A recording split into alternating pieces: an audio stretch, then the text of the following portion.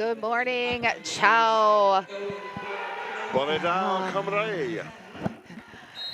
Welcome to the final day of the Men's World Cup, Men's Roller Derby World Cup here in Orléans, France. I am Pinky Donchadero, announcing here with my good friend. King Crazy. We are going to watch Team Italy taking on Wales Roller Derby. This is in our placement rounds, so this is going to be a nice start off to the morning with we've got Stratamarius up against Pablo Picasso. And that was right. My brain said it was right, but I questioned myself. So if you're at home watching, Team Italy is in the white, Wales Roller Derby in the black. So we've got this is the final game for both teams. This is the 9th and 10th place playoff, I believe. Yes, it is. And there is a no pass, so Stratamarius is out but not lead. And then a star pass has been done from Pablo Fiasco to Helston Parker in the black. So we will have a 2-minute jam to start with. Wow. You know, I am a person who doesn't really like mornings, and a morning with a 2-minute jam, what a way to start your day. You know, this is your caffeine. You don't need your energy drink, your double espresso. You've got a 2-minute jam to get you awake and going. So Star Pass, we did say that went to Helston Parker. Helston Parker and Stratamarius all both on a scoring run here now. Well, that's a way to start the morning with some Two completed star passes already. For completed star scoring passes even. It is still early, caffeine's not kicked in.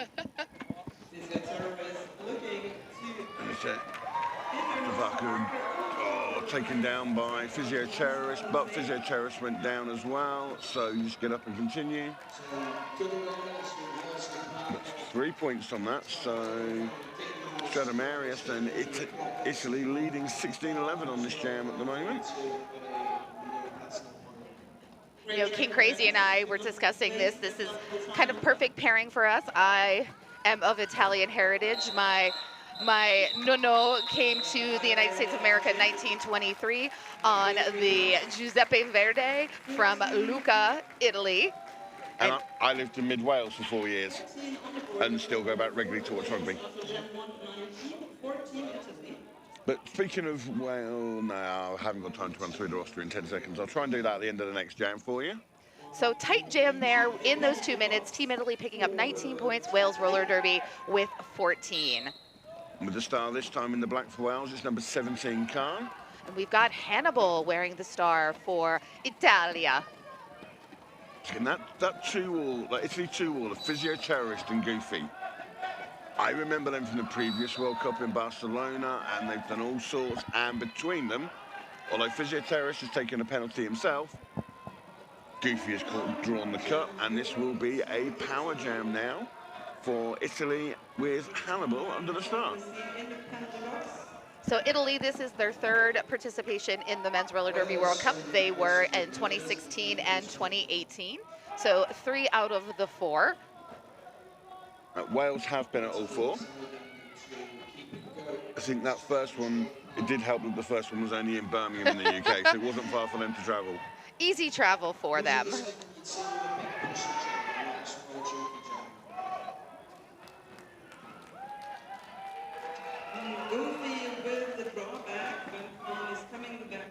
So Khan is now returned to track, but still an initial. The star has come off Hannibal's helmet. It wasn't taken off, but I believe it's still eligible for lead because it came off in gameplay rather than removed. Or if he doesn't put it back on and does the star pass, guess what? We're going for 2 minutes again. You know, in the last few weeks, this is the second time we've started on last day of gameplay with a bout that has just been back-to-back 2-minute jams at the start. Now, the game I called previously was a juniors bout, and it was truly like 6 jams in a row that they were all 2 minutes. Let's hope that we have better luck here with this Italia Wales Roller Derby. game. I think the skating officials will be hoping for that as much as anything. They'll want to break as much as anybody Exactly, exactly. else. You Right, know, roster. Let me go through Wales very quickly. 0, Pablo Fiasco. 0-1, Taichita. 1-0-0-6, Martinson. 1-0-3, Laurentium. Number 12 is Groves. 1-4-7-1, Hurston Parker. 17, Khan. 1-9-8-6, Firefly. 2-2-0-8 with the star, Scotty Comet. 29, Trev. 3-3-7, Hammonds. 7-1-0, Smith. 75, Gironi. 9-1-8, Clutterbuck. And 9-2-5, Thornflakes. I needed 30 seconds to do it. yep, it's totally fine. And we are on our way. We've got Bratz taking the star for Italy. Scotty Comet for Wales. Scotty Comet takes a dip on that inside, gives Bratz the opportunity on the outside, and lead goes to Bratz. And a power jam as well. It was Scotty Comet, was knocked down to the inside. Somebody else went, the person that hit him went off, and he decided to risk it. But two of the refs I looked, confirmed, yep, he did cut somebody else. Hence, the power jam now for Bratz. And there's 3 blockers on track for Wales at the moment. So Clutterbuck is being held at the back as Firefly and Martinson are trying to slow down Bratz, but not having much luck. Scotty Comet has now returned from the track and engaging with that Italian wall. Good strength to ride the hit from TC. He gets through, completes the initial pass. And we have a jam that didn't go 2 minutes. It only took 6 minutes to 20 seconds. So, again, beautiful, beautiful venue here. This Palais de Sport in Orléans, France. We are early. It is little after 9. This place will continue to fill up and just be probably standing room only as we get into the later part of the day. Yeah, can you imagine how busy it's going to be for the final? Oh, absolutely. I mean, the Parade of Nations is going to be just Cool. Just the air is going to be thick with all the emotions by the Parade of Nations. And right now the emotions are going to Laurentium with lead for Wales. Stradamarius did a star stash and has got through. But Laurentium has got through, picked up the 4 and is keeping going. So the Welsh trying to run this. And despite the best efforts of Trev, Stradamarius gets through, picks up 4 points. Laurentium almost picked up a penalty, but ceded position just in time. Nice little hop here. One-on-one play there by number 89, the captain, Goofy, giving a little shove and forcing that call off. Yeah, that blocking twosome of 89 Goofy and 898 Physio-Terrorist. They are a pair that I wouldn't want to come up against. Not that I jam or even skate. I remember the times that they decided that I should be a jammer. Those were the dark, dark days when they made Pinky jam. Alrighty, for this jam now, quite happy to jam, I assume, are Hannibal and Taichita. Oh yeah, Taichita, like teaches people how to jam.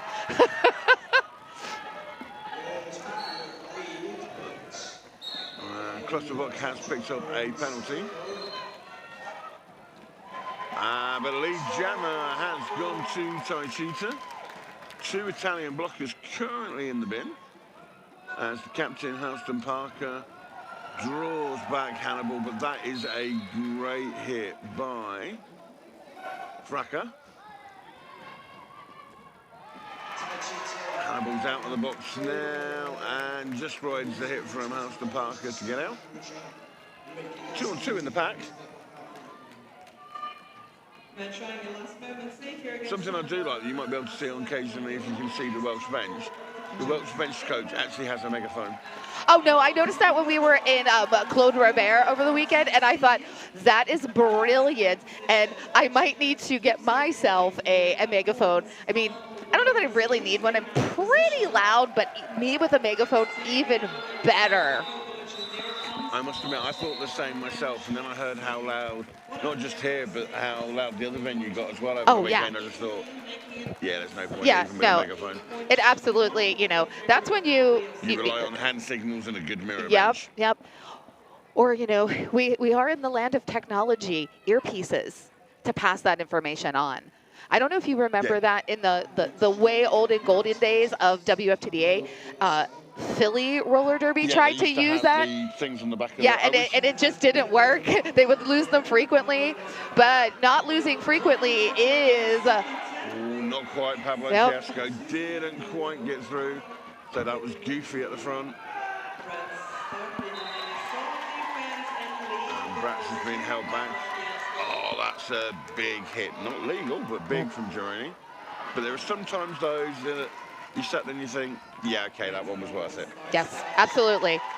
I mean, penalties sometimes is you're literally taking one for the team. You're making sure that your teammates are covered, and you're sacrificing yourself. You're literally putting yourself on the line.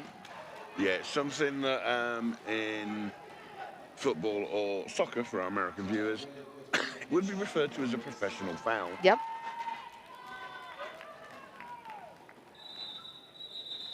Jam is cooled off. We've had 11 minutes already, which seems to have flown, and I think, remember, we had 2 2-minute jams to start with. Current scores, Italy in the white on 64. Wales, Roller Derby, Cymru are in 45. And I was trying to remember my Welsh numbers, and I just thought, no, that's only going to go wrong. So just want to again shout out our stream team. Our stream team has been doing a fabulous job here all weekend. Please consider making a donation to our stream team. It is in the chat, the link for the stream team. So go there, make a donation. It would be greatly appreciated. They've done such an amazing job for us all week to bring you live roller derby action here in Orléans, France. And a big shout out to Pablo Fiasco from all of us at Cornwall Derby. Thank you, Lucy Brown 608. All right, we have Stradimarius currently jamming with the lead for Italy. Helston Parker has taken the start. Khan had started with it. Stradimarius has picked up the 4 points. And Helston Parker has now completed the initial pass for Cymru. And the jam is called. And a quick shout out to Cloud Skate, Cloud 7 clothing, uniforms, boots, wheels and skate gear. Rise above on Cloud 7. And if you are so inclined to donate, Optimus Grime is doing a fundraiser for the South American teams. Optimus is very, very, very, very close to meeting the goal. If you are anywhere near Orléans, come to this Palais de Sport. There are some some items that you can purchase. You can also make a donation directly. I believe that's all on Optimus's socials. And Optimus Grime will shave his head. The beard will stay, but the hair, the luxurious locks, will be gone. So please feel free to donate. And also gone through the pack is Scotty Conner picking up lead. Bratz having a hard time on the shoulders of Firefly, on the back of Firefly. I would use this jam as your donation piece. For every point that Scotty Comet gets in this jam, make that donation to Optimus Grime. Well, you might be better off with penalties. Yeah. Sat in the box with back box. Yeah, true. Well, I must admit, I did when this was announced in-house about Grime yesterday doing the head shaving. He was sat about 3 rows in front of me, and I went and gave him some money straight away. I went, was like, what's this for? I went, my contribution. He came over to the announcer table downstairs, and I went, what can I buy from you? He's like, well, the booth is closed, but come back tomorrow. Thank you, So Pancake, for putting that link in the chat for Optimus Grime to be able to go and make your donations. Good work, Gironi again, this time slowing Bratz down. Scotty Comet, not Goofy shoulders are too much. So we will have another 2-minute jam because Scotty Comet was lead. before his unfortunate trip to the penalty box.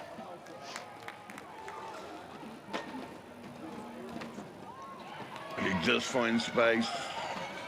Oh, Well, no, he doesn't. He nope. finds Goofy. Yep.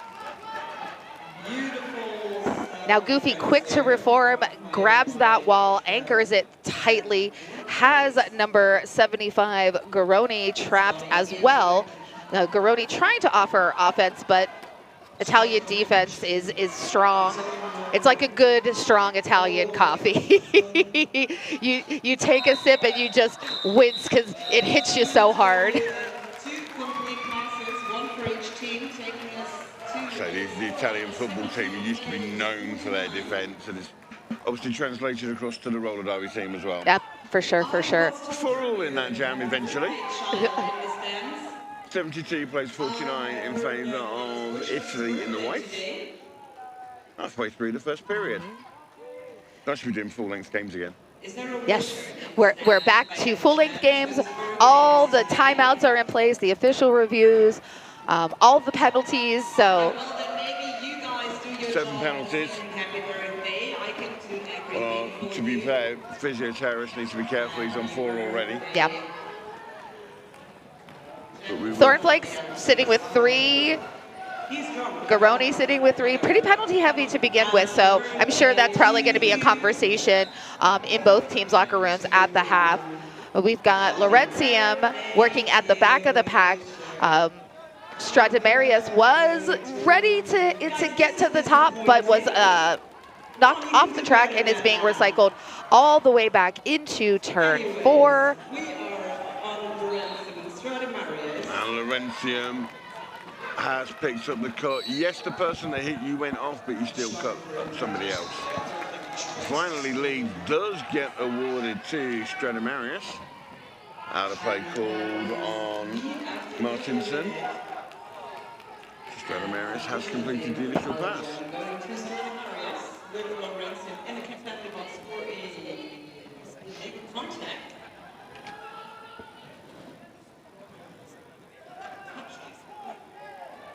4-on-3 pack advantage for the Welsh at the moment.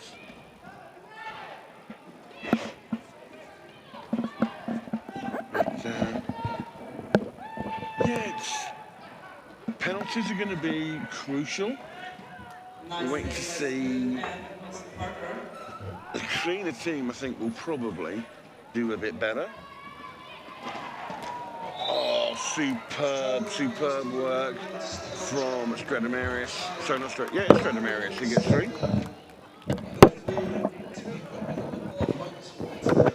But that took the best part of 2 minutes for Stradimarius to pick up the 4 points in that jam. So again, Wales showing that they have the strong defence as well. Solid defense from Wales in this one, keeping Stradimarius at 4 points only. 27-point lead now.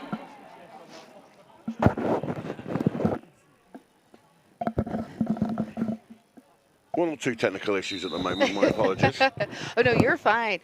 I'm just trying to... Apparently I'm too quiet. How is that possible? That'd be like somebody telling me I'm too quiet. Just while we have a team timeout, let's give a couple of shout-outs. One to Boot Banana. So Boot Bananas are a small UK brand on a mission to stop your gear from smelling like that. And also to Sucker Punch Skate Shop, the roller skate expert in Europe, fast shipping, large stock, expert advice at the best price, skater owned and operated, supporting the community for over 15 years with 35 plus years of skating experience in multiple disciplines. If you can dream it, we can build it. Stefan and Martin are happy to help you. I desperately need to go get some of those Boot Bananas. They sound like they're a lifesaver. You know, at one point, I won an award at my team, and I was called Stinky Pinky. I think every league has an award for stinkiest or smelliest or worst smelling pads or whatever you want to call it. Yeah, at one season I actually gave up and just bought new wrist guards because you could not wash out the smell. It was the wrist guards that always seem to be the worst. Yeah. Shout out from the stream. Shout out Martinson, number 1006, from Dylan Boy, bad at RL. That's Dylan's dad. Yay! So the two jammers, Ty Cheetah and Hannibal, are having a little bit of silly business. But I say silly business, but it was smart from Ty Cheetah. They are at a pack disadvantage at the moment. So Ty Cheetah decides to play safe and go all the way back. Rather safe than sorry, exactly. As we have Ty Cheetah now trying to fight through. Oh, Hannibal also trying to put some pressure there, but that's number Firefly. 1986 Firefly. You know, the chat is also going crazy for Firefly and how just on fire Fly is. I feel like then, you know, Firefly should have something glowing at the back of their jersey. So. Don't give him ideas. No. And Ty Cheetah has cut. I think it was either Physio Terrorist or it was Brazilian Wax. I didn't quite see it clearly. What I did just see is Physio Terrorist just grab Hannibal's shirt and just yeet them through the back. But unfortunately, inside of the apex. So Hannibal's got to go all the way back. And Tai Cheetah was lead, so there will not be a lead here now. We're going. Not now. There's been a start past Goofy. And we are going to go the full 2 minutes. Is there time for Goofy to get in and get points? No, at least one, potentially, but no, I see nothing. So. There is time to get a handshake low from Thornflakes. It was close. It was very close. But that's spot 0-0, a pointless jam. Yeah, the chat is also telling me to not give Firefly ideas. So where I'm from, we call them lightning bugs. We love our lightning bugs. I used to have a little jar with holes poked in the top of the mason jar where I would collect my fireflies on a lovely summer evening. Okay, follow that. Just childhood memories. We've got Pablo Fiasco, because I'm saying Picasso. Yeah. Fiasco. My goodness, I already got It's told not at the Pablo back. Fiasco, it's Pablo Fiasco. Pablo Fiasco. Bratz, V-Bratz. Bratz is your lead.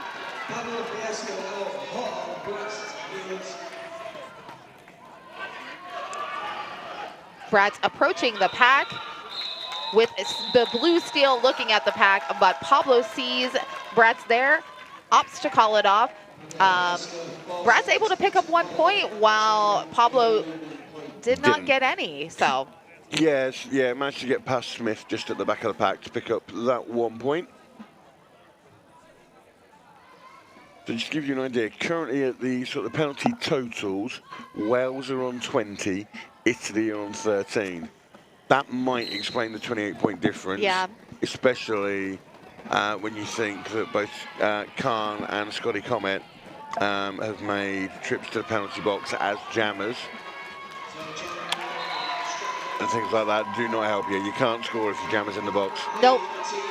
You cannot. And I mean, we're really 8:20 in left in this half, and 20 points is, or 20 penalties is pretty hefty in this early stage of the game. But Stradamarius,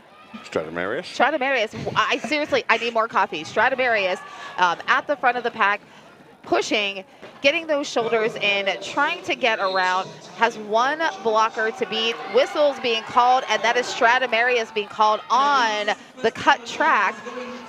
Going to the penalty box. Khan now on a power jam.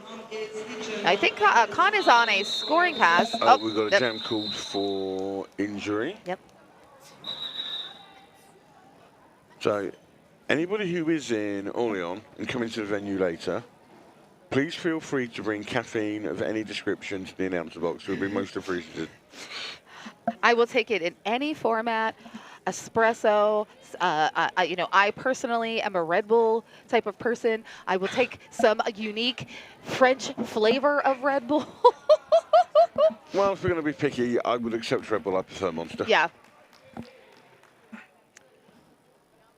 But just also, while we've got this, I just want to mention my roller derby, the shop qui roule avec vous, the shop that rolls with you.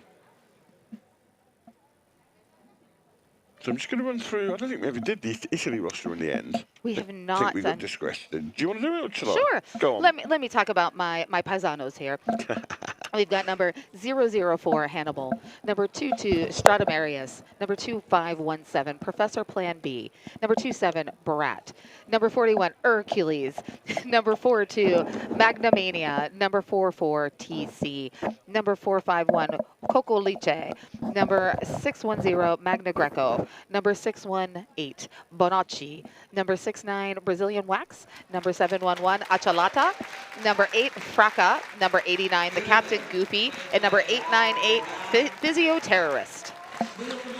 So the injured skater has been seen to the paramedics. They have got up, they have skated over to the medics and their bench area under their own power. It was Firefly. But like I say, as they were skating away, obviously, as is tradition with the roller derby, you applaud when the injured skater gets up. Yep. Firefly did wave to the crowd, so hopefully it's just maybe he took a big hit or a hard fall and just shocked him and knocked the wind out of him. But hopefully he'll be grand and we'll see him in 3 jams time. Pivot line, pivot line. I love when we go old school and start at the pivot line. We've got Stradamarius against Scotty Comet. Stradamarius in the box, which is probably why you saw Italy take the pivot line start. Yep. So we've got at least 10 seconds for Italy and Stradamarius to try to capture that lead. But Stradamarius returning to the track still would be eligible to pick up lead. If you start in the penalty box and return to the track and lead is still open, you totally can grab that for yourself. There was a brilliant combination there from Kokaliki and Bratz, who's got the pivot stripe on, with one with a takeout on Scotty Comet, but went out themselves, and the other with a drawback. So Scotty Comet coming up on the outside, facing the Italian blockers, has one more to beat for Stradamarius. Gets taken off of his skates, back out there. 2-1. Oh, and gets that tap. Troy Groves, my apologies. Gets tapped to that infield, gets drawn back. We're still working here on the initial for both of these jammers. Something that Scotty Comet didn't want to see was his captain and pivot, Helston Parker, head to the box. Stradamarius has passed the star to Bratz. So Scotty Comet is still eligible for lead. Yep. And gets lead and calls it straight away. Because we only had 17 seconds left in that jam. And I think it's more to the point that Scotty was like, I've just had enough getting beaten up by Italians this morning. Somebody else can have a go. So, good old Jonathan R. in the chat. Bonjour de Estados Unidos d'América. Un salut a Brazilian Wax. Jonathan R., longtime Derby member, founder of the New York Shock Exchange. Yes. We had Jonathan R. with us at the MRDA champs in Salem last October. It was fun to see. Actually saw Jonathan R. also played with Team New York at Y'all Stars. So, yeah. Yes, I remember Jonathan R. from many years ago when they were, because Shockers were huge in growing the sport worldwide. Mm-hmm. Yep. And the first sort of big tour they did was Shocker UK. Mm-hmm. And that was when I got to meet sort of Shock Exchange and Jonathan R. specifically, amongst others. And it always amazed me how he remembered so many people's names and was always, you know, whenever you saw him, like, might have been 2 or 3 years later, he was always still friendly. Yep. Yep. So, yeah. Well, that's the nice thing about Derby names. Is that, you know, they make an impression. You know, in the world of Derby, your name is unique. Again, back in the ancient times, we had this lovely website called twoevils.org that you had to submit your name to and get approval. And if you had a name that might be sort of similar to another skater, and that skater was on twoevils.org first, you had to get their approval to take your name. So So I remember there, my initial name was supposed to be Drew Bloodymore, but there was a Drew Blood and did not want me to have my name. So, but we want Goofy here. A little hop on the inside line is your lead jammer for Team Italia. And there is a power jam, so Scotty Comet has obviously picked up a late penalty for something. So that would have been a cut track. Oh yeah, I forget we've got the board in front of us now. I'm not used to this. Yeah. I make sure we're taken care of. That's a cut each way. That was Thornflakes who drew the cut on Goofy. But Goofy start with the star rather than taking a pass. That's interesting.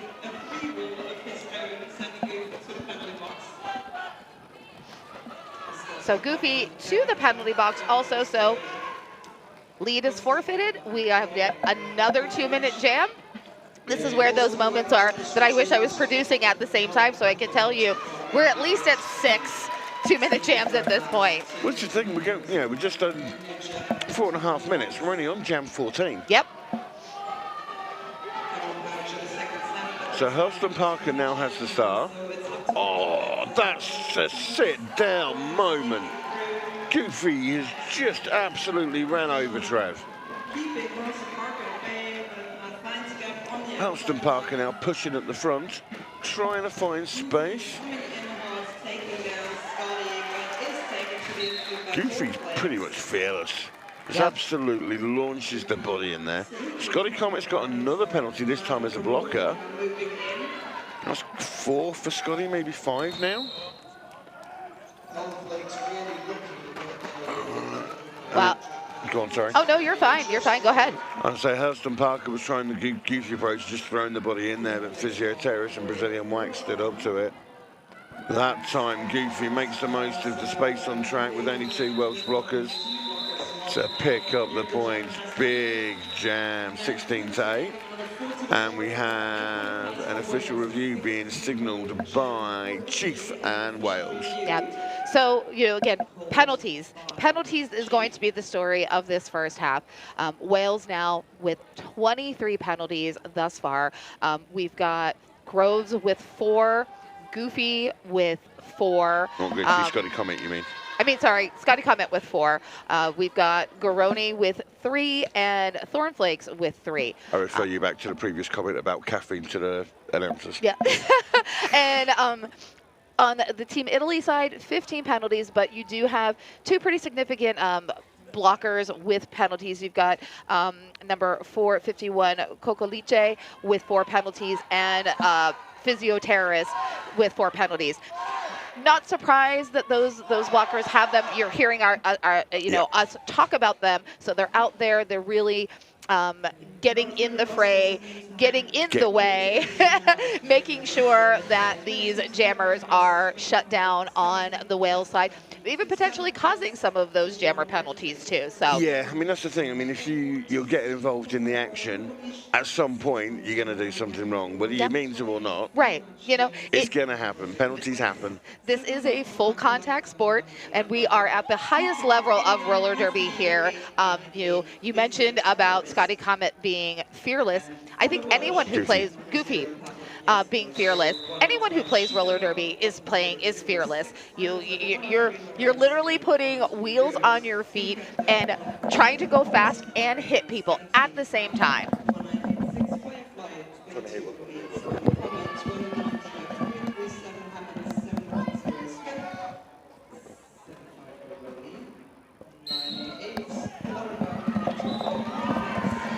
And right off the bat, your lead jammer goes to Italy and Hannibal. So I was trying to find out what the Cumberland official review was for. I don't know, but I know it was not successful, so that's all that matters, really. Oh, Laurentium bouncing. So the cut is on Laurentium. It's another Welsh jammer penalty. Wow.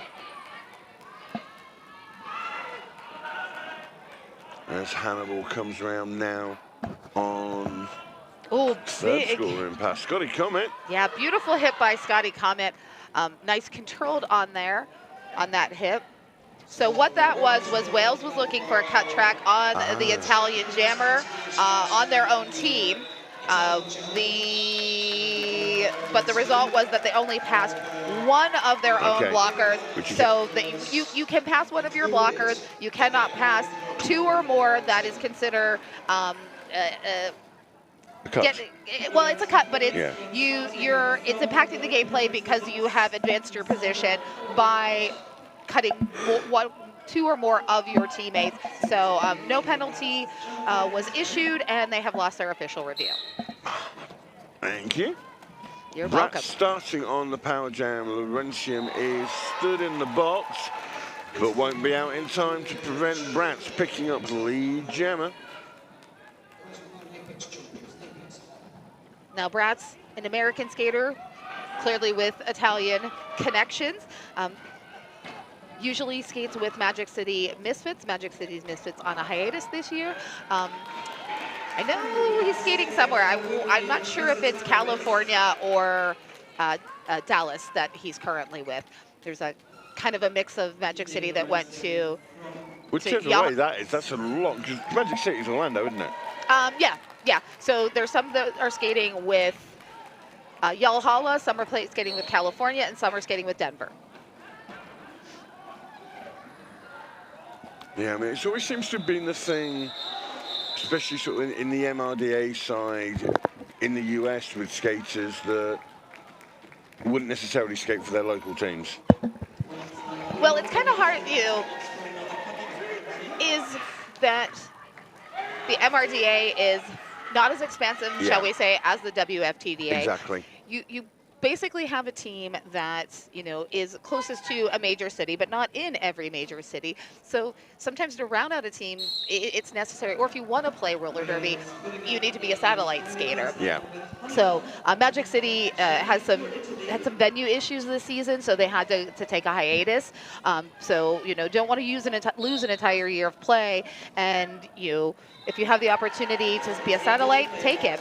And when you have the opportunity to get out of the pack and get around this Welsh defense, you take it. Hannibal is your lead jammer for Team Italy. Another Power Jam start as Laurentium picks up another cut towards the end of the previous jam.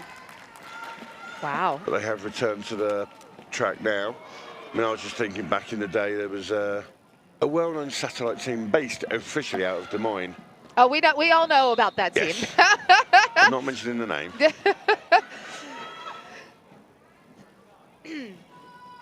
Oh, I must admit, one of my... I could see that coming. Sorry, as 710 Smith, was coming out of the box and was just lined up the Italian blocker that was trying to draw back Laurentium. Perfectly legally. It's just like, yeah, that'll teach you to pay attention. Look behind you as well. Nice work by Cocoleche, kind of just looking and saying, draw back. Hey, I'm back here.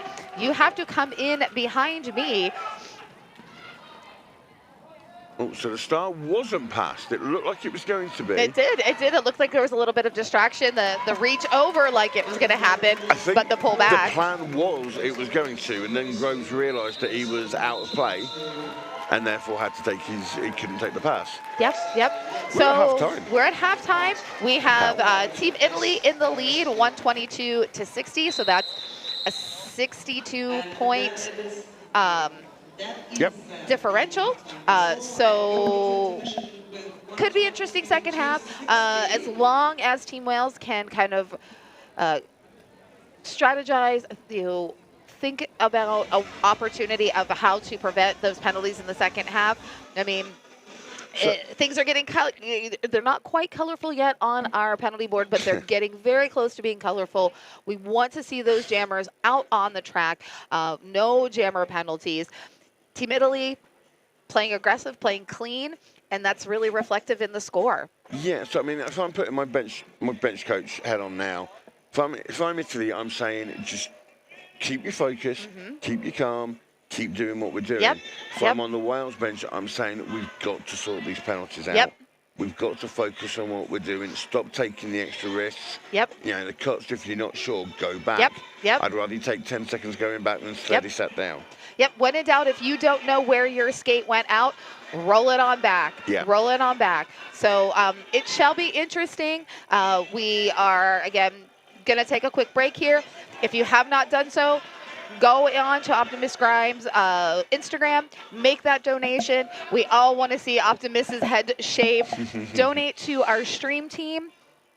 Be sure to visit the worldcup.mrda.org website. You can learn about more about all of these teams. You can visit their social media sites, follow them, see if they have merch available on their websites. Support these teams. Everybody has really pulled together to come to Orleans, France for an amazing weekend of roller derby.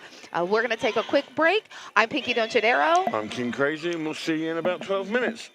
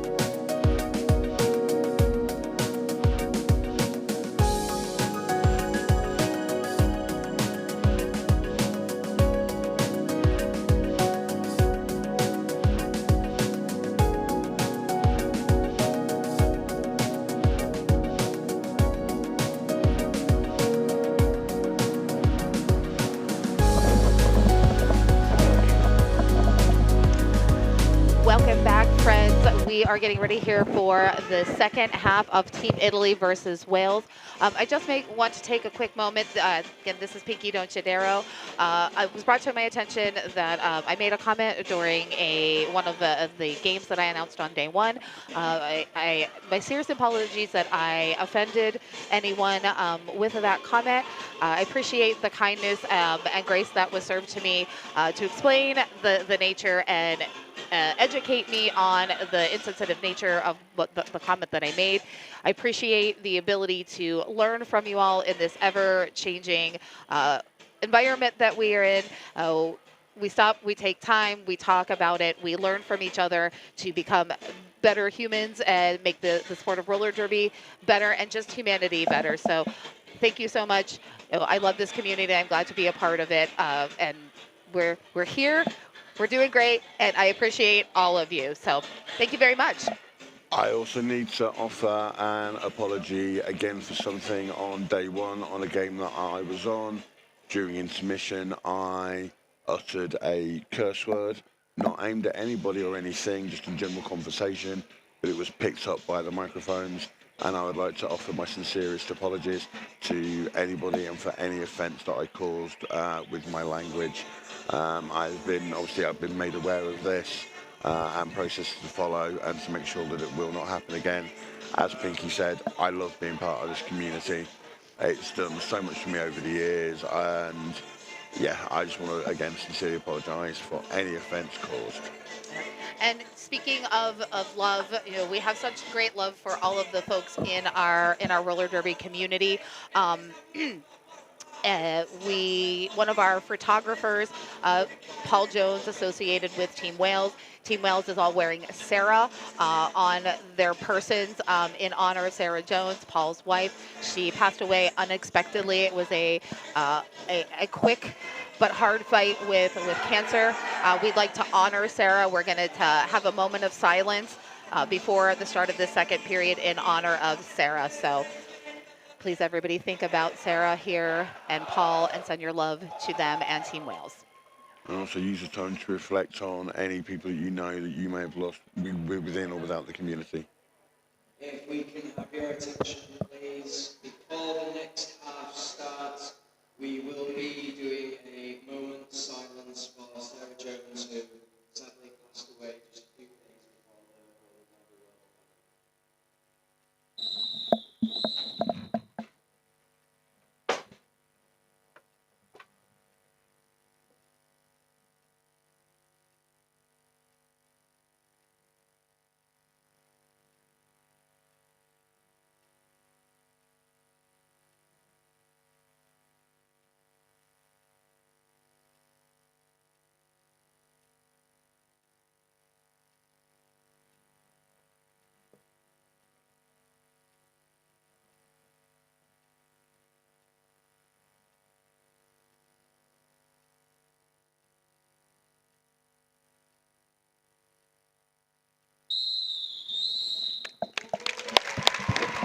Thank you, everybody.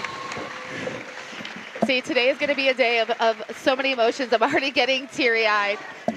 Paul's such a great guy. Yeah.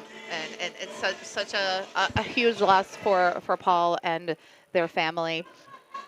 He's a very well-known face and lens Oh, on the absolutely. UK derby scene. Yeah.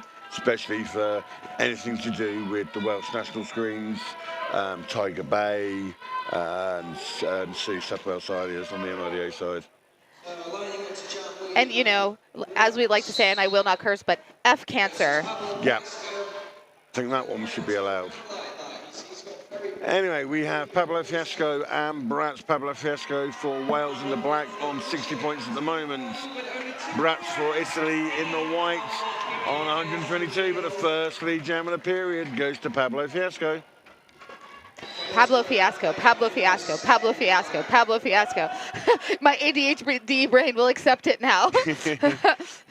Firefly goes to the box. Good to see Firefly back on the track, of course. He was down with a jam stop for injury in the first period. Pablo Fiasco tapped off the track and goes ahead and calls off that jam. Quick strike in this first jam of the second half, 4-2 in favor of Wales roller derby, 64-24. I like easy math. It's a 60-point differential. So coming up with the stars, we have Khan for Wales, and that is Bonaccio, I think, for the first time with the star for Italy in this game. Bonaccio. No, I'm Italian. I have to talk with my hands, so I say Bonaccio. I was made as a child to sit on my hands to prevent the animation, but I'm full body when I speak. Yeah, I must admit, I have moved my chair just a few inches further to the side. Yeah, flailing arms. The Italian is coming out, but coming out of the pack with the jammer is Khan. So it's a 4-on-2 on the pack now, advantage as well for Cambrai. Italy with 2 blockers in the penalty box. Unusual for Italy to fill up the box. Unfortunately, though, that's Physioterrorist, one of them, now sitting on 5 penalties. That's someone that they don't want to lose. No, for sure. Now Physioterrorist back on the track, drawing back Khan, trying to tick down some time on that clock, does that to get the other Italian blocker released from the penalty box. All blockers on the track, bodies on the track. Oh, and just as I say that, another Italian blocker gets sent to the penalty box. That's number 69, Brazilian Wax. What a great name. He will be joined by the Welsh captain, Helston Parker, as a blocker. So, Goofy. Ooh! Looking to get the star, but that's a big hit. Firefly been brilliant on offense, now showing the defense. The star has been passed. Goofy now has the star. 7 seconds to try and make something happen.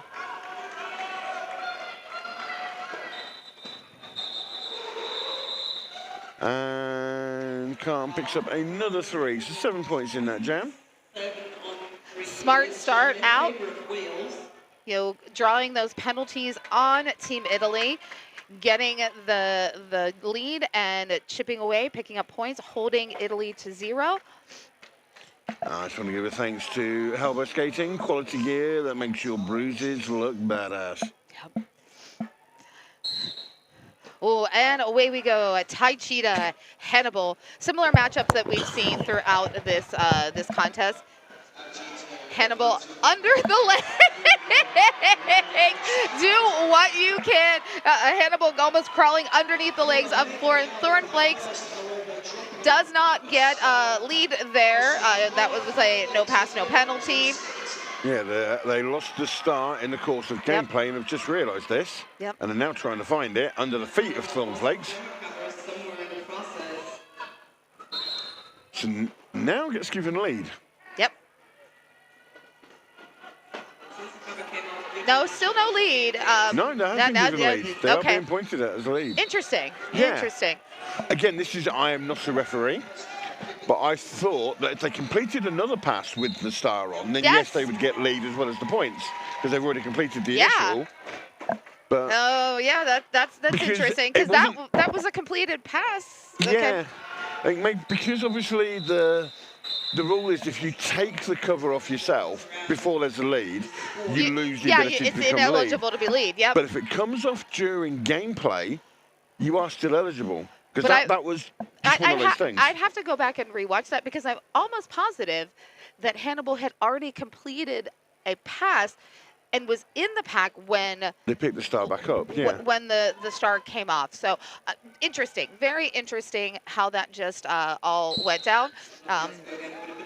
But it happened. No points were earned in that jam. We've got Pablo Fiasco and Stratamarius. Stratamarius, one knee up and is your lead jammer for Team Italia. Yeah, Hannibal did pick up 4 points in that last jam. Yeah. And managed to shut it off before Wales could pick any up. As Pablo Fiasco's trying to dig on, and it's Physioterrorist there again at the front, helped out by Brazilian Wax. Stradamaris gets through, picks up 4 points despite the best efforts of 710 Smith. I have to say there's some tape on the floor, probably covering, you know, like an outlet of some sort. And every time I catch it, I feel like there is a helmet cover on the ground. I've been seeing that as well. Yeah.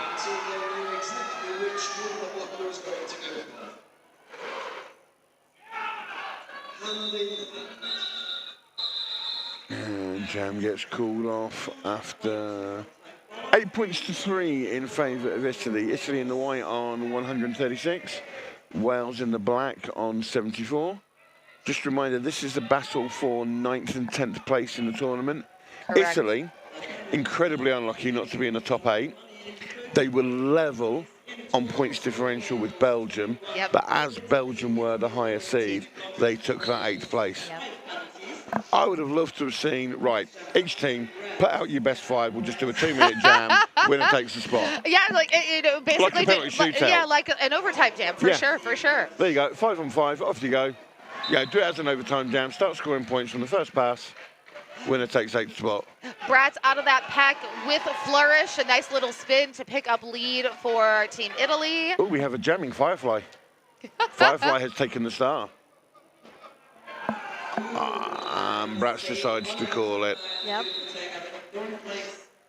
Having picked up 3 points.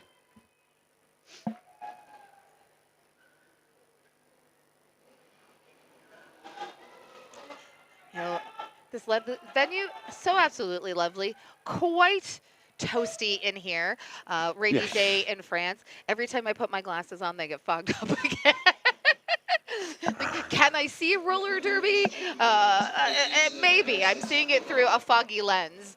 Oh, jamming, Taichida, Hannibal. Taichida initially taking the out, goes to the in, gets pushed to the infield. I do believe that was by Goofy. Yep. Has to reset. Hannibal already starting at the back of the pack, pushing the Wales blockers forward. They also give a little fight, making a bit of a reset for Hannibal. Okay. And we have a penalty and on that's the 6th Taichida. penalty for Goofy, I think. Yep, Taichida, but Goofy's going as well. That is the 6th penalty for Goofy. But unfortunately, this is a cut track on Taichida, so this is a power jam for Team Italia. Again, I've mentioned about how strong Goofy and Physioterrorist have been defensively. That's 6 and 5 penalties now, I believe, for them respectively. So they've got to be careful. I mean, a 65-point difference as we're speaking.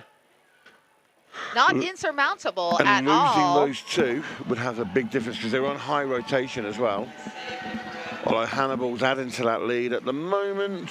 As Physioterrorist shuts the door on Taichita's attempted apex jump. Nice offensive maneuvering there by Team Wales, giving that outside line to Taichida on return to the track. Is able to at least complete the initial. But Hannibal looking to the bench, grabs 1 solitary point, calls it off. 5 total, increasing that lead 144 to 74. Again, coming into the second half, just a reminder, Team Italy in white, Team Wales in the black. I just want to give a shout out to Boot Bananas, a small UK brand on a mission to stop your gear from smelling like that.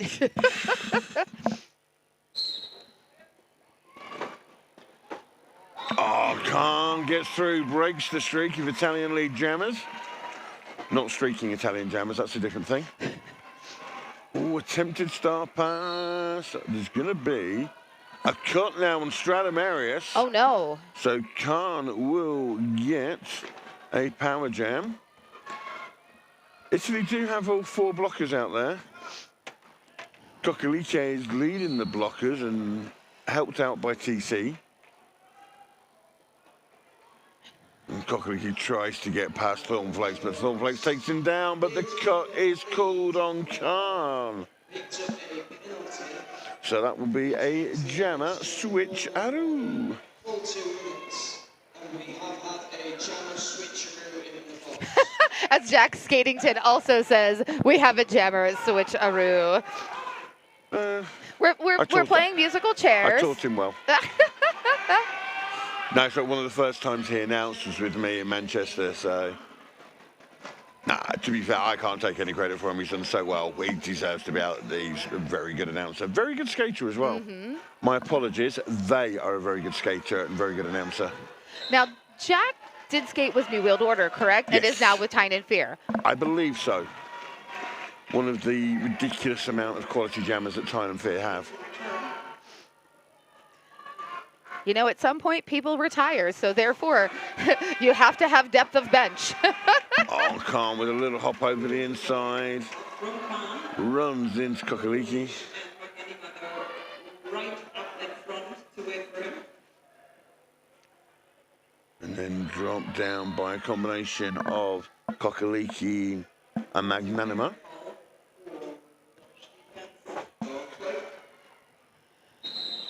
That's the end of that jam. And Who got how many? There were 4 points for Italy and 7 for Wales. Go on. Oh, I was just going to say this action is powered by Rydell Skates, trusted by Derby athletes worldwide. All right, just to give you an idea of what is remaining for the rest of the day. It's currently just gone 10:05 here in Orléans. After this game at 11, we have the 7th and 8th place game between Belgium and Canada. At 1 p.m., Mexico and Australia battling it out for 5th and 6th. And we'll come back to that in a moment as Bratz has somehow hung on to that. defied the laws of physics. I mean, that wasn't even hanging on by the toe stop. That was hanging up by the very tippy end of the toe stop. That was hanging on by sort of hopes and fear, Yep, I think. yep. But Bratz does call the jam off. Hanging on by the dust that's accumulated on the toe stop from Claude Robert. So, yeah, following, as we were saying, 3 p.m. is when we have the Parade of Nations that you mentioned. Then at 5 o'clock, we have the bronze medal match between England and Argentina, followed by the final at 7 p.m. The 3-time defending champion USA up against the hosts and #1 seed, Team France. And that is going to be a nail-biter of a game. Both USA and France have had amazing performances here at the Men's Roller Derby World Cup. I feel like, you know, most of us knew coming in that France was a very strong contender, but France kind of likes to keep things under wraps and not really let everybody know what they're doing. Don't tend to show all the cards all the time. But we did get to see Toulouse and Roller Derby Nantique play at the Men's Roller Derby World Championships, so we kind of had an idea that, you know, what tough opponents that they were going to be. So, you know, this shall be a very interesting matchup. My driver this morning and my Uber was asking about roller derby, and I told him the final was Team France versus Team USA, and he said, "Go USA." He was a lovely gentleman from Morocco, living here for about 15 years. He's cheering on the USA in that last contest. So we are back to the action. We're playing a backwards derby to start. Hannibal up against Pablo Fiasco. I got it right. Yay. I told you I had to go and do it. What is it? The house bunny where she says everyone's name. Natalie. Pablo Fiasco. I've now remembered it. Well, Pablo Fiasco was taken down by a combination of Kokaliki and TC. Although Flakes was there to help out his jammer. I mean, didn't have to go back as far as potentially could, and as a result, gets out, gets lead jammer. Nice. Hannibal taken down by Flakes again.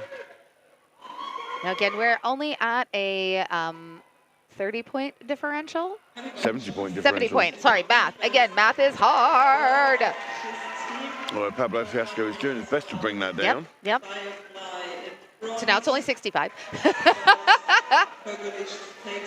See? 64, 66, we're on 4 points, not 5-point passes. Yep. It's a good job you and I are friends, isn't it? Yeah. You know, yesterday Meg was complimenting me how quick my math was. It was because it was 3 in the afternoon and I had been well caffeinated. Again, we are in this lovely nest here in the broadcast booth at Palais de Sport. If anyone would like to deliver me additional caffeinated products, Yeah, so I am basically willing and we are, the accepting. camera view that you can see now, Yeah. we are basically sat just behind that. Yeah. So that's the view that you have now. It's actually just a little bit to our right. Yeah. When in doubt, caffeinate Pinky. Bratz v. Tai Cheetah. Tai Cheetah there, I saw a nice little shoulder pop there, Yeah. but it was met with a chest that said, no thank you, I am not moving. Bratz stays on, balances there, matrix maneuvering on those toe stops, is out, and is your lead jammer for Team Italia. And that is Groves picking up his 6th penalty for Wales. I have noticed actually Goofy's track time has severely diminished since he got his 6th. So I think they're sort of holding him back for if they need him, which is a wise move. Which definitely makes sense. You know, you don't want to take this chance when you are only halfway through this second half and you're starting making some forward momentum. Yeah, you don't really want to be using your captain and one of your best players. Speaking of one of your best players, there goes Physioterrorist to the box, and there goes Bratz through the air. And also, that's Physioterrorist's now 6th penalty. Yep. And I think that was Bratz's 3rd apex job. Yep. Star has been passed to Helston Parker for Comrie. As Clutterbuck goes to the box as well from Wales. Ugh. So much time in the penalty box. 41 penalties for Wales, 25 for Team Italy. While the penalties are higher on the Wales side, you know, you do have 2 team penalties, 2 teammates in Team Italy that are on their 6th each. And Goofy and Physioterrorist. Yep. We also now have number 69 Brazilian Wax in the penalty box. Looks like that's a misconduct penalty. Okay.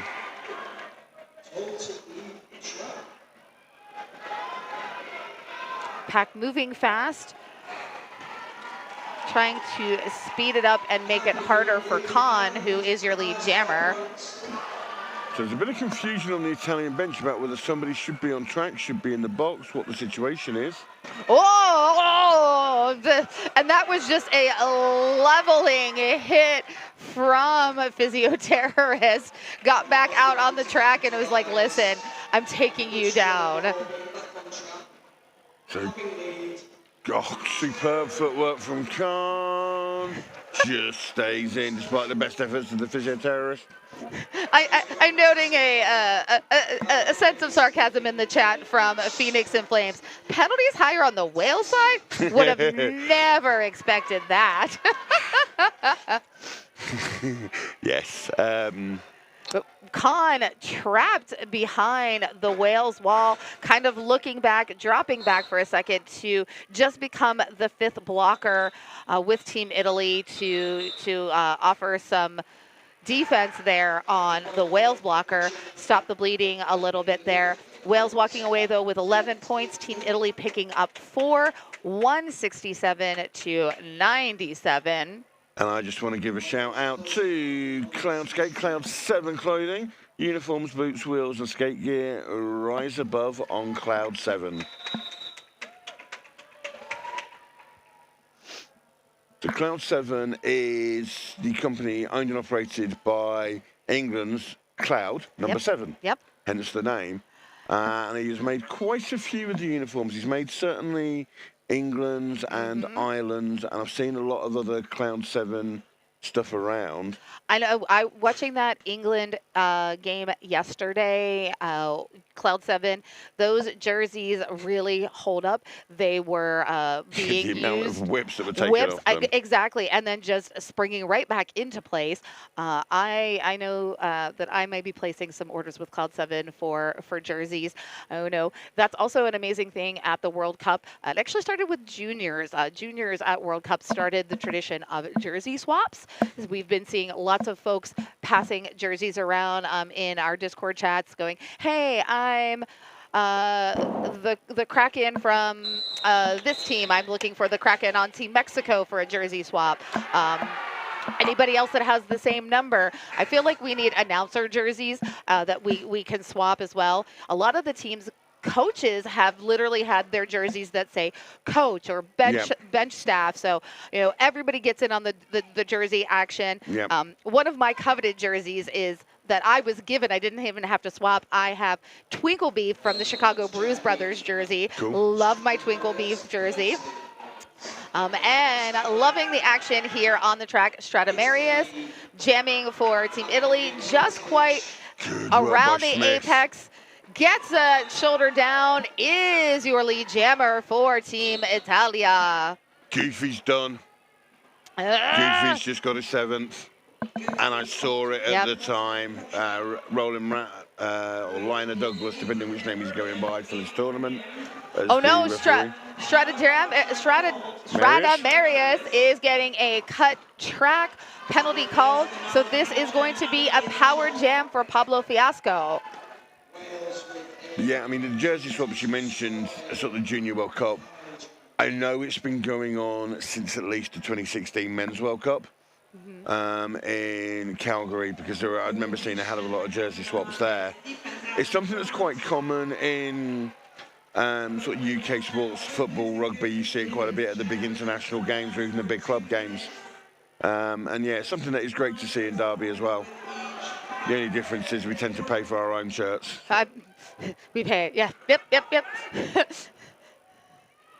Oh, and Stradamarius back out on the track. Oh, Ripper, my savior. Oh, Ripper has them for both of us. Gave me a lovely pink monster. My... We love Ripper. We love Thank Ripper. You, Ripper from Thank you, anyway, Ripper. We'll come back to that in a minute. We'll focus on this. We'll talk about that between jams. Stradamarius is back out now and picks up another 4 points. Pablo Fiasco putting the star back on, because you need the star on to score points, even if you are the jammer. Yep. And as Kokaliki just drags him back. And Magnet Anima picked up a penalty there, heading to the penalty box. Pablo Fiasco, little slow to the feet, but I think it's exhaustion more than anything else. Hey, look at this math I can do. It's a 72-point differential.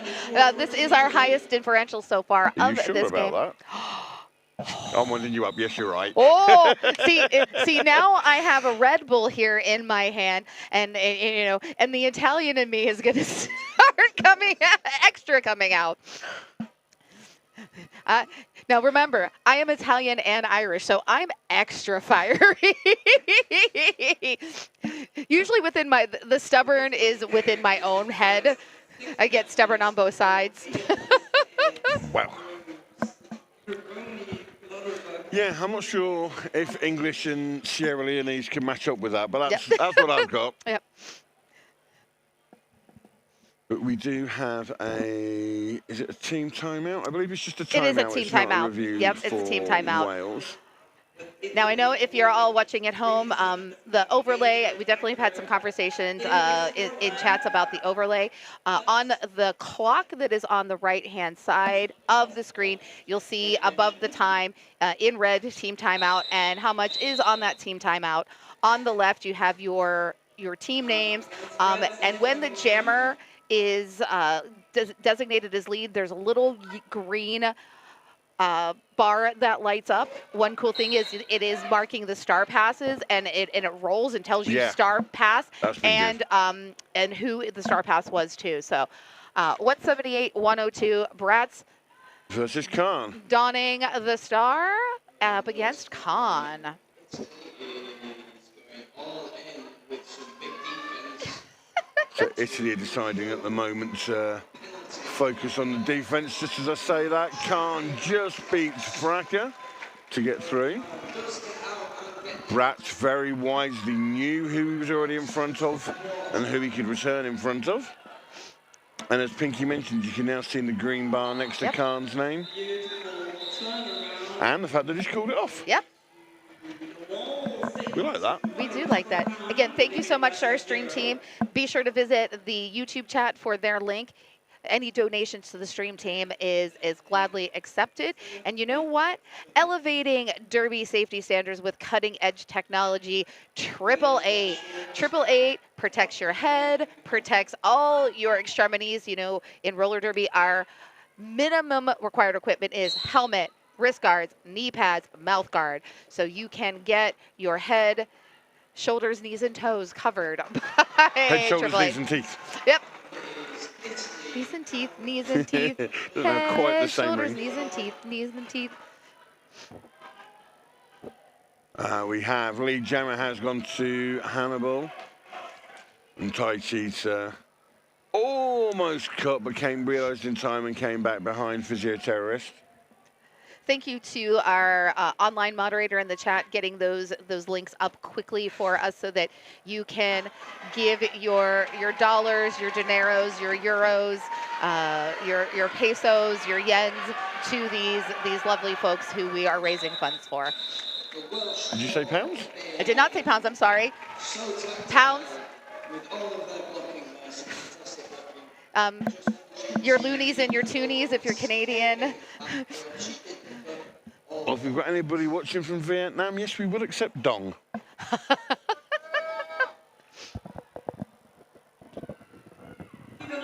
I don't think we're accepting Bitcoin, but we might. To be fair, if we've got one Bitcoin, we've paid for the whole thing. Okay, looks like a little confusion there on the track, but we were in an official timeout. So if you don't know, the tradition in roller derby for announcers, we like a good theme, and on Sunday in every tournament is known as Sparkle Sunday. So if you see somebody very glittery, they're likely announcer or just joining in our fun. And glittering with the star, lead jammer for Wales Roller Derby, Laurentium. Oh, sit down. Fraka absolutely dropped Laurentium, who bounced straight back up. Italy have star pass. Kokaliki now has the star. I'm not sure if it's Kokaliki or Kokalici. I'm saying it sort of like the Irish way. It's Kokaliki. I think it's like Cocoliche. Okay. Apologies if I've got it wrong. Nice little spin at the back for that star pass to Cocoliche. Oh, a cut track on Laurentium. Oh, so this is now going to be a power jam, and we are going to go to the expiration of the jam clock. We've got a minute left on that jam clock. 5 minutes left in this second period. The second half has gone by so quickly. Maybe it's now just because I'm speeding up with my lovely provided caffeination from Ripper. I've got Goat Juneberry in the Sea Blue Edition Red Bull. So you see, this is the thing. This is what I said about people. If you're watching an Orleans, and you come in later, please feel free. Yeah. We're done now. Thank you. Thank you very much. Laurentium back out on the trap. Does a little dip and spin, but gets forced off to the outside, has to come back in behind the pack. So Laurentium then spun more times than a politician. Oh, nice wall here at that front. Number 41, Hercules, was putting the pressure on there. Did suffer the directional penalty there and went to the penalty box, but that's one of those moments where I think it was worth it. Yeah, in the immortal words of Deadpool, stupid, worth it.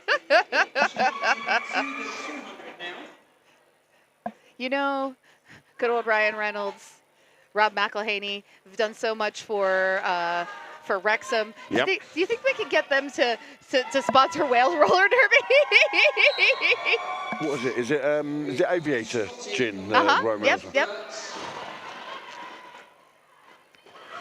Stoke cold brew. Oh, I need some Stoke cold brew. Scotty Comet, almost there. Gets sent into the stratosphere. That was a physio-terrorist. Well, it's nearly always one of two, and one of them's failed out, so it's got to be the other one.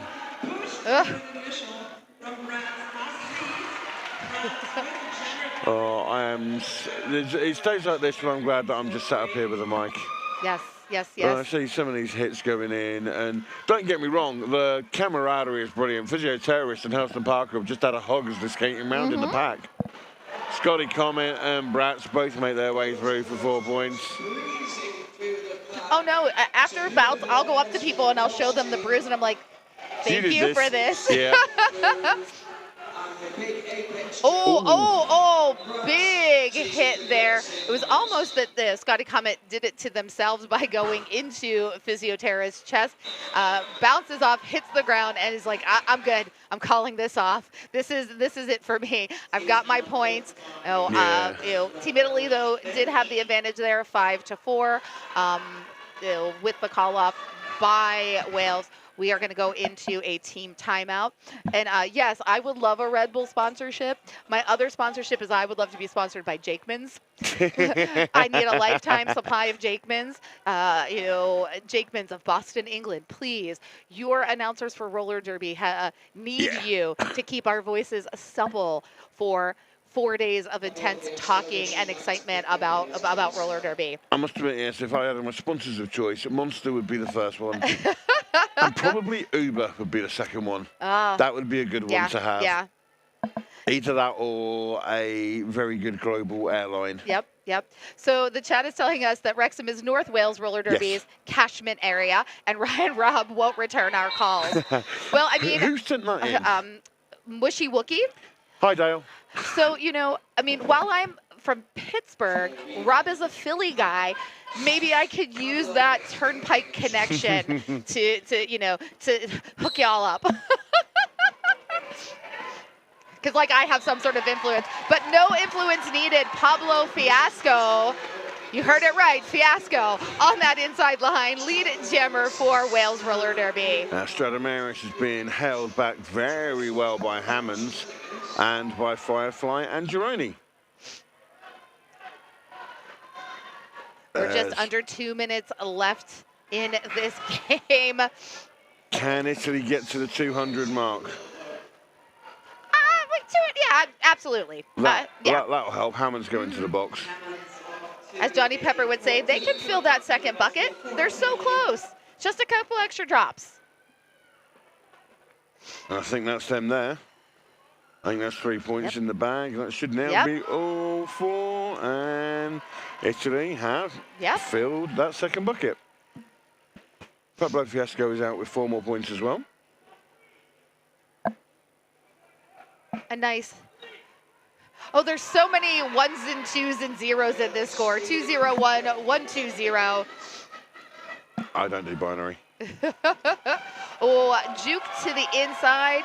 Wheels go out from underneath Pablo Fiasco and chooses to call it. So you mentioned sort of about connections. There was one a few years ago, roller derby team in Wakefield, England. And the professional rugby league, Super League team, who at the time were the Wakey Wildcats. The roller derby team are the Wakey Wheeled Cats. Nice. And they actually had a game when Wakefield Wildcats had a home game. Actually at half time, the Wheelcats went out and were presented to the crowd to try and boost sort of sponsorship and attendance. And Bonaccio takes lead for Team Italy. Halston Parker wearing the star, I believe, for the first time. Oh no, it was a star pass. So I think they've taken a star pass. I thought they started on the jammer line, but yeah, looking at the line, I'm assuming Khan started with the star. Looking at who's on track, because Khan has been jamming. As Groves picks up their 6th penalty. Wow. Bonaccio's having fun. Bonaccio. Love it. Nicely done. Standing out hit from Akalaka. Nice tap on those hips from Bonaccio. So we have an official review called by Wales. I don't know if this is an official review or just, can we stop it? We want one more jam. It's the World Cup. Why not? Trying to see Damon Mistress. I think that that's a fist there, so no additional points on that pass. 4 total for Team Italy. Nothing on that for Wales. So you know what? We never shouted out our referees. Did we? So I'm going to go through our referees very quickly. On skates, you're seeing Damon Mistress, Alice, Illinois, Taro, Roland Rat, Nyakam, Mad Mom, and then all of those other officials in the black. We've got Fear Leader, Dropkick Bruise, Pussy Panzerfaust, Candy Striper, Sin Bin Queen, Goosebumps, India Pale Ale, Mowgli, Arya Snark, Unprocessable NB, and Tilde. Thank you. Tilde. There's Oh, also, you didn't quite see it because it's the printer faded, but Reflex is out there as well as a ref. yeah, sorry. No, it's a problem with the printer. I hadn't seen it. It's only because I'd seen Reflex out there. I knew about that. Well, have you heard the story of the printer for Claude Robert? I know there's been all sorts of printer issues. Well, no. So there's a lovely crate, all the technology that gets traveled around the world called Otis, and in Otis is the printer that our GTOs use to print out all of our paperwork. And when they plugged it in Claude Robert, it poof. Smoke literally went up into smoke. They had the wrong voltage converter, and it exploded the printer. So what are we seeing here in the request for this official review? Crazy. I think it was more just a Hail Mary rather than an actual belief, but they were looking for a back block on white 618, which I believe is Bonaccio as jammer. Didn't get it. Bratz is out, lead jammer. We're back underway. Now the question is, how seriously do Italy want to take it? Because they could call it and end it here. Wales can't stop the clock again. Taichita is now out of the pack. I mean, if it were me, I would just keep rolling with it because it is the Roller Derby World Cup. This is the last game that you're playing in this amazing Palais de Sport. I would play for every second possible if it were me. And it's now a power jam. Yep, keep rolling. Keep rolling. Keep rolling. Roll with We it, won't see any more of baby. that song. Ooh. And that whistle signifies that we are at the end. Bratz did go ahead and call it off, managed to secure 4 points. Oh no, there was an additional 3. I did not get to see the fingers in the air wiggling, signaling those extra 3 on that last pass. 7 points total, held 0 to Wales Roller Derby. Team Italy is your winner, 216 to 122. Team Italy will come out in this tournament in 9th place, Wales Roller Derby in 10th.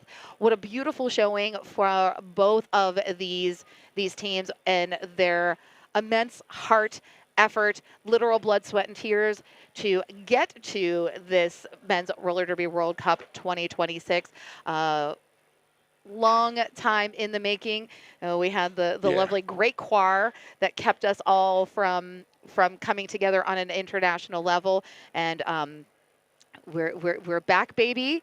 We've had a great tournament. The next game that you are going to see is Canada. Is it Canada and Belgium? I think it's Canada and Belgium. I knew it was Canada because we just had that shot. I saw everybody's good friend D-Ray standing in the tunnel. Yeah, Belgium and Canada taking each other on at 11 a.m. Followed by that, your 5th and 6th place game at 1 p.m. Mexico versus Australia.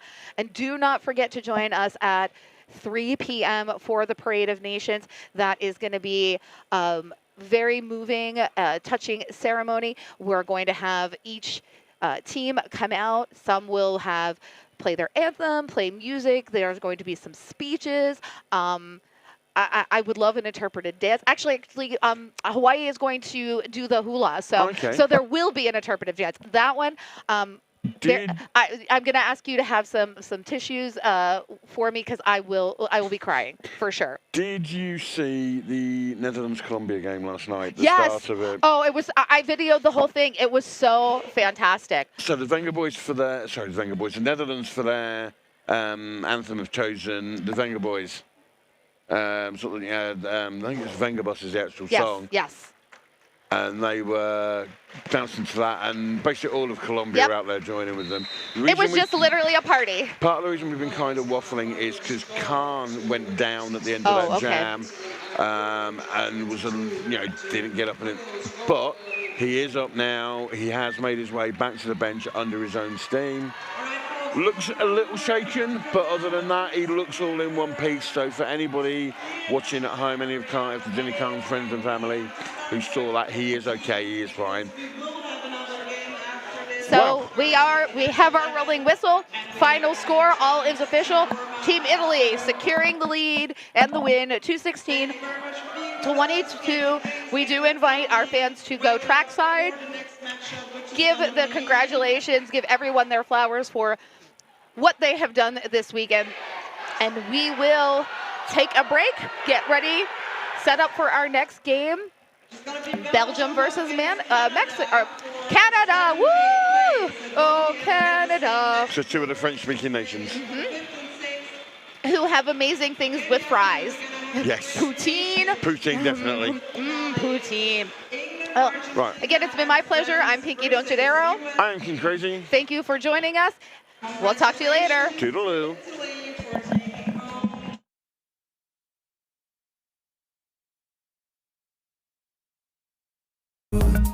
Let me take you far from here,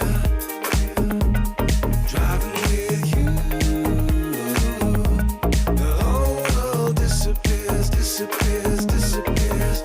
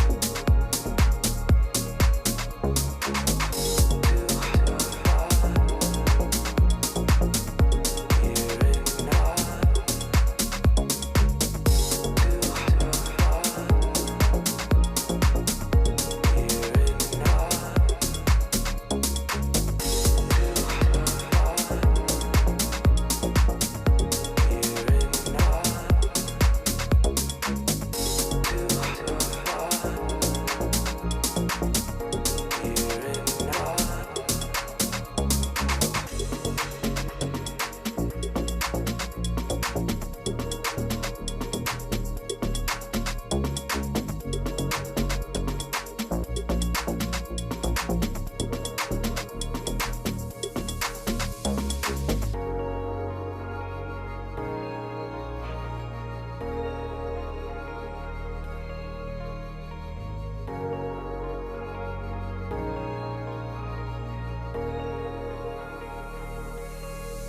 Oh, this life, it's ephemeral, but this feeling now is so ethereal. Oh, this life, it's ephemeral, but this timeless moment is so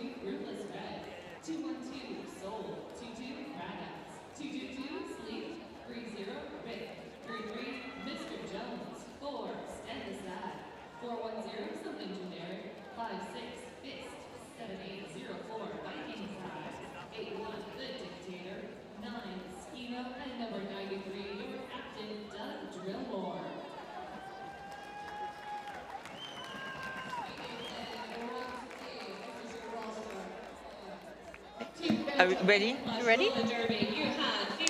Good morning. I'm Toxic Lady, and I'm joined here by. Trial and error. And we are here to watch Team Canada against Team Belgium and plus a roller derby. This is the game to decide who will be a 7th or 8th. Yep.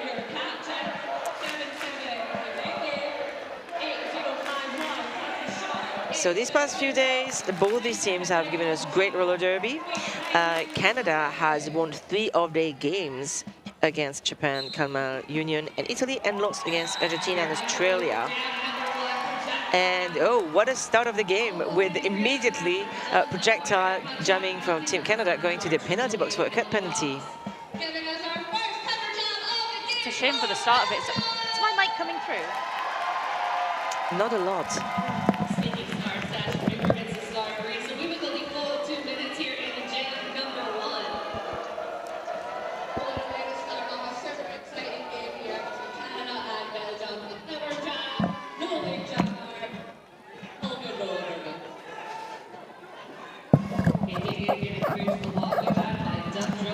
Sorry, we're having some technical difficulties here that we are trying to fix.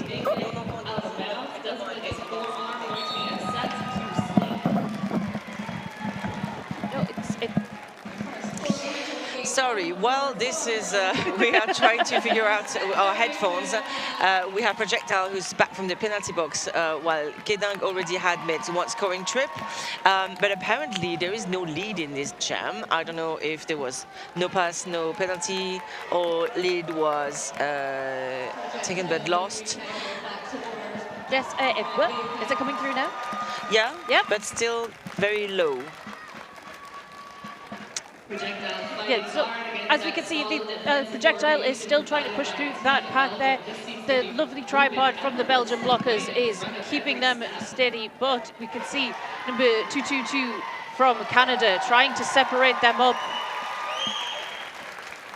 Canadian blockers trying to keep up that tripod from reforming as a good offense, because that tripod's very, very, very sturdy. It is. And we had the number Duracell, the pivot from Team Belgium, who recycled projectile at the end of the track. At the back, sorry. And so that is actually, oh my goodness, 5 scoring trips immediately in the first jam. That's one heck of a start. That's one heck of a start. And Belgium lost 2 of their games, and 3 of the games, and Canada lost 3. So technically, since I'm very bad at, I should not go on with this with this thing. But I don't know what the predictions are for this game. But we have Bradas facing Tweed right now for the second jam. I know from what I've seen from previous Canadian games that they are very skilled. They're just a lot more physical than other teams, which isn't a bad thing. No, it's not. Sometimes that's just the play style you're good at. It is a lead for Team Canada with Bradas taking the lead and making has one scoring trip. Yes, one scoring trip has been made. Yep, called it off before the Belgian jammer. Belgian block. I did it again. Oh goodness. I'm sorry. I'm an evening person, not a morning person, and it is still technically morning. Yeah. So, good morning, everyone who says hello to us, Talkie team or Speaky team on the stream. Thank you so much for being there. There's 352 of you. Don't forget to share. This is the last day of the Men's World Cup, and the games are going to be absolutely amazing. What we have is Blitz jamming for Team Belgium, who was pushed out of the track and came back, facing now a Canadian tripods, and taking the lead. We have a Viking size for Team Canada that I cannot see. they have taken the start. Yes. Oh, no. But unfortunately, we're not able to get to the park. The Belgian jammer. There was a star pass, actually. Yeah, there was a star pass. Oh, I didn't see. Viking size took the Yeah. star. Yes. Oh, I'm sorry. Sorry. I might stand up so I can see the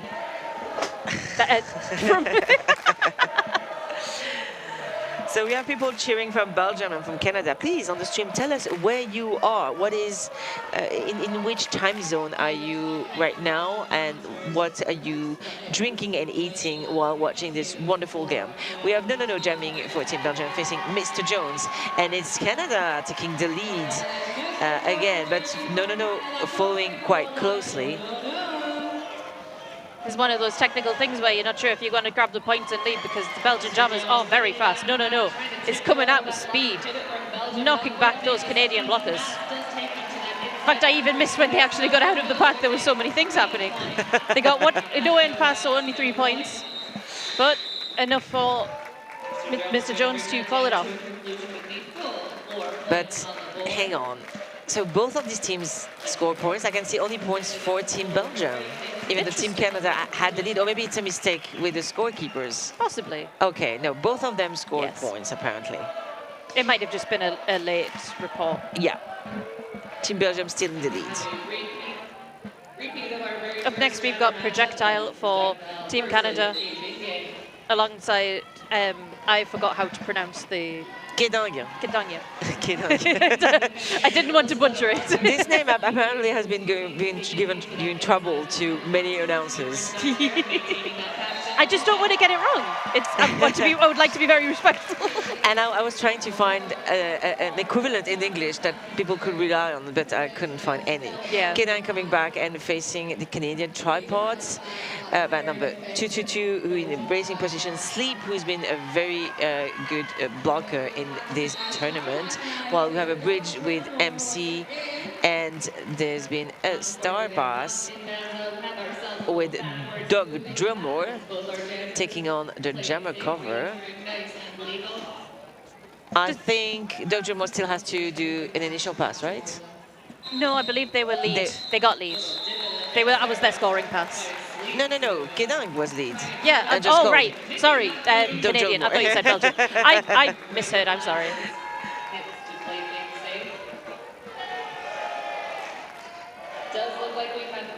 But the clock will turn to 12 o'clock our time, and I'll suddenly wake up.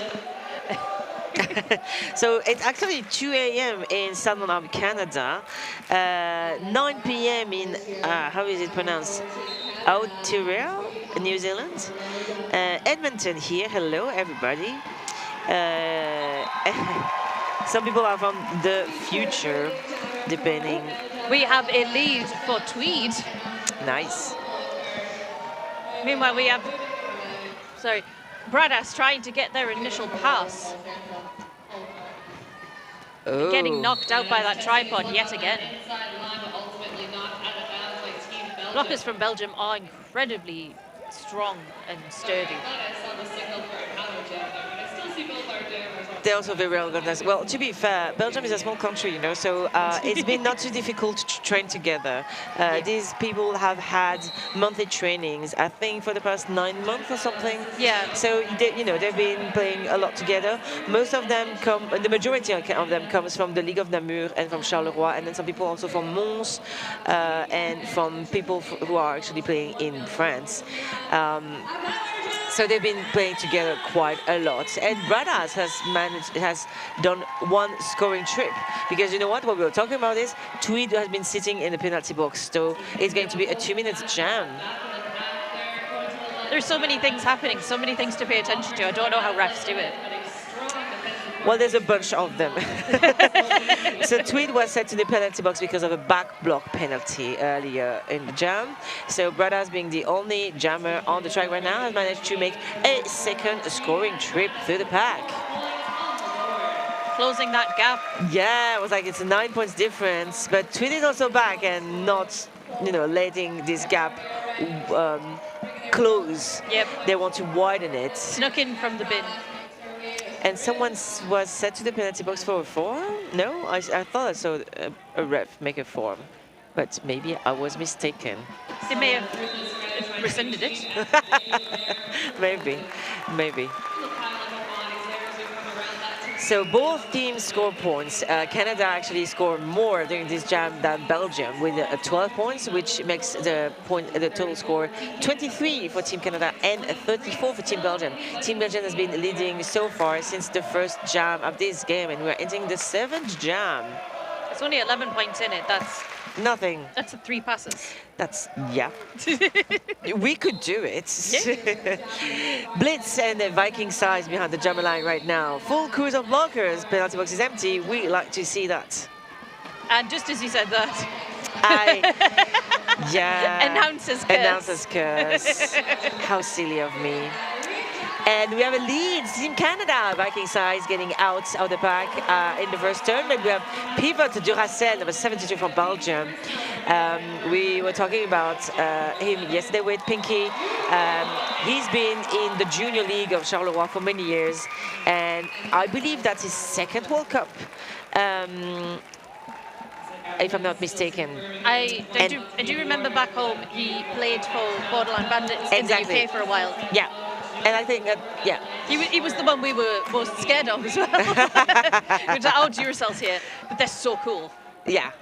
And he was actually coaching, one of the coach from the team junior of Team Belgium. We had the Team Belgium for the first time in Brisbane last July. Well, we have No facing Mr. Jones on the track. I really like the name Mr. Jones. It sounds so formal. Oh, really? It sounds so formal. It's like, oh, Mr. Jones on the jam line. It seems so, yeah, a bit formal. So it's a lead for No. While we have Mr. Jones being recycled on the other back by number 82, Boebenke from Team Belgium, who's been doing roller derby like forever. Like when I started roller derby 12 years ago, I think he was already a veteran. He's been skating everywhere in so many different leagues. Very reliable play on the track. I love it when a skater is about to receive a penalty and they make sure that the ref gets the number correctly. Oh, that's so sweet and adorable.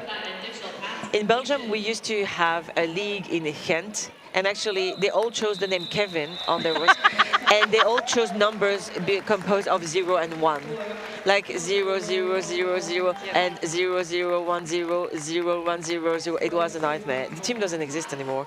I think that they may have done... Is there a link between that and how annoying it might have been?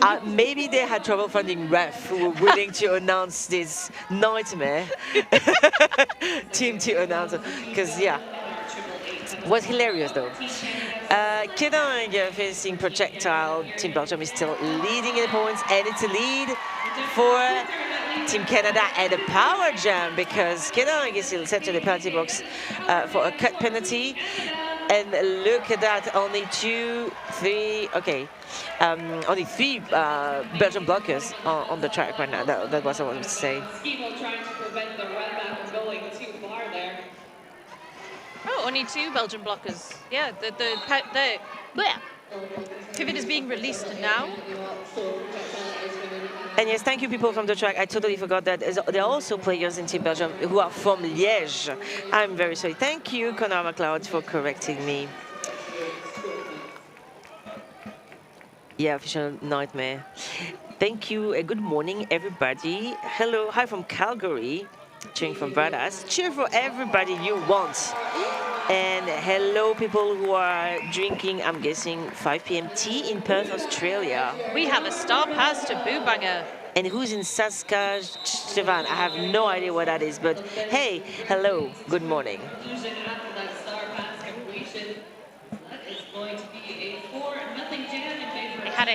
Boobanger had a hit out just as the whistle was called by Big Sexy, I believe.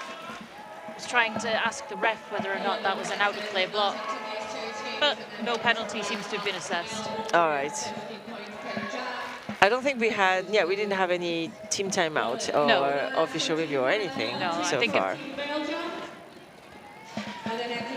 Donc, nous sommes dans ce match où la team Belgium domine depuis la première jam. Sorry, I interrupted you. It's okay. We've got Tweed up for Team Belgium against Bradas for Team Canada.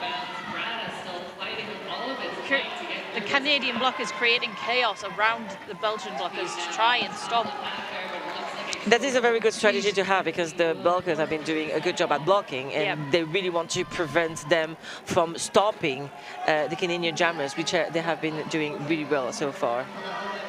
It does seem like, well, from my opinion alone, just from watching, the Belgian blockers are very strong together as a wall, and separating them up, you create more gaps. Even one blocker out of the way, that's one less for your jammer to try and get through.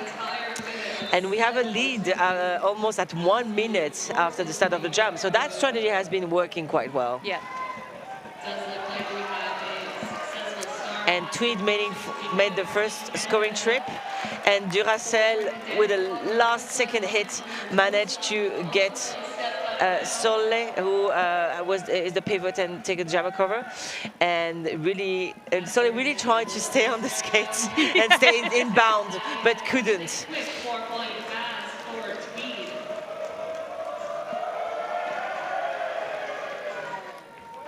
Some excellent chaos there from Canada, but not quite enough for the jammer to get through. Oh, nice hit by number 4. Stand aside. We've got some jammer on jammer action, trying to pull out there. If they stand there for 10 seconds. They're like, you know what, 2 minutes jump's too long. Yeah. Yeah. We want 10 more seconds. There we go.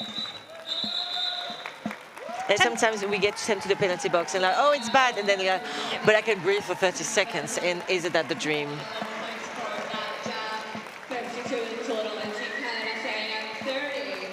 We have a team timeout for Team Canada.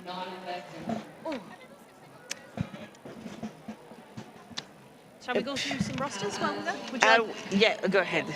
I'll do Team Canada, so 004 Projectile, 01 Big Sexy, 12 Ruthless Red, 212 Soul, 22 Bradass, 222 Sleep, there's a lot of twos here, 30 Rip, 33 Mr. Jones, 4 Stand Aside, 410 Something Generic, 56 Fist, 7804 Viking Size, 81 The Dictator, 9 Schemo, and 93 your captain, Doug Drillmore. Mayonnaise or gravy. Okay, and the white team is Team Belgium. We have number 007, Moby, 05 MC, 12 Boswain, 1337 Orvalala, 16 Chustophist, and 229 No, 23 Tu vois clair, 556 Blitz, 666 Mr. Odin, 72 Duracell, 77 Kedang, 8051 Cutty Shark, 82 Boobanger, 8791 Tweed, and 99 Sofet. Perfect. So D-Ray suggested that we should call this the Battle of the Fries, and you have to choose your topping. It's mayonnaise or gravy and cheese. Oh, if they just said gravy, I would have said gravy, but gravy and cheese isn't. I mean, I also Or there might maybe be. it's or cheese. Oh. This is slash. Well, I guess you can choose. I suppose that depends on what kind of gravy they're discussing. Because if it's like poutine gravy, it's different to what I would expect. It's Team Poutine or Team Raviette Frites. But yeah, everybody loves fries. Gonna have to go with mayo then. And if you would ketchup, then you're not in this battle. Thank you, Zure, for this very lovely culinary suggestion. We have Blitz, who's trying to make an initial pass because Viking Size has the lead right now, going in for a scoring trip and facing this all good but reliable Belgium defense. Yep. If it ain't broke, don't fix it. I'm very mesmerized by MC number 5 from Belgium, who just, hit it out, 05, sorry, from Belgium, hit it out, recycled, and then just came back and go into the tripod in front of the jammer. Yep. So fast, so efficient. I appreciate how quickly all of the blockers in the tripod can move around. Yeah. As well. So Duracell, the pivot, took the jammer cover, and I don't know if you saw, but Duracell went under the arms of his teammates, who were really well organized, but apparently I sent to the penalty box 72 for a cut penalty. Yep. I wonder if that was well practiced. I wonder if they did that in practice and were just like, see how low we can get that. I think It could have. Yeah. I think it could have. If you've got time to practice silly things, then why not? Yeah. They might work. And also, it's a very nice strategy for jammers not to aim for the lines too much. And if you're, if you have your own wall in front of you, Yeah. you should be training the wall to let their own jammer through. Yep. We've got Mr. Jones against Duracell, who is starting in the bin. Mr. Jones has a power jam advantage. Seems to be taking it. And then has left, but unfortunately picks up a penalty. Has picked up a forearms penalty, so unfortunately there's going to be a power jam for Belgium instead. Thank you, people from the chat watching for Waterford Island. Oh, Saskatchewan, Canada. I don't know what it is. Some people don't want to drink tea with me, but whiskey, you'll drink what you need to. Oh, I can do some more French speaking. And I can do maybe some Dutch speaking. Hebben we mensen den Flemish spreken vandaag? Ik kan een beetje dat spreken. Niet te veel. Melbourne, Australia. Yeah, some people are early on time. Team Poutine. Okay, no, some people have frites. Somebody said that RPR front whose Micro is their hero. And Micro is also from the same league that I am in Belgium. And is also, I believe, the only level 3 WTDA certified ref in Belgium. Oh, nice. Well sought after. There was a bit of a tumble there from Mr. Jones, tried to come in through the inside line. Nice drop to and evade by Duracell, who's waiting for something. I mean, Or just catching his breath, maybe? Oh, very nicely timed, evading this duo of Team Canada. I've seen many a jammer just rest on the blockers for a second just so they can catch their breath. Wow, what a scoring jam for Team Belgium. 16 points. I believe that's the second higher. Yeah, because we had 19 points in the first jam, and this is jam 12, and it was 16 points. Belgium really succeeding at digging that gap because we have a lot of points difference and I can't do the math for, like, is it? I also can't. You can't, Don't ask. okay. No. 30-ish something. Yep. Sorry, we are good at speaking, Yes. not at mathing. We can only do one skill at a time. You can't ask us to do two things at once. I can't do math any time of the day, at least, even if I'm not doing anything else, honestly. I can if you give me a piece of paper and a calculator. Maybe I could with AI, I haven't tried, but maybe then I would be able to. So, what's going on? We have the jammer from Team Canada who has actually been sent to the penalty box. That's what's happening. What happened there? I believe it's the number 33. No, it's because I'm looking at the tablet.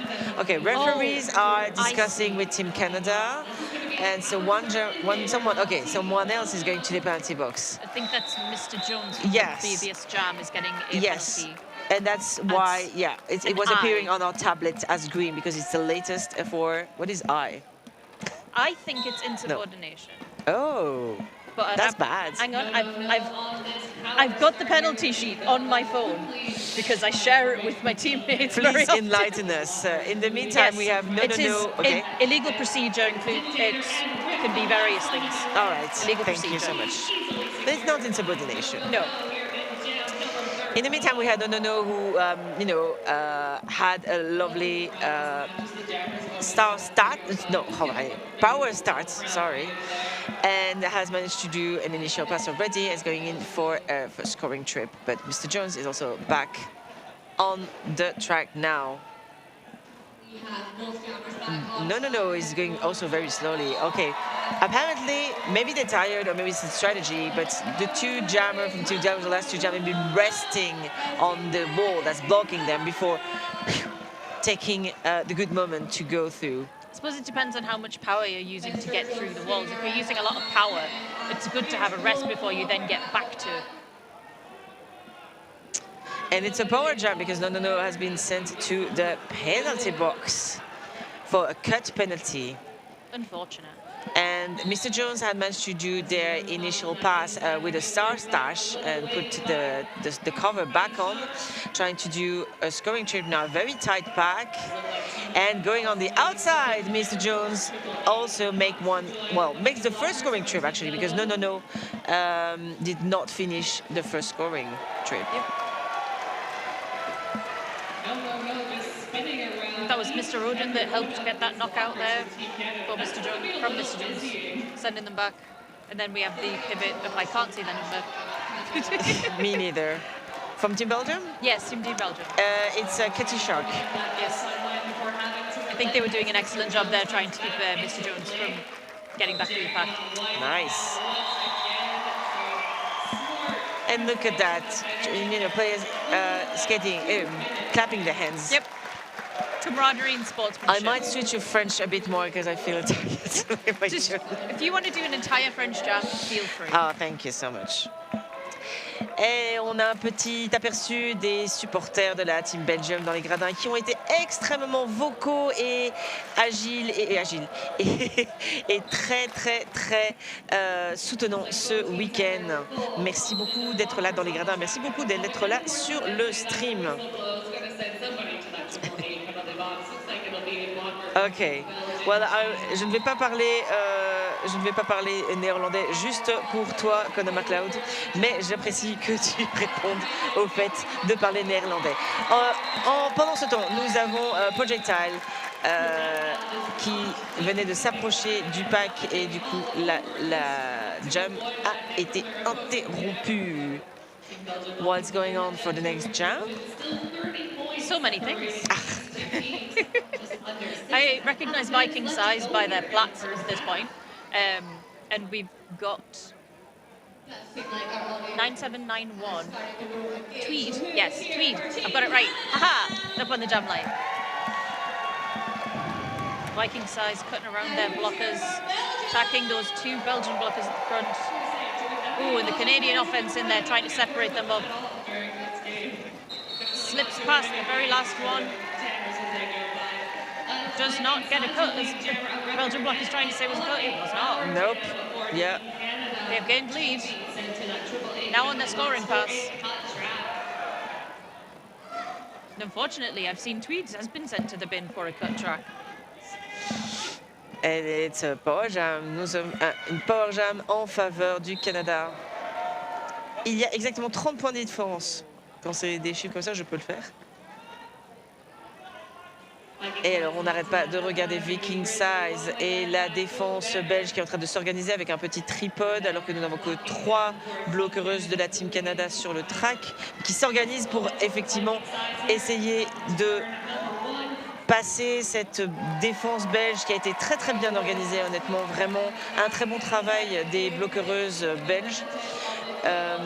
Et nous avons Tweed qui est de retour sur le track. And look, Viking size has called the end of that jam with 4 more points in the bag. Looks like 0 points for Belgium, but I will hang on for a moment just in case, because you never know. But yeah, sometimes we say points a bit too early, and yeah. jammer, ref, and scorekeepers have not time to adjust yet. Yeah. Seems to be. Yep. Yeah. In about 5 seconds, I'll say, yeah, it goes. Yeah, that's right. Up next, we've got Blitz versus Bradass. With Blitz trying to storm through there. J'adore la conversation sur le chat où vous vous mettez à jour par rapport au fait à qui est rentré tard hier et qui était dans quelle équipe belge. Belgian penalties heavy in this game too. It is a bit heavy. Currently we have someone who was at 3 penalties, otherwise it's 0, 1 or 2. But it's certainly a little heavier than Team Canada. It's spread out as well, so it's not the same person getting penalties constantly. It's spread out across the team. So it might be penalty heavy, but everyone's currently in a safe position. Yeah. in the last 4 minutes of this first half time. It's nice to see that the penalties are not too heavy. On voit encore une fois un petit peu la stratégie que les jammeuses belges ont eu cette première mi-temps, de se laisser reposer, de faire semblant de se reposer un petit peu sur le mur.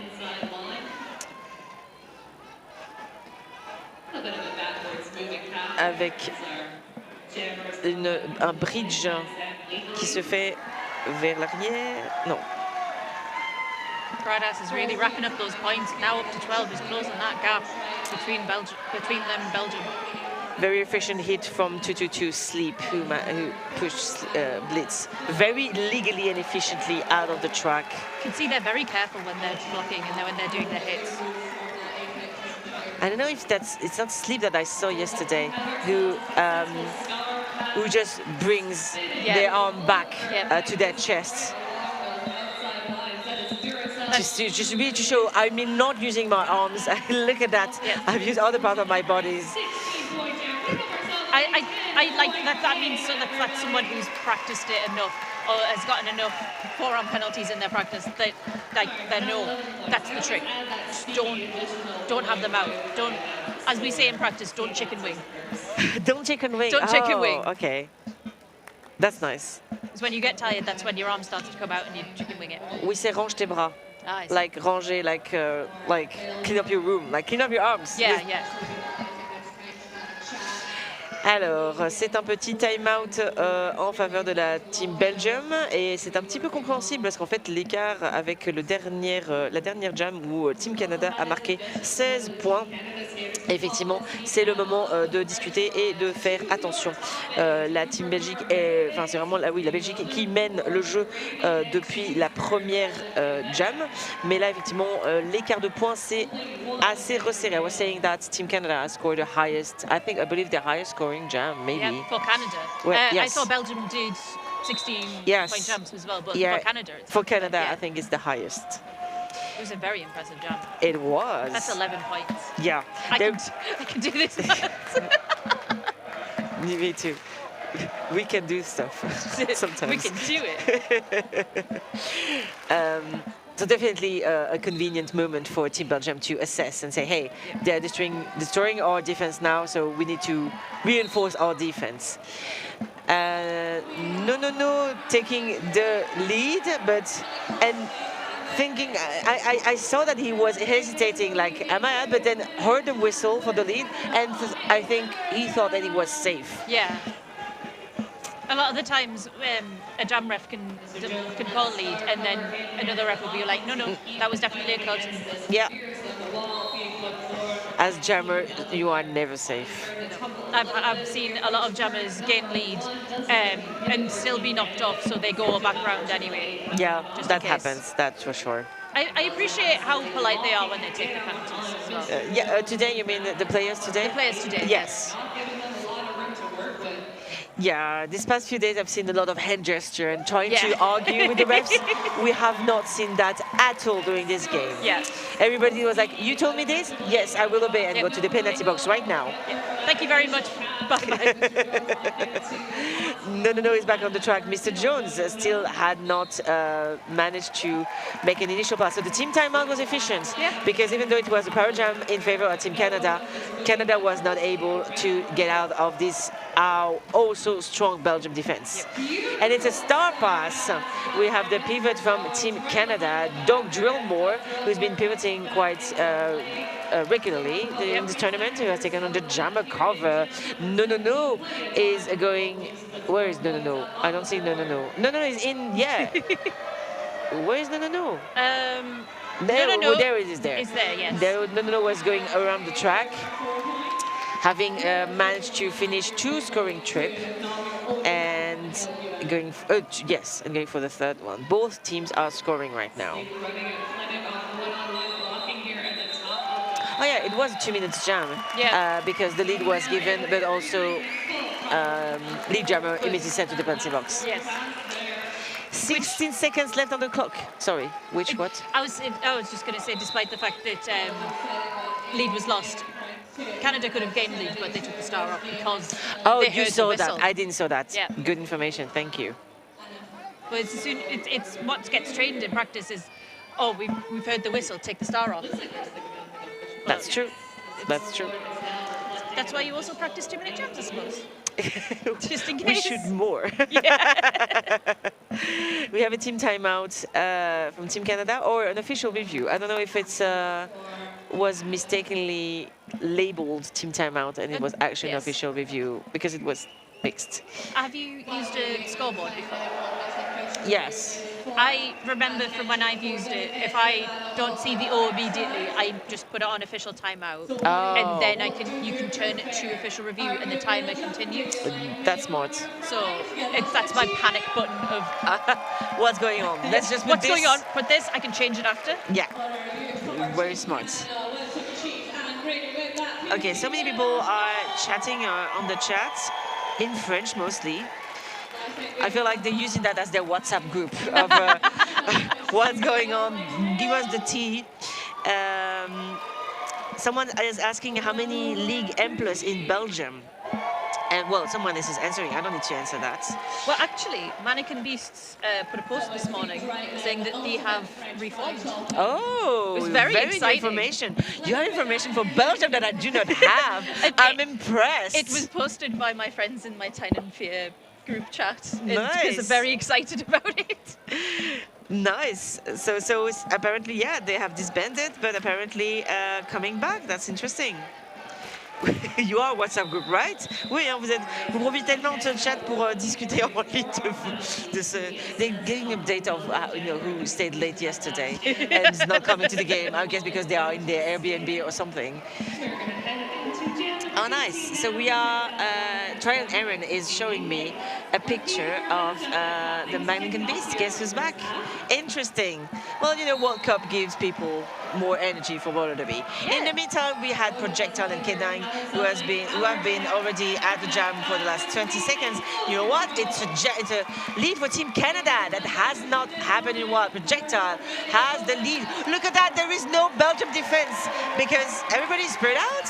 Everyone just got spread out. Yeah, because there's just one person in the penalty box. Projectile has done one scoring trip and is trying to reduce the gap that Belgium has been steadily digging between the two teams. Oh, it's a jammer switcheroo in the penalty box. Actually, Kedang just sent out, and Projectile is going to be sitting there for 30 seconds. Yep. That's another 2-minute jump. It is. There's a lot of those 2-minute jumps happening. Yeah, and you know what? This halftime has been extending because we were at just a few seconds earlier, but there was the official review that we did not get information. Oh, maybe we got some information actually. Are you checking? Maybe we sometimes get updated from the Discord from our lovely fellow announcers who are on the track in-house and could listen. I didn't notice if someone was listening earlier. But Projectile is back on the track. Managed to get through that Belgium defense with a lot of hit and energy. And that's a second scoring trip. 80 for Team Canada, 89 for Team Belgium. Projectile coming back. Whoa, being ejected by Bubenger, but coming back in just a little jump on the two-stop. What amazing explosivity to come back on the track. Like, I'm out, I'm in.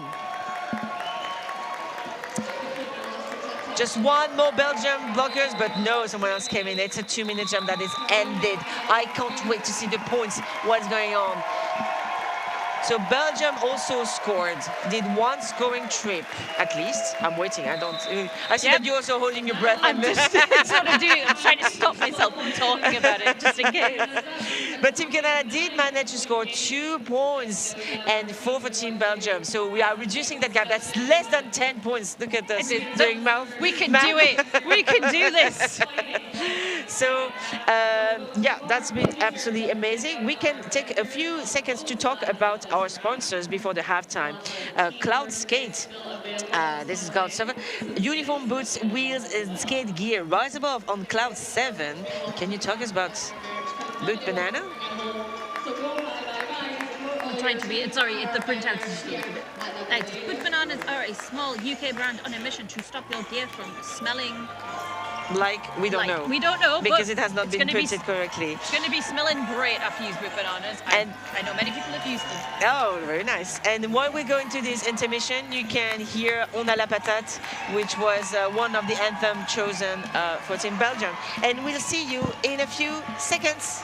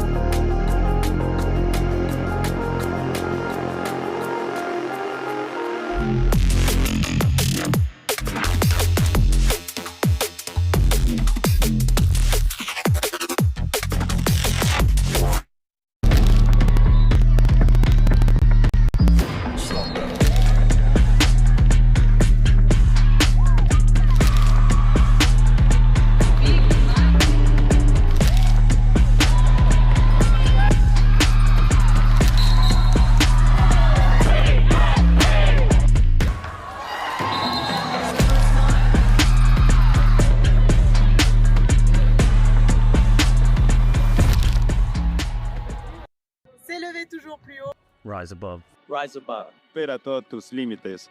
Rise above. Rise above on Cloud 7.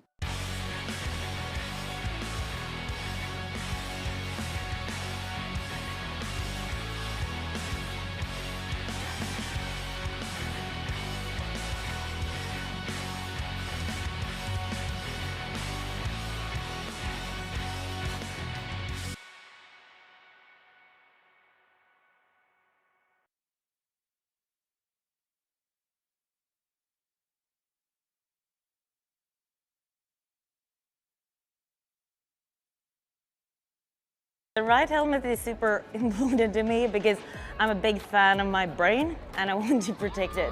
I actually am going to plug in the new deep cover helmet because it's amazing. Your head, your noggin, that's your life. When I play, if I am thinking about the game and not thinking about what I'm wearing, I am on fire. Our heads are so important, so I think it's really important to have a helmet that fits you. It just feels like nothing's on my head. I feel protected. It's definitely a great helmet. It feels like it was made for me. This fits my head. I feel really safe in this. I can adjust it on the fly. It also comes in a lot of cool colors. It feels very snug. I don't know, it's not like a tight helmet, it's like really like a hug that just has so many fitting arrangements, like it changes everything. It landed where it needed to land, it protected me at the back of my skull. I just never felt more safe than I did with the deep cover. I think Triple Eight is doing an awesome job of listening to the skaters. They're listening to the athletes and they're listening to the things that make us feel safe.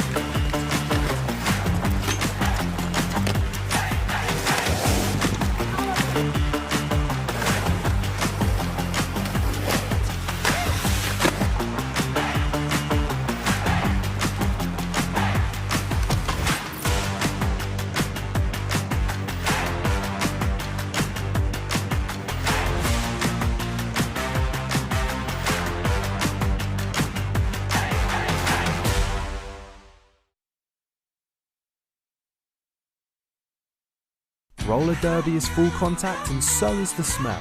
4 days, dozens of games and a lot of sweat. But here's where we come in. Check out our full range of products to level up your gear today. The classic original shoe deodorizers. The active mineral moisture absorbers. The eco travel deodorizers.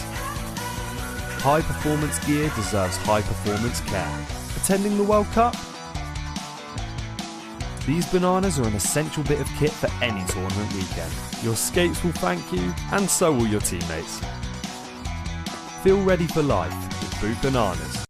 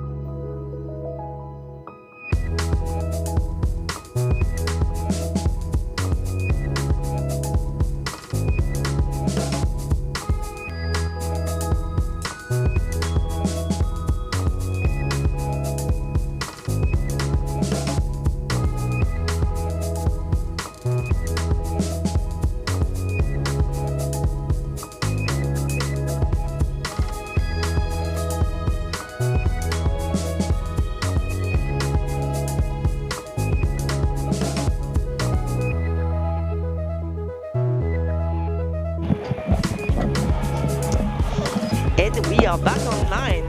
Hello again to everybody. And Trial and Aaron, can you tell us maybe about the penalties of what happened during the first halftime? I absolutely can. So a lot of penalties happened in the first half that were a bit spread out, though there weren't anything dangerous. Nothing's lit up on our little scoreboard thing that says, like, if it's yellow, it's like, oh no. But currently, the highest amount of penalties go to number 9-3 from Team Canada, Doug Drillmore, who seems to have a back block of forearms, a illegal contact, and a forearms. Meanwhile, Belgium, the maximum on that team, I think 2 of them have 3 penalties each. There are a lot more contact-based penalties on the Canadian side, only a couple of Ps and Ms. Meanwhile, on the Belgian side, I can see more Ps, which are more pack penalties. Yeah, and some cutting. Yeah, and some cuttings, which are more positional-based rather than contact-based. Yeah, we can also thank our sponsors. We also have Sucker Punch in sponsoring this tournament. Sucker Punch is the roller skate expert in Europe. Fast shipping, large stock, expert advice at the best price. It is skater-owned, supporting the community for over 15 years now. 35 plus years of skating experience in multiple disciplines. If you can dream it, we can build it. Stéphane and Martin are happy to help you.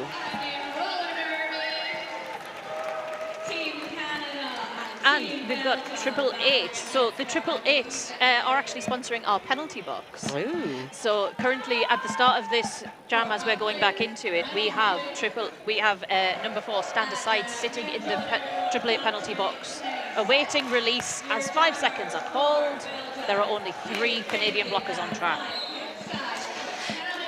Et nous avons au départ de cette première jam, de cette deuxième mi-temps, Viking Size et Keding, respectivement pour Canada et pour la Belgique, avec Keding qui prend le lead avec un petit saut d'Apex juste au début du premier tournant.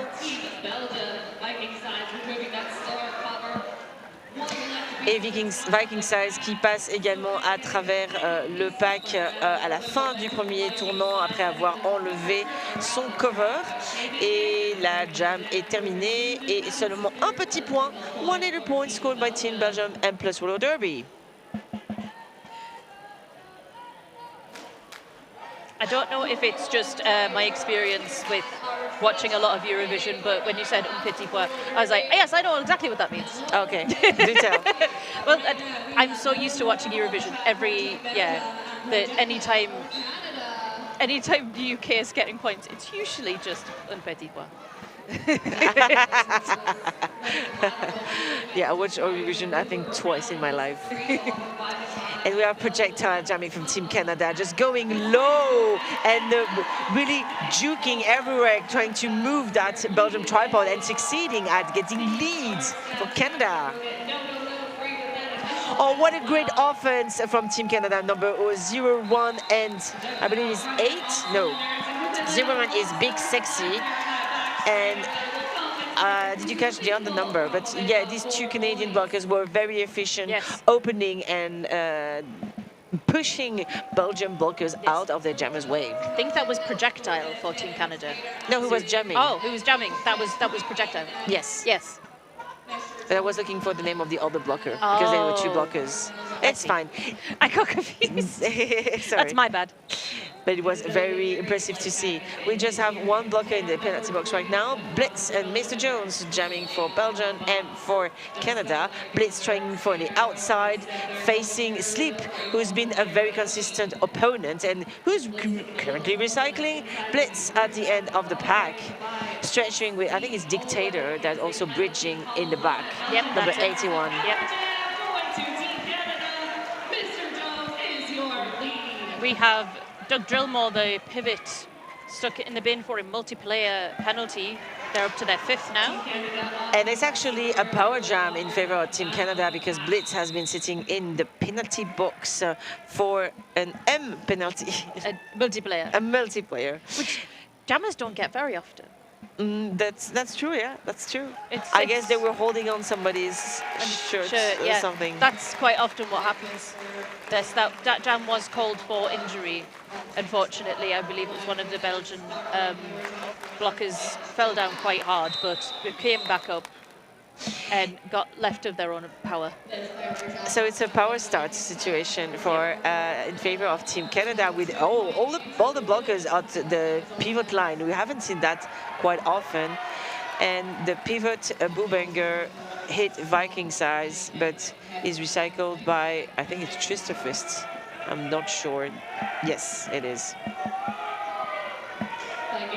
Slowly working their way through this pack. Team Belgium, though. While you look at everything, we would like to share the fact that after the team parade at the Men's Rugby World Cup in Orléans, there will be a gathering of transgender, non-binary, intersex and gender expansive athletes for a photo after the Parade of Nation.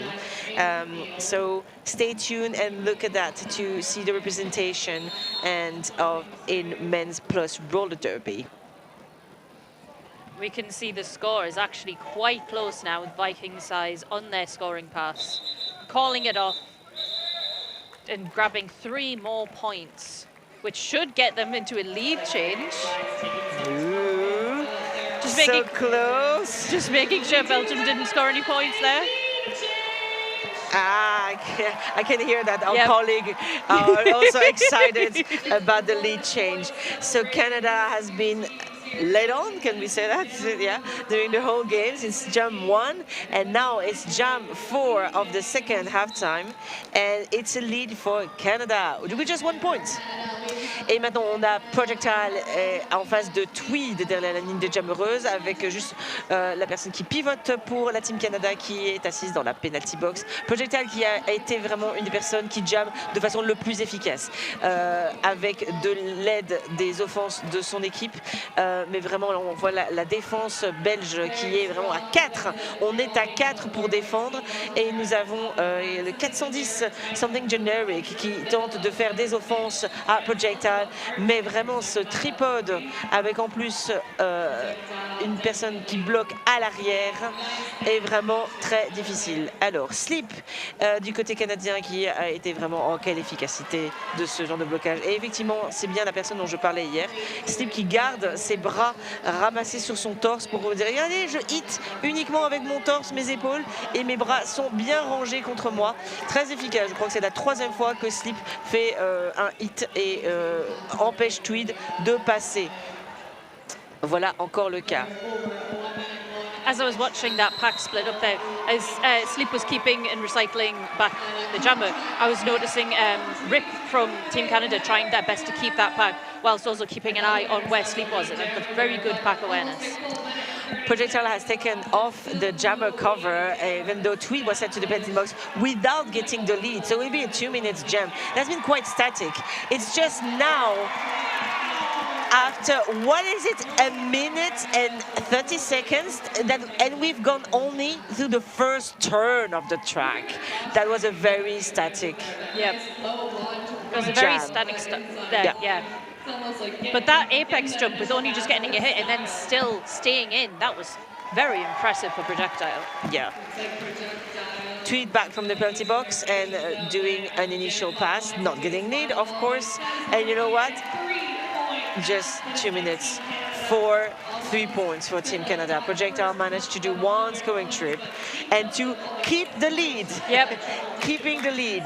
Only 4 points difference though. So. Yep. This game feels like it's been incredibly hard for both teams because as soon as Belgium gets that lead, you don't want to let go of it. You don't want the Canadians to keep trying to catch up. You want to make sure you can spread that gap. But as the Canadians have just been fighting back, discovering the weaknesses in Team Belgium's walls, you can see all of the hard graft they've been putting into it each jam. And you can look at the, well, we were just looking at the Belgium bench a bit before. Oh, look at that trailer. What's going on over there?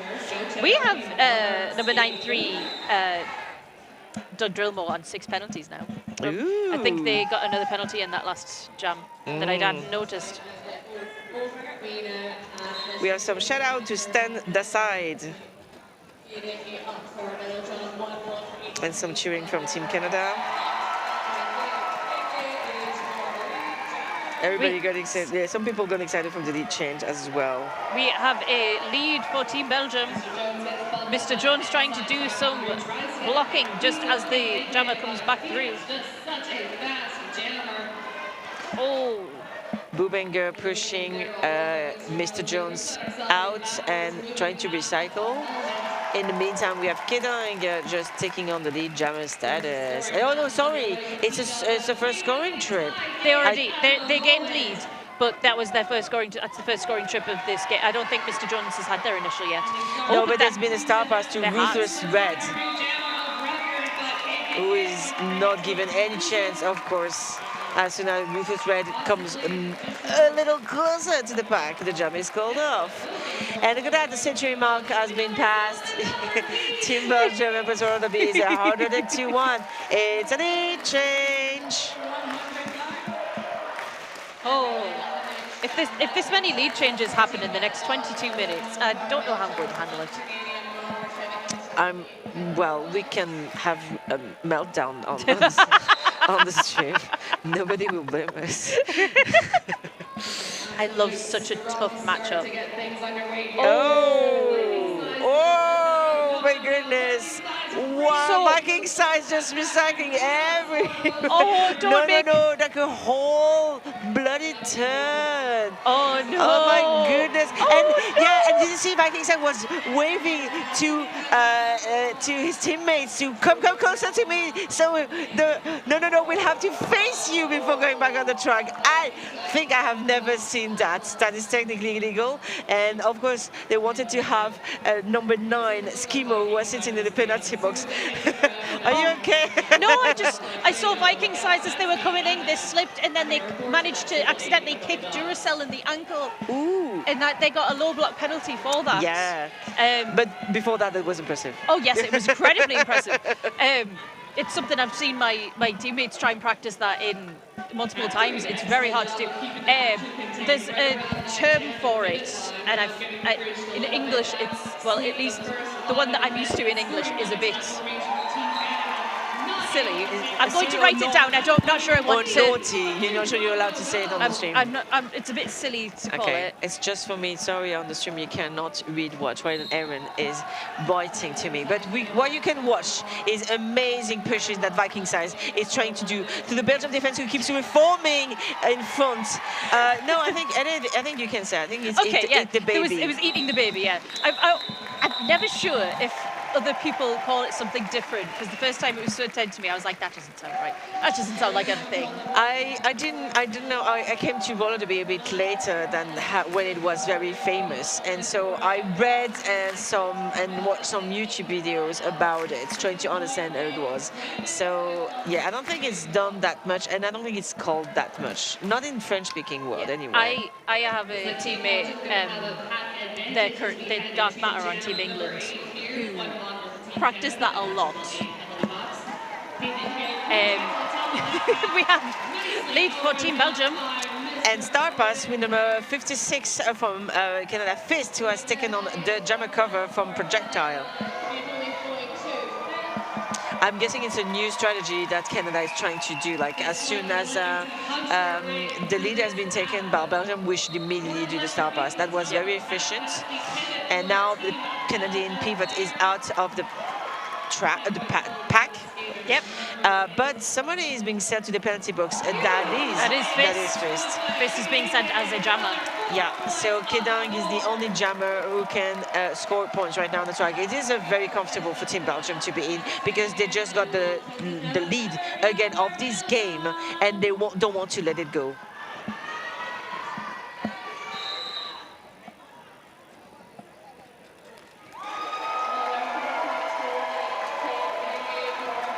Some people on the stream never saw the Eat the Baby live on the game, so yeah, welcome to thing. And I think I've seen Eat the Baby when they force the opposing jammer to go behind opposing blockers. Yeah. I don't think I've ever seen that before. But to get reabsorbed into the pack. Yeah. Because then they still have to make their initial pass.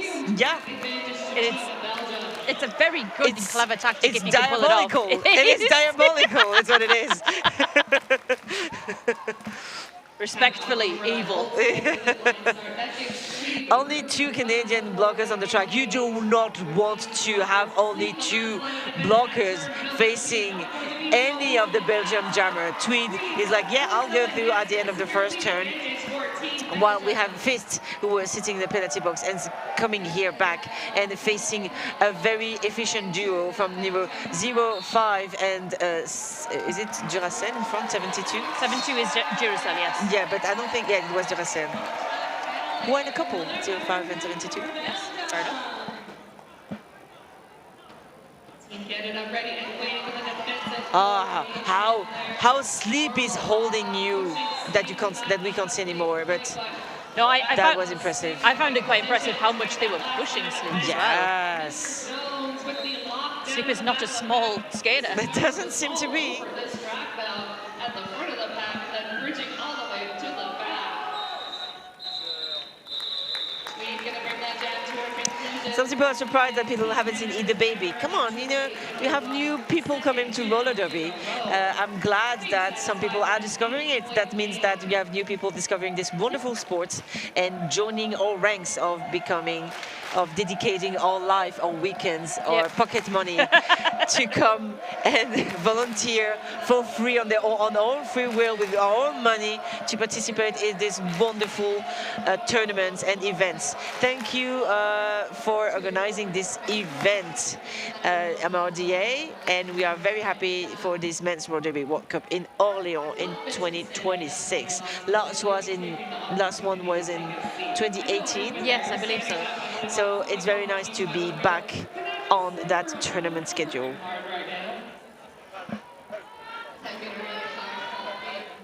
I often find that if you see someone eating the baby, it's usually at a higher level if they can get away with it. It's one of those like tactics where a lot of people use it to try and draw out time if they've got people in the bin. Yeah. I've seen it a couple of times where the crowd is booed as soon as they started eating the baby because there's just nothing happening while they're doing it. My teammates did it recently to have their pivot or their blocker out of the penalty box, but the person was there for 1 minute. So it was a long eat the baby. It was awkward. Nobody booed because everybody was like, what's going on? We do not know roller derby that well to understand, you know, how interesting that strategy is. And so we have No on the track right now facing Fist. And you know what? Do we know what it is? I'm confirmed, yes. It is a lead for Team Canada. Canada hasn't got the lead for a few jams now, so it's really nice to see King and Fist coming in, trying to do for a first scoring trip, but seeing that No is kind of like they go, no, I do not want No to yes, score some trips. Especially since Fist started in the box and was a pivot in the previous jam. They took the start. And if you see No coming up to you, you're like, oh, no. This is not the face-off that I would like to be a part of. Let us call off this jam since I can, and just give someone else this room on the track. 127 for Team Belgium and 99 for Team Canada. Projectile facing Kedang. Projectile a été vraiment une personne qui jamme de façon extrêmement efficace. Une des rares personnes de la Team Canada, pas que évidemment, mais qui non seulement arrive à pousser, mais aussi éviter la défense belge. Et vous savez quoi? Qui obtient le statut de lead jammer à présent en faisant un premier passage à travers le pack, alors que nous avons Kedang qui vient de faire un star pass, vient de le passer à Duracell, alors que nous avons Projectile qui est en train de faire face et qui essaye de passer l'intégralité de la défense belge pour pouvoir coller, marquer 4 points. Yes, Canada getting lead and scoring 2 leads in a row, the 2 jams in a row, and reaching out the century mark. 103 points pour la Team Canada et 129 pour la Team Belgium. It's so impressive to see, like the crowd is absolutely behind both teams. Yes. Like the Belgian crowd, incredibly loud, but every time Canada does something amazing, I can hear the noise increase as well. We've got Mr. Jones up against No. Yes, getting lead. I wonder how often he said that. Pinky and I said that a lot when we announced Belgium. Mr. Jones struggling to get out against that really solid 4D wall from Belgium. The pivot goes straight to the front of the pack to try and rearrange the tripod. And then it'll be recycled by Sleep and other players, and Sleep going to the penalty box for a forearm penalty. Only second penalty for Sleep, which is quite impressive because Sleep has been on the track quite often, and quite often facing the jammers. So that's quite commending to have just so few penalties. But still, these are 2 are forearms. So the strategy of holding the arm on the chest may not be working as often. Like sometimes it is a forearm. But how many would they have if they didn't do that? That's a very good question. And you know what? There's a starburst that occurred on Team Canada's side with something generic taking on the cover. No has made 2, and I think it's 3 scoring trip now, and of course doesn't wait. That's something generic is coming too close. 11 points. Look at that. I can't do the math. Okay, I can. Oh, come on. It's 37. Si, I think so. Je crois. Il me semble que c'est 37 points d'avance que la team Belgium vient de prendre avec 11 points marqués par Nonono récemment. Oh, we have so many people saying things on the track. I think we still call it Eat the Baby, but we don't hear about it a lot in France or French-speaking world, I feel.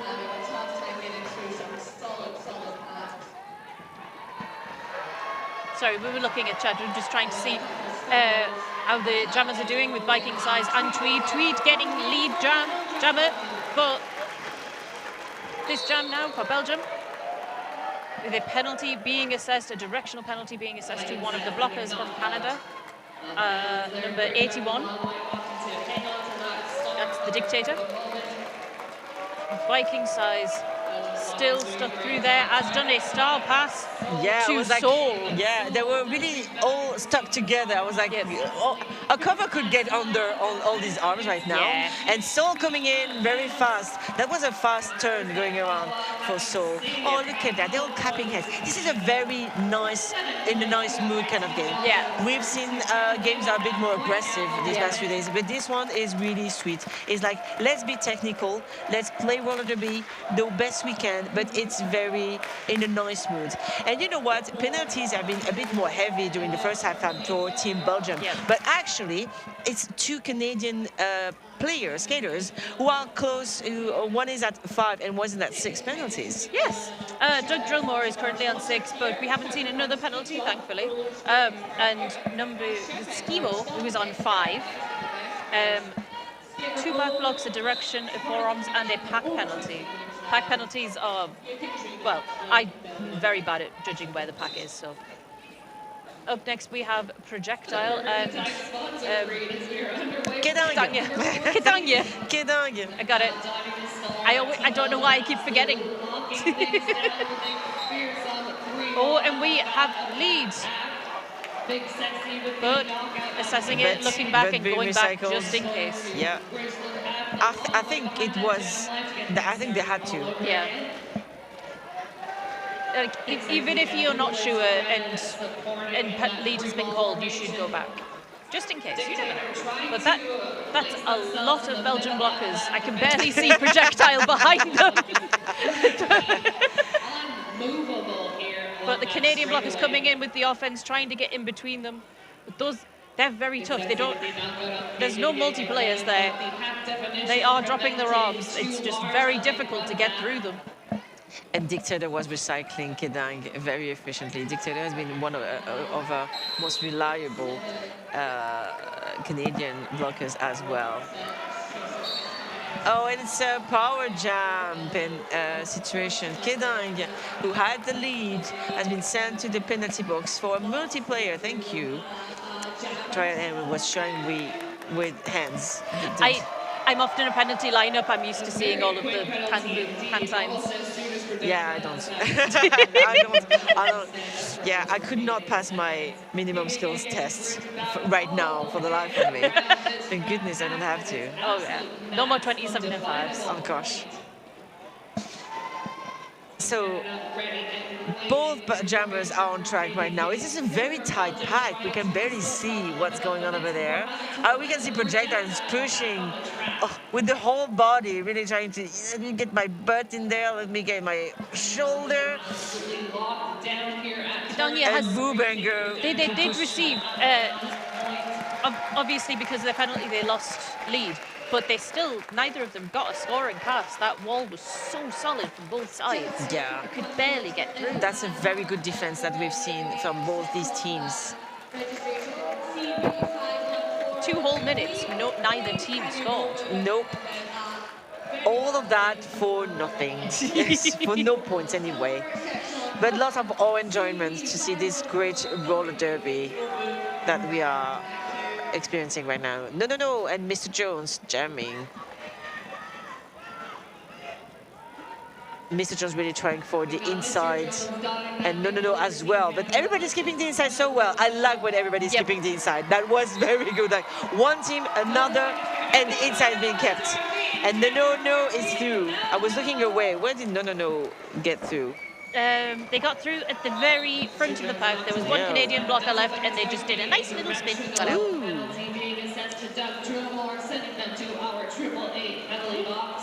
And no is being recycled back. Being careful. Mr. Jones recycled back by the famous Belgian tripod at this point.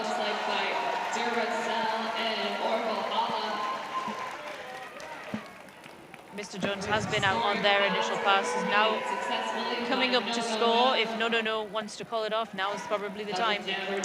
Very nice recycling from Orvalala and also Duracell. Duracell was at the front of the pack so that the jammer was out, and really quick recycle is being sent to the penalty box right now for a back block. I've just noticed number 9-3 has fouled out. Oh! One Canadian skater down for this game. Yep. That is as well. It's the captain. It's the Don't captain. dream more. Yeah. Oh, there is no captain on the Canadian ship right now. Oh no. For the last 8 minutes of this game. I don't know what happens in these situations. You have to elect or designate someone like on the spot? Well, well, for instance, I know that if the captain is in the bin, then the bench can go into things for official reviews and such. But if there's a captain's penalty, I imagine the vice captain might have to take it instead. We don't have unofficial vice captains. We have the alternates, but the alternate cannot sit in the box. Well, we just have to hope that they won't be given a captain's penalty. I guess. And you know what? Pendant qu'on parlait de tous ces petits détails, pendant ce temps-là, la Team Belgium M+ Roller Derby a fait encore une énorme jam. 16 points marqués durant cette top 15e jam. Donc je pense que nous sommes à la 3e plus grosse ou 4e plus grosse jam, mais nous n'avons pas de producer. Je n'ai pas vraiment regardé mathématiquement si c'est bien le cas. What's happening on the track right now? I believe the Belgian pivot is trying to indicate to their jammer to call it off. I'm unsure why. I know they were pointing towards their bench. Or they might have just been trying to point towards their bench and repeat the call. Oh, a little bit of track maintenance. Thank you very much, volunteers. We wouldn't be here without any volunteers.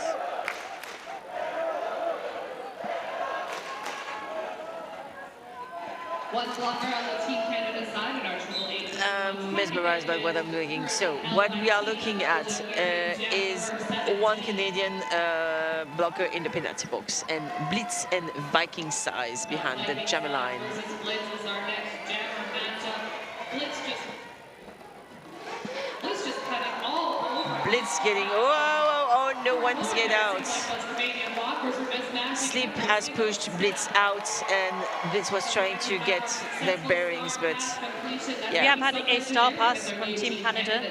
And Blitz has the lead. Yes. Viking size is no longer the jammer, it is now something generic. Coming round for the scoring pass, I believe. but I'm not entirely sure. I don't know. I don't know because bits has been recycled so many times. Yeah. I'm like, did they do a scoring trip or all around? I don't remember. Get so distracted watching one section of the pack. That's true. There are so many humans on track. Doing so many beautiful things. Trying to get on the outside, but getting hit by sleep. Again, we should not do a drinking game by sleep hitting jammers out of the track. Because what again, or the blockers because they are in the way and they can. It's very impressive seeing Sleep stretch across so far. Like I would always think that if you separate them, the lanes on the track 1, 2, 3, 4, and you say that Sleep is in lane 3, they are reaching across to lane 4 to knock somebody out with such power. Yeah, that was quite impressive to see. I don't want to be hit by Sleep. No, I don't want to be hit by Sleep either. Respectfully, Sleep. You look like you would give. Well, it's a compliment. You look like you would give excellent hugs. That's true. But not after the game, though. No. Thank you. No. That's why we have showers.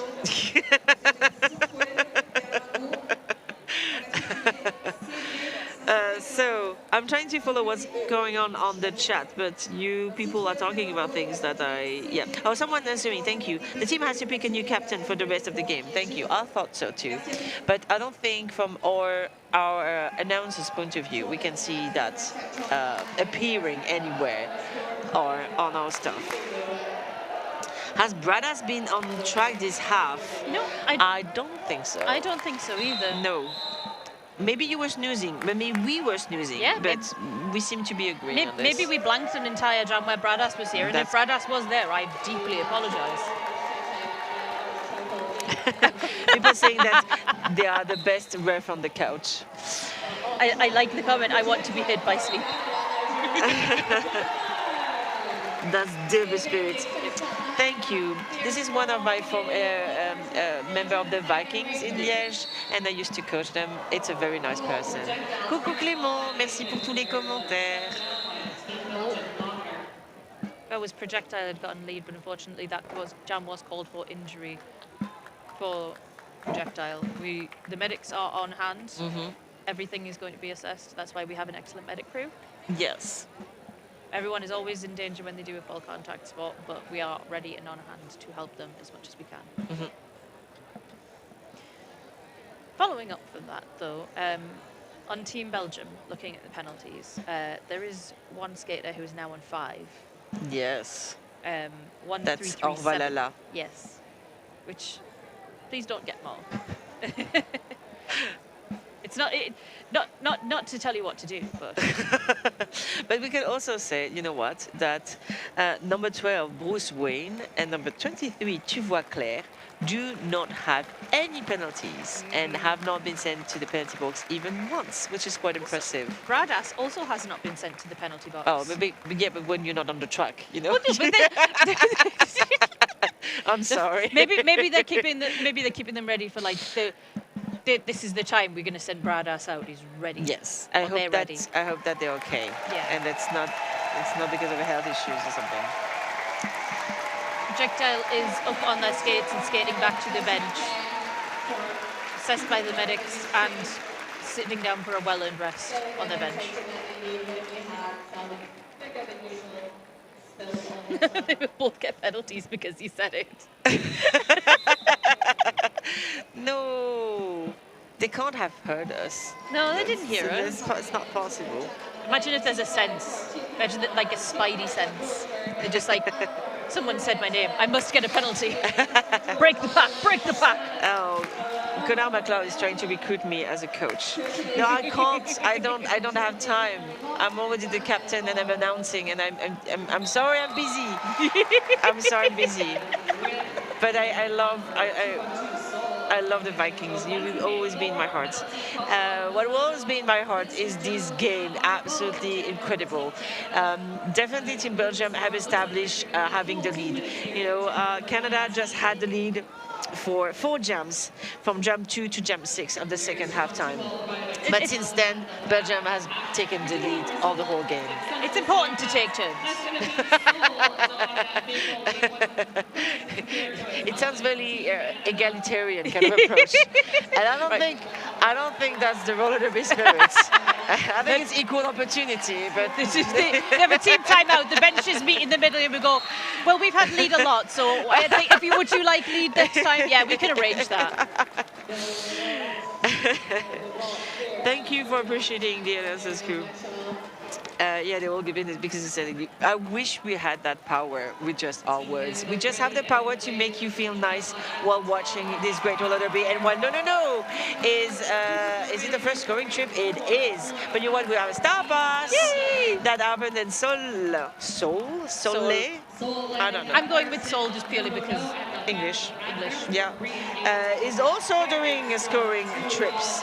The one, no, just went for the second one. You know what? We have 2 minutes and 30 seconds left on this game, Trial Aaron. Can you believe this? Weirdly enough, I can't. I feel like I've been saying no, or trying to say Kedang properly for the past 3 days. Oh, honestly, it's been wonderful to watch these teams play. I'm going to be sad going home and not being able to see them play regularly again. But I know my team is heading to Toulouse for a tournament at the end of May. Hopefully, might see some Belgian skaters there. Yes, the in-house announcer also says Sole. I don't know.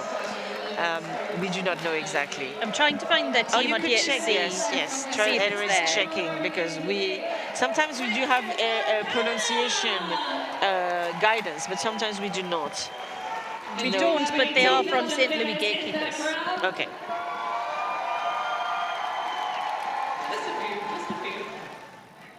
Do we have any fans of the officials? The crowd cheering for the officials, thanks to the announcer, while we have Kedang, who has the lead in this 20th jam. We have 1 minute and 50 seconds on the clock right now. It's a 60-point difference.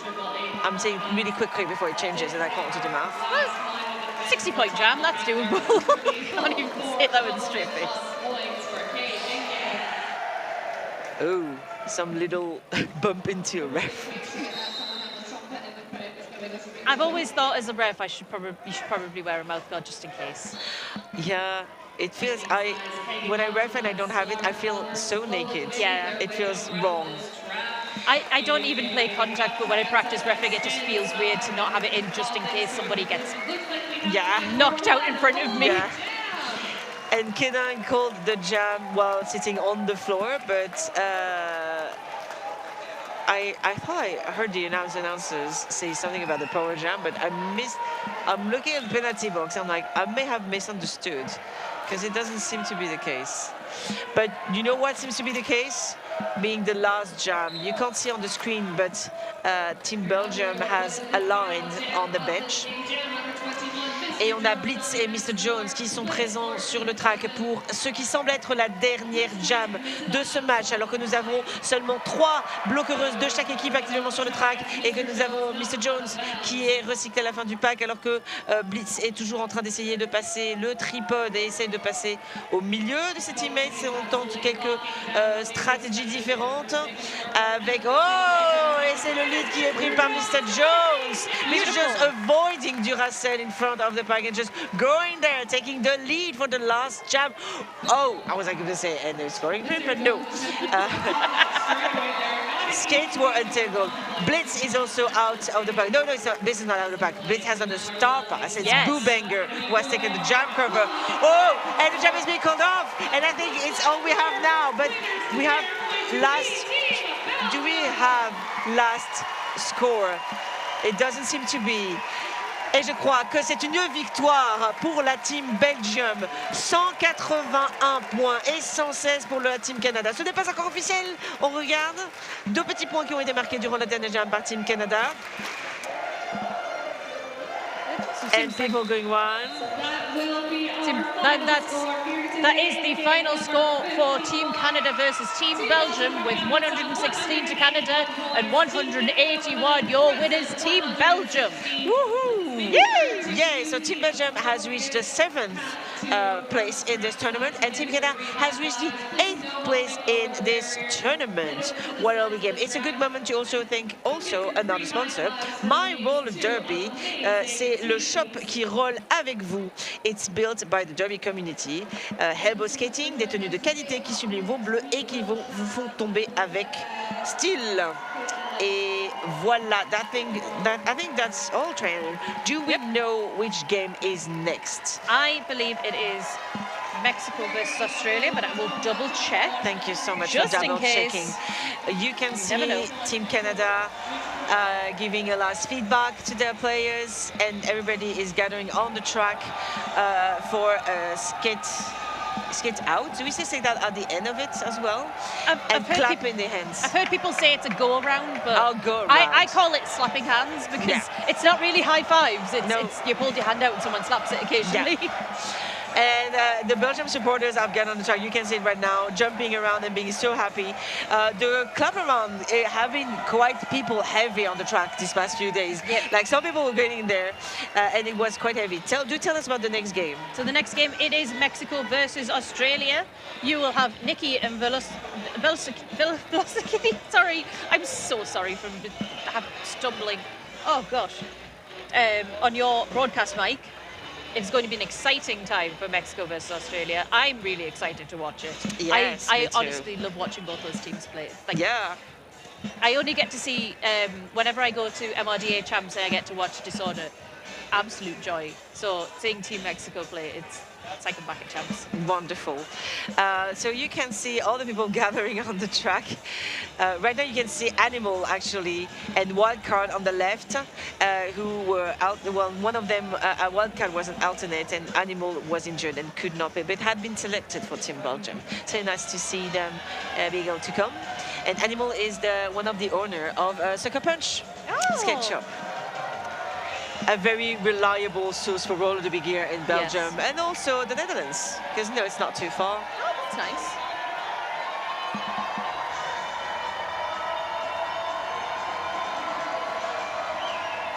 I love that all of the Belgian fans come together for the go-around and create a wonderful, cute little tunnel for all the players to go through. It is so heartwarming. It is.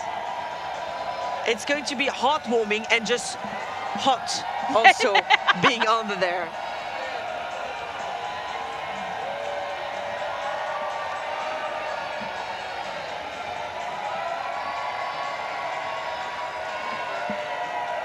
Oh, that was so lovely.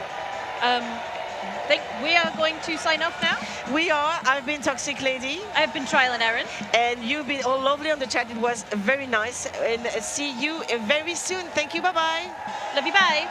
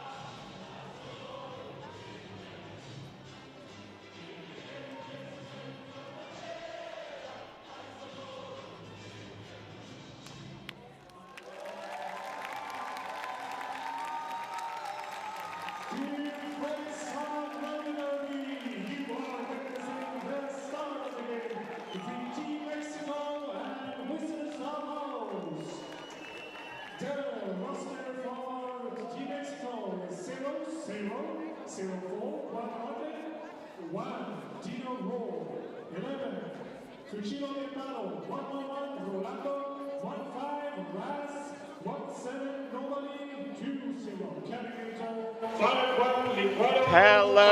good morning to those in Mexico and good evening to those in Australia, and welcome to game 52. This is playing for 5th place. This will be against Australia versus Mexico. I am Kitty from New Zealand. I'm just waiting on my co-announcer from Mexico. So our intention is for this to be a dual language broadcast, and we will be looking to switch between languages. But for now, you're stuck with me just in English, I'm afraid. And our first jammer for Australia will be Drop Blair, and he will be up against Nahul from Mexico. Drop Blair pushing away at the front right now, coming through, knocked to the inside line. Buenos días, Nikki. Buenos días, buenas noches, casi pensé que tenía más tiempo. Chicos, comenzamos este partido México contra Australia, histórico, la llegada de México hasta este punto en el Mundial Varonil de Roller Derby 2026. How are you? I'm good, how are you doing? Now, what I was saying before you arrived is perhaps we look to do dual language, Spanish, English. Do you want to take this jam and I'll take the next? Ok, muy bien, empezamos. Tenemos por parte de México Nahual tomando el liderato de este jam.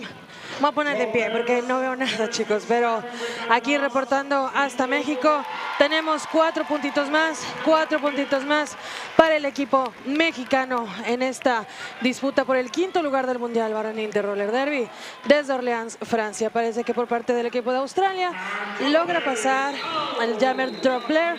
Se termina este jam y tenemos más puntitos para México. Así, 4 fingers, 4 puntitos más para México, empezando y arrancando bastante fuerte este partido. México 8 puntos, Australia 0. So what a good first jam for Mexico, hey? Maybe while we're just lining up for this one, I would do a quick roster read for Australia. They have 039 skating under her usual name, which is Changtav, is Jigglytuff, 04 Fuggernaut, 25 Seville, also known as Great Dane, 401 Kingsley, 426 Bazinga, 51 Sin, 54 Drop Blair, 58 Butcher, 6 Mr. Bump, 633 Mulder's Billing, also known as Snapchat Kid, 666 Slender Jam, 7 Ghost, 747 Scramjet, 75 Just Incredible, and 8 Lulu. And it looks like while I've been doing the roster read, Ronaldo has gone to the box, the jammer for Mexico. So this will be a power jam for Ghost. Australia currently, Slender Jam is just returning to the track from a penalty. So they were slightly down, but they are now at full strength. And Ghost has picked up lead jammer. Mexico blocker picking up an out-of-play penalty on that jam. Mexico with a very full penalty box. Oh, my mistake, no, he was just recycling. Ghost moving to the inside, trying to get through that line. Great work from his tripod to try and hold one back. But they've now had to switch to defense as Ronaldo is returning to the... is returning to the track. Both jammers pushing very hard, looking for a flip-flop there. Ghost tries the apex jump, but shut down on that inside line by 0. And Rolando is now out for Team Mexico. Rolando coming in fast, and Ghost chooses to call that one off. Y se termina este segundo jam del encuentro México contra Australia. Vamos a leer rápido el line-up que tenemos por parte del Team México de México para el mundo. Número 0, 0, 04 Cuadrote, número 1 Dino Rauer, 11 Cuchillo de Palo, 1, 1, 1 Rolando, número 15 Raz, 17 Nobody, número 20 Kevin Nator, 51 Licuado, 55 Hierba Mala, 69 Party Boy, 7 Tagleman, 75 Nahual, 8 Cocoyo, 83 Kraken. Así el line-up del equipo mexicano. Comenzamos otro jam. Tenemos por parte de México al número 20 Kevin Nator, por parte de Australia el número 801 Kinga. Ninguno de los jammers ha logrado pasar hasta este momento. Kevin es sacado de la pista, reciclado. Venga esa porra desde el país mexicano, que se sienta esta porra hasta acá, hasta Orleans, Francia, para el equipo mexicano que ha llegado bastante lejos en este mundial histórico donde los países latinoamericanos se hicieron notar y avisaron de qué está hecho el poder del roller derby latinoamericano. Kevin logra pasar, sin embargo vemos ahí una pequeña caída. Vamos a ver si logra pasar esta barrera. Vemos a ambas barreras bastante pegadas en la pista. Ningún jammer ha logrado pasar hasta este momento. No tenemos jammer líder y es que la verdad son barreras bastante fuertes, muy unidas. Yo que he visto jugar en ocasiones anteriores a Australia en este mundial, he de decirles que sí tenemos la verdad jugadores bastante fuertes, y en esta ocasión por parte de Australia, King se lleva el liderato de este jam, batallando bastante, 40 segundos en el reloj para acabar este jam. Hacen un pase de estrella por parte de México y tenemos a Cracker, nuestro querido Beto desde Querétaro para el mundo. Vamos a ver si logramos conseguir puntitos. No, 0 puntitos en esta vuelta para México y tenemos 4 puntos. 4 fingers, 3 fingers, I can see. I think that's 3 fingers looking at okay. No, maybe even 2 more. So I think Australia picked up 2 on that jam, and Mexico 0 on that jam. Ok, 2 puntitos más para Australia en esta vuelta. Marcador no oficial, México 8, Australia 5. Yeah. Good first jam for Kingsley, who we didn't see yesterday. Kingsley, another skater up from Brisbane way in the Scartel. I'm sure they're very, very proud to see Kings on track. Looks like we're going with Scramjet again, our young, aged-up junior from Perth. Butcher holding that pack up, coming to make the pack at the rear to try and help contain Raz. Raz was absolutely phenomenal to watch yesterday. Incredibly talented jammer, even against a team as tough as the USA. Scramjet being held on by that tough Mexican two-wall as they try and spray a little bit more offense. Has been recycled. Looks like Raz may or may not have got through the top. I think he put a toe out, so he will recycle. Scramjet trying that outside line, one to beat, and he does do it. So Scramjet is your lead jammer. Meanwhile, Mexico have gone for that quick star pass. Just incredible, couldn't quite get to it, or he does get to him, but he has been knocked out by the upcoming Mexican blocker, so he will re-enter. Scramjet picking up 4 relatively easily on that pass. So it is now 9-8 to Australia. That is a lead change.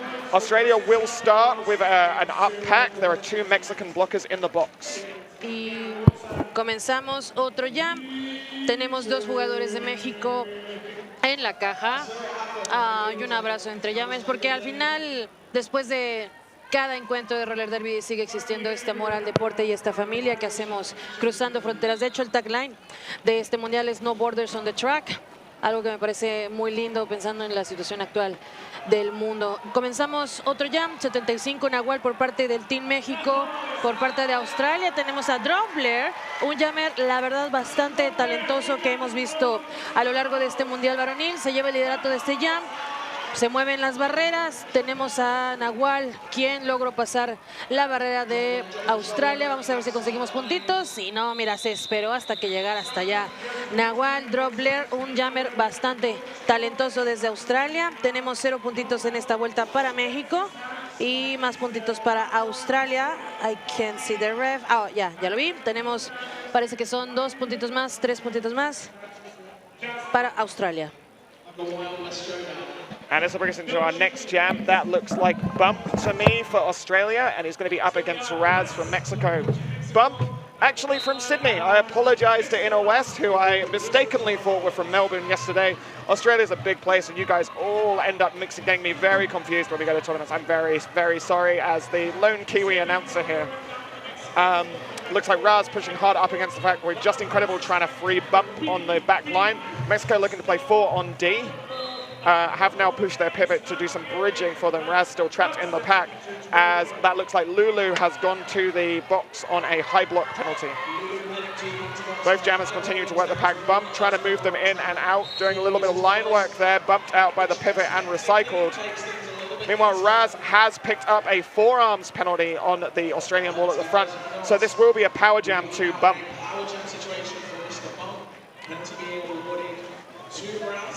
Australia looking for an inside sweep there. Bump goes down. Hasn't quite made it free yet. Mexico doing a really good job of getting contact back with Bump, making his job really, really challenging. And they're very, very quick on the reform. This was really impressive to watch yesterday against Belgium, was just the reform speed of the Mexican tripod.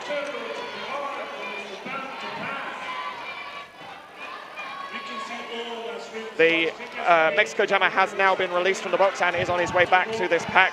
Bump still not lead, but is eligible for it. So star pass to the Mexicans. But it looks like he got a forearms on that star pass. Oh, sorry, a high block on the star pass is what they're now signaling. So he is back to the box, and I believe he still should be the jammer of record. Yes, the pivot has thrown the panty to the outside of the track, just outside of turn 4. Big hit there by the pivot on Bump, who's continuing to fight his way through this pack. Good swarming offense from the Australians, try and get Bump through. But with 5 seconds left on the clock, I think they're probably just going to, Bump's going to take a little bit of a rest and just let this jam run its natural course. 0-0 on that jam. Raz with 2 penalties, and Bump did not manage to earn his initial pass. Parece que vamos a empezar con un power jam a favor del equipo de Australia. Yo noto un poquito acelerado lo que es el inicio de este primer tiempo. Team México contra Wizards of Australia. 10 minutos, exactamente 10 minutos han pasado desde que comenzó este juego y, o sea, solo analicémoslo bien. Apenas 10 minutos han pasado de este juego y tenemos 8 puntos por parte del Team México, 11 de Australia. Quiere decir que ha estado bastante reñido este primer encuentro de este primer tiempo. Barreras muy fuertes, muy sólidas por parte de ambos equipos. Vemos el número 429 de Australia tratando de escabullirse entre la barrera mexicana. Mientras tanto regresa Raz a la pista. Vamos a ver quién de los jammers logra pasar la barrera del equipo contrario y así juntar más puntitos para su casa. Aprovecho para mandar un saludo de parte de Licuado hasta Querétaro a su bebé Quetzali, que recién nació hace un par de semanas. Pasa Raz, se lleva el liderato de este jam con un salto beautiful, maravilloso en las orillas, haciendo un trabajo, la verdad, muy destacado por parte de Raz, algo muy de Raz. O sea, tú lo ves y dices, sí es Raz, haciendo un trabajo divino de puntas en las orillas, con la mano en la cintura, dice, yo me llevo estos puntos para México, estos puntos son para mi país, representando orgullosamente el país latinoamericano de México. Vemos que se regresan las barreras. Raz lo veo sí ya un poquito cansado, pero nada, dándolo todo para juntar los puntos. Decide terminar este jam y hasta el momento parece que veo un puntito, sí, un dedito arriba, un puntito más para el equipo mexicano. 0 hasta este momento en esta vuelta para Australia. Marcador no oficial bastante reñido. Team México 13, Wizards of Australia 11 puntos. So many lead changes in this game already. This was always going to look like a close one. The differential this morning from the Belgium-Canada game was very similar to the one the night before for Australia. So it looked like these two were going to be very evenly matched coming in. Looks like Ghost out to jam for Australia versus Rolando again for the Mexico. And Ghost does find an inside line with a little bit of help from Butcher. Ghost doing what Ghost does best with that huge amount of speed, comes around at breakneck pace and a huge apex jump over the entire Mexico pack for the easiest 4 points of this game I've seen so far.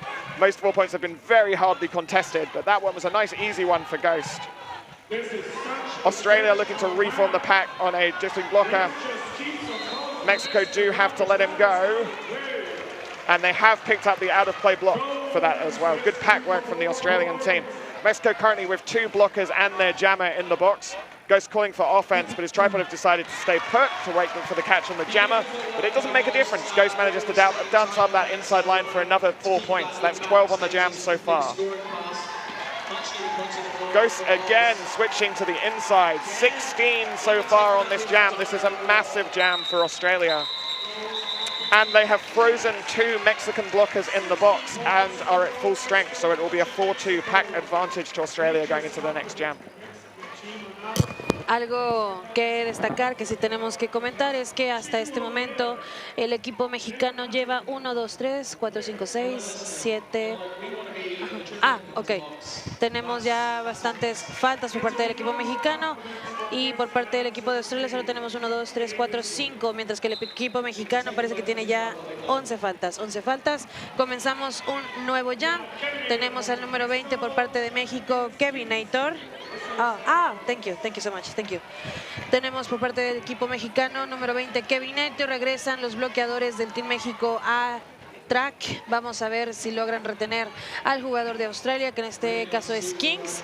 Kings, Drop, Blair y Ghost. La verdad, muy buenos jammers del equipo australiano. Sin embargo, también en México, jammers muy ágiles, muy poderosos. Kevin Héctor, uno de ellos. Sin embargo, ahorita la barrera de Australia bastante fuerte. Tenemos un pass no penalty por parte del jammer número 401, Kings, de parte de Australia. Logra pasar. Vamos a ver si se logra este pase estrella. No, se regresa el número 7, Tagle. Le marca... Ah, no, pensé que le habían marcado una falta. Simplemente lo sacaron de la pista. Vamos a ver si logramos completar este pase estrella por parte del equipo mexicano. Mientras tanto, ya bastante pesada esa barrera del equipo mexicano. No logra pasar el jammer del equipo de Australia. Ambas barreras bastante fuertes. No hemos visto que un jammer haya logrado pasar. Y ahora sí que se juntan y se rejuntan estas barreras del equipo México y Australia. Tagle logra pasar, número 7, exitoso ese pase de estrella. Tagle logra pasar, algo les aventó Tagle a los de su equipo, creo que es la máscara que traía ahí cargando, I don't know, ahorita pregunto el chisme. Logra llegar Tagle contra la barrera de Australia. Vemos ahí una caída un poquito aparatosa, pero parece que todo está bien. Le marcan una falta al número 20, Kevin Héctor, y se va directo al penalty box. Tenemos a Tagle tratando de pasar todavía la barrera del equipo australiano. Parece que lo va a lograr y se nos va, se fue. 7 del Team México, logra juntar 4 puntos más para el equipo mexicano. Tenemos también, creo que juntamos 4 puntos más para Australia, pero en esta última vuelta 0 puntos. Y el marcador no oficial hasta el momento, México 17, Australia 31. So Australia starting to pull away in this one, 31-17 now. There's a bit of a difference on the penalty board starting to split up. That seems to be the story of our game. So Australia on 6 penalties so far, whereas Mexico have 11. But Australia will start with Kings in the box on this one.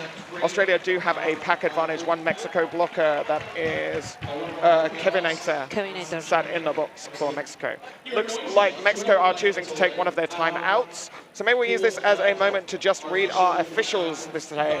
So helping us out and keeping all of our skaters in line and behaving today, we have Collateral Damage, Swearwolf, Terminal Curiosity, Kristapak, Kotalik, Meta Cry, Math Murderer, Mr. Moan, and Abomination, Flora, Stagger for Christie, and Collateral Damage. Por otro lado tenemos a Wikipedia, I like that name a lot. Wikipedia, Micro, Iron Maven, Red Bull, Captain Robius, Major, Buzzkill, Drat, Vader, Delirious, Diver. Recuerde que sin oficiales no tendríamos Roller Derby. Without officials, we wouldn't have Roller Derby. Oh, we cannot thank our officials enough. And one of the things that I am really appreciative of with the Wizards of Oz team is just how many Australian officials are on that team. That's true. Sí, hemos tenido bastantes oficiales de parte de Wizards of Australia. Aquí en esta ocasión también hemos tenido oficiales latinos y la verdad que es un trabajo que hay que reconocer y aplaudirles. Gracias. So Mexico going with Nahual on this jam against the Australian pack. Australia trying to move up to try and get out of the way. Managed to get a 2-wall at the top, but he has beaten through that inside line. That was very good work by the Mexico pack to separate the Australians so that he just had 2 to beat at the top and on a roll as well. Hitting the inside line, manages to dance round, but it has picked up a back block penalty on Butcher. So he will go to the box just as the jam is released. So this will be a full 30 seconds on this power jam. Australia already at work, starting to separate the Mexican blockers and open up an inside line for Kings, who has now got his initial. This jam will go the full 2 minutes, as Kings stashed just before he left the box. Kings pushing away at the middle of this pack. Butcher looking to get a line for him. Great rotation on the wall from the 2 of them. Lulu coming in with a big hit to prevent the run back. Great support from the Australians to help get Kings through. Kings has got a particular place in my heart. I know Kings' partner Raptor from way back, and she's been helping us on the bench for Kiwi Tour this weekend. They are some of absolutely lovely people. And yeah, Kings is doing a great job this weekend on the games that he has played in. Kings and Butcher again working together to open up that inside of the pack. Continuing to work as the remainder of their pack makes a catch on the Mexican jammer, who is dancing around that outside line. back to the middle, and a big tumble in the pack. But it looks like everyone is okay and back up. Just one to beat for the Mexican jammer. And another one as Butcher manages to cycle up and gets an extra hit in, but he is out. That's 8-4 on the jam so far to Mexico. King's continuing to fight that Mexican pack. And we do reach the natural conclusion of the jam. Terminamos un jam más bastante aprovechado por el equipo mexicano. Hasta el momento, marcador no oficial, Team México 25 puntos, Wizards of Australia 39, un poquito separado ese marcador, pero realmente no tanto. De nueva cuenta, analicemos. Desde ustedes están viendo allá en casita y saben lo que es esto de ponerte los patines y luchar cuerpo a cuerpo contra 5 personas que te quieren bloquear el paso. No es nada fácil conseguir estos puntos y vemos 2 barreras bastante fuertes de ambos equipos, por lo cual todavía tenemos estos puntos un poco cerca, pero no muchos, y logramos el liderato de parte de México, número 51, Licuado, que by the way, me encanta cómo le dicen acá, Licuado, pero para México y para la banda, Licuado, número 5-1, logrando llevarse el liderato de este jam y haciendo también un trabajo maravilloso de puntitas por la orilla. 4 puntitos más para el equipo mexicano, mientras que por parte del equipo de Australia parece que tenemos un pase de estrella que no ha logrado concretarse porque las barreras del equipo mexicano siguen sin dejar pasar al pivot. Vemos que mandan a caja el número 7, mientras tanto Licuado juntando 4 puntitos más para México, 4 puntitos más para el equipo mexicano. Wizards of Australia sigue intentando pasar. Uy, Licuado, ten cuidado, mijo, tenga cuidado, mijo, mándenle saludos a Licuado. Oigan, no me jala el internet, no he podido ver sus comentarios, pero ahorita veo qué hago para leerlos, pero sorry.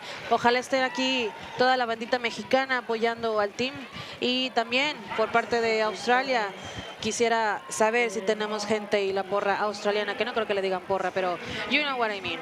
Seguimos viendo al pivot de parte de Wizards of Australia tratando de pasar la barrera del equipo mexicano, que sigue bastante fuerte. Logran reciclarlo. Licuado una vez más se topa con la barrera del equipo australiano. Casi lo sacan, pero dijo, Nel, yo voy a pasar, dando lo mejor. También el pivot de Australia sigue ahí atorado con la barrera mexicana. Vemos ahí una caída. Ay, Licuado, me asustas. Yo lo había tirado y dije, no, pero todo bien, todo está bien, everything is fine. Y hasta el momento, marcador, Dios santo de la vida. No, bajaron un punto. Tenemos México 39, Wizards of Australia 39. No, todo bien. Está correcto el marcador. Empatados. So going into our next jam, we are at a tie game. That was a massive jam for Mexico, who managed to not only contain Bazinga, but then contain Slendy on that star pass as well. Australia are choosing to use their... Oh, I thought they'd use an official review, but it does now seem to be showing differently on the scoreboard. So we'll just double check that they have used their review as well.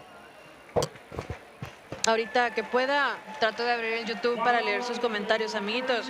Mientras tanto, tenemos un tiempo fuera oficial, official timeout. No sé qué estarán revisando. No hay nadie, no tenemos jugadores en el penalty box. Penalty box is empty. Y regresamos. Your turn or my turn? So just to confirm, folks, 14-point jam there for Team Mexico. So Mexico going with Rolando on this jam, and for Australia that will be drop there again. Empty penalty box, haven't seen that for a little while in this game. Current penalties, 6 to the Wizards of Oz and 13 to Mexico.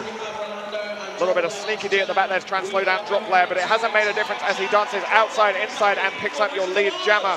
Rolando just with one to beat at the top of the pack, and does so about half a track behind Drop Blair. Australians switching to offensive mode, trying to separate as many of those Mexicans as they can to get some safe points. Looks like that will be 2 on the jam for Australia, 0 to Mexico. So 41-39 to Australia after that jam. Solo 2 puntitos de diferencia entre ambos equipos, grandes equipos que llegaron hasta este punto del Mundial Varonil de Roller Derby en Francia. El primer mundial, by the way, recordemos, el primer mundial desde la pandemia, porque íbamos a vernos en el 2020 llega este virus, se suspende todo y hemos regresado. El último mundial, si no mal recuerdo, fue en el 2018 Barcelona. Bastantitos años han pasado, 8 años desde el último mundial. Comenzamos un nuevo jam. Ay, perdón, me asusté. Ya pasó. Número 75, Nahual, tratando de pasar la barrera del equipo australiano por parte del equipo de Australia. El número 7, Ghost. Y logra pasar Nahual, llevándose el liderato de este jam. Pero atrás de él viene Ghost, number 7 from Wizards of Australia. Un verdadero talentazo de jammer. También Nahual. Vamos a ver si logramos juntar puntitos. Y él dice, vamos a terminar este jam. Y logran juntar. Nahual se fue hasta quién sabe dónde. Salió volando, pero todo bien. Tenemos un puntito más para Australia. 2 more points for Mexico. Hasta el momento, México 41, Wizards of Australia 42. Fantastic speed by Ghost there to steal that additional point. His speed this weekend has been absolutely phenomenal. Nikki's drawing little hearts with her hands right now. He's amazing. I'm his fan. I think everyone's his fan after this weekend. Yeah. Next jam up will be Bazinga for Wizards versus Liquado for Mexico. Always good when you get to learn while doing an announcing call. That sounds great when you say Liquado. Yeah, cool. Bazinga pushing away hard at that 4-wall. Mexico going to try and contain him. Does manage to pick up a lead jammer as one of the Mexican blockers goes to the penalty box on a multiplayer block. Meanwhile, Liquado still stuck at the back of the pack, being recycled by the Australians. Butcher and Bazinga going to work on that top pack, trying to get some separation. But Butcher has picked up a blocking with the head penalty. Liquado working well, has managed to find an outside line, but does go to the box on a high block. This will be a power jam to Australia and Bazinga. Great work there by Just Incredible, starting to recycle some of the Mexican blockers. Australia choosing to call this one, perhaps to put a different jammer out and take full advantage if they can. Mexico will start with 1 in the box in from their blockers as well as their jammer. Vamos a comenzar un nuevo jam. Hay que decirlo, la verdad es que hasta el momento el equipo de Australia lleva 7 faltas en total. Y por parte del equipo mexicano, 15 faltas en total. Pero bueno, creo que el que tiene más faltas, o sea, no va a quemar raza, pero son 3 faltas, ¿no? El que tiene más faltas. Comenzamos el nuevo jam y el número 54 de Australia, Dropler, también otro amazing jammer from Wizards of Australia, se lleva el liderato de este jam. Por parte del equipo mexicano ya se pone de pie Licuado desde el penalty box. Número 54 de Australia, Dropler, tratando de pasar la barrera que, insisto, una vez más, se posiciona como una de las barreras más fuertes de este mundial. Logran reciclar al jugador de Australia. Licuado regresa a la pista. Vamos a ver si logra juntar puntitos para el equipo mexicano. Ambas barreras muy fuertes, sin embargo, logra pasar Dropler. Logra pasar juntando los 4 puntos para su equipo. Y continuamos, Licuado sigue batallando un poquito para pasar la barrera, pero tenemos un pase de estrella, un pase de calzón. Número 7, Tagle, vamos a ver si logra juntar esos puntitos, pero Wizards of Australia decide terminar este jam. Tenemos 4 puntitos más para el equipo de Australia, 0 puntos para México. It's a big jam for the Wizards as they try and get this momentum shift back towards them. Yeah. I mean, the theme of this game is that Australia seem to be, when everyone's on track, Mexico may be slightly edging this game, but they seem to be getting about twice as many penalties as the Australians currently. So the Australians seem to be able to kind of get back into it by capitalizing on those penalties and scoring big points. Almost the opposite of their game yesterday versus Canada. Australia going with Kings for this one, and Rolando for Mexico. I think Kings did just pick up a track cut there, as he didn't quite get behind the hip of the Mexican blocker that was recycling. So this will be a power jam to Mexico and Rolando. Rolando with just 1 to beat, that would have been Butcher. He does pick up the out-of-play call, so Australia down to 3 blockers to defend this one. Looks like they're holding Lulu at the back of the pack, and it will be Waters Milling and Just Incredible are your 2 blockers on for Australia. Rolando does manage to get a bit of a catch, but does manage to break his way through the inside line to pick up another 4 points. Your jammer for Australia has now been released, so Mexico are setting up ready for that catch. The returning Mexico blocker has come back as well. And Kings now does manage to find that inside line to complete his initial pass. Butcher has been released from the penalty box. So going into the next jam, we will be at full strength for both packs. 7-0 to Mexico on that jam. Your scores 54-48. Bastante intenso este último jam.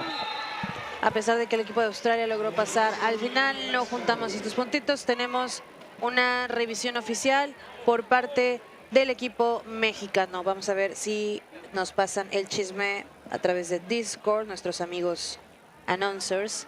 Mientras tanto, queremos saber desde dónde nos están viendo, desde qué parte del mundo. Por cierto, buenos días hasta América Latina. ¿Qué horas son allá? ¿Qué hora es allá? Acá es la 1:29 de la tarde. Allá supongo que, bueno, en México deben ser como las 5 de la mañana. ¿Cómo están, momones? ¿Ya desayunaron? ¿Qué están desayunando? This may well be a good time to thank some of our sponsors. Yeah. Huge thank you to Cloud Skate, or Cloud 7. Uniforms, boots, wheels, and skate gear rise above on Cloud 7. They do have a stall in the venue. I visited them yesterday and it looked really cool. So I recommend if you are around in person, go and check them out. It's really cool.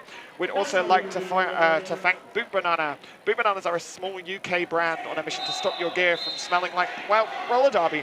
Their natural deodorizers absorb moisture and odor so your kit's fresh and ready for the next hit. Get yours on bootbananas.com. I know that Team England are also doing a raffle, I believe, for a set of Boot Bananas as well. Oh, yeah, you're right. I heard that. Y comenzamos otro jam. Tenemos por parte del equipo mexicano el número 20, Kevinator. Y por parte del equipo de Australia, el número 747, Screamjet. I think this is the first jam of Screamjet. No, Screamjet's been on a couple of times. Ah, Yeah. ok. Bueno, tenemos a Screamjet de parte del equipo australiano, ya ha entrado anteriormente, me parece que sí, una confusión mía. Kevinator batallando un poco para pasar la barrera del equipo australiano, pero también el jammer del equipo de Australia, topándose con la barrera fuerte del equipo mexicano. Kevinator logra burlarse y pasar por la orillita. Del otro lado se lleva el liderato de este jam. Vamos a ver si colecciona estos puntitos para el equipo mexicano. Logran sacar a Kevin de la pista, lo reciclan. Mientras tanto, el jammer del equipo de Australia sigue atorado con esa barrera bastante sólida.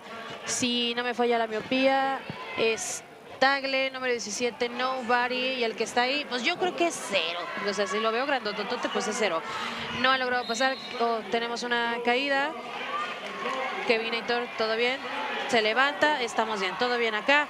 Vemos que Tagle hace un trabajo de apertura para Kevinator.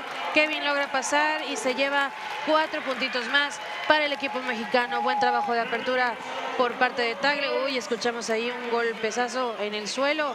Logran sacar al jammer Screamjet del equipo de Australia, que no ha logrado pasar hasta este momento la barrera del equipo mexicano. Kevinator también es reciclado.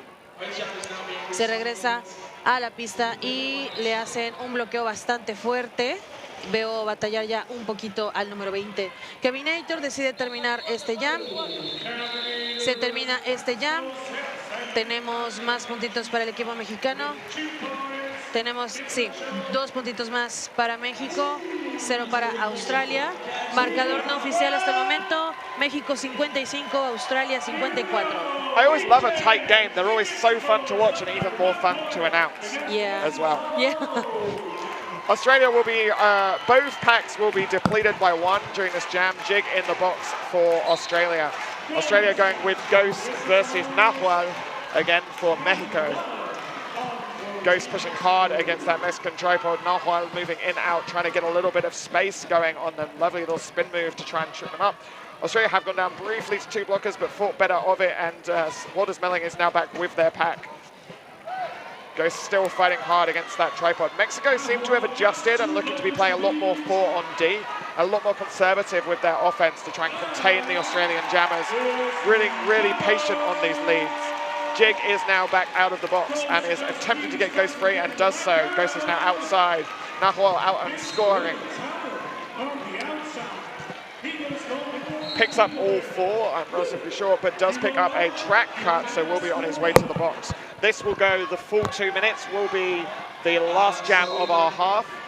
Ghost picks up his initial pass. Oh no, that is 4 points for Ghost.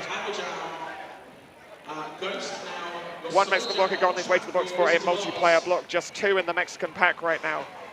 Great little bit of work there by the Mexicans, but does go a little bit too far and did destroy the pack. So Zero will be on his way to the box for a disruption penalty. Just 1 on track for Mexico currently.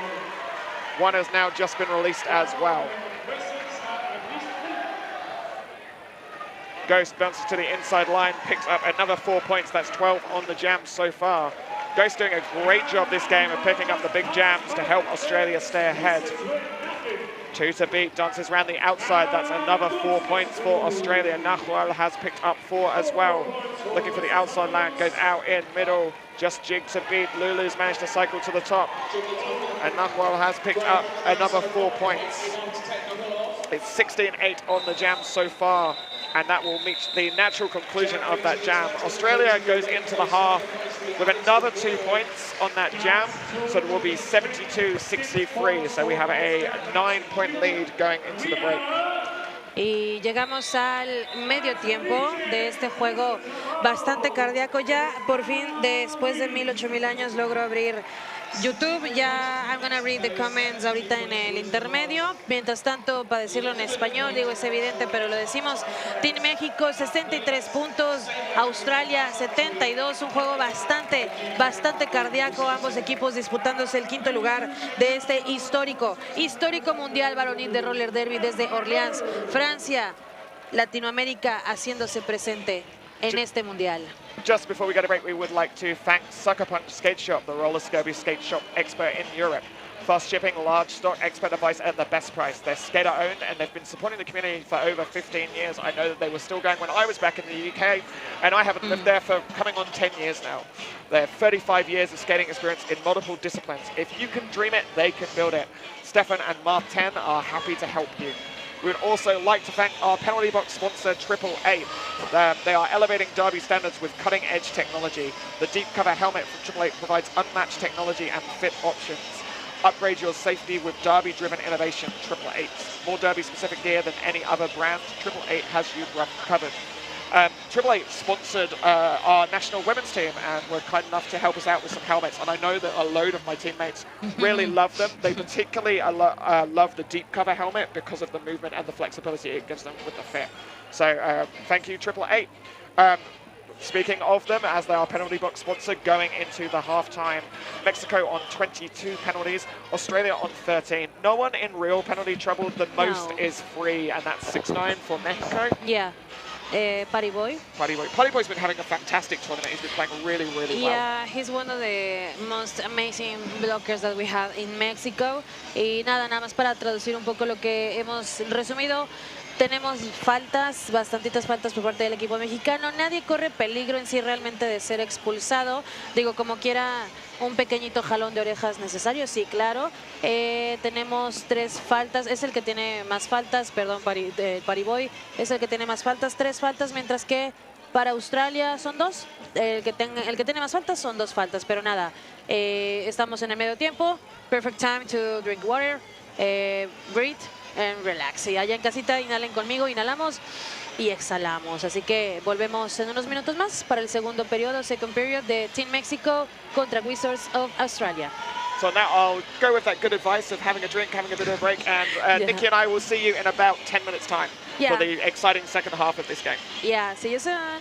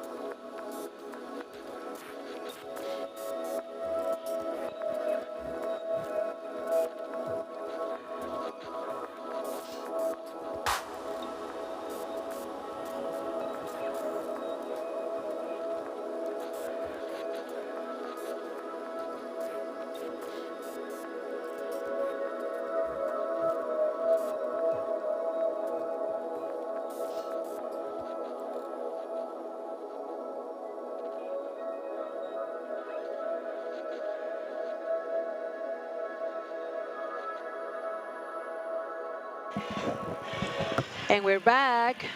Estamos de vuelta, terminando el medio tiempo para este gran partido Team México contra Wizards of Australia.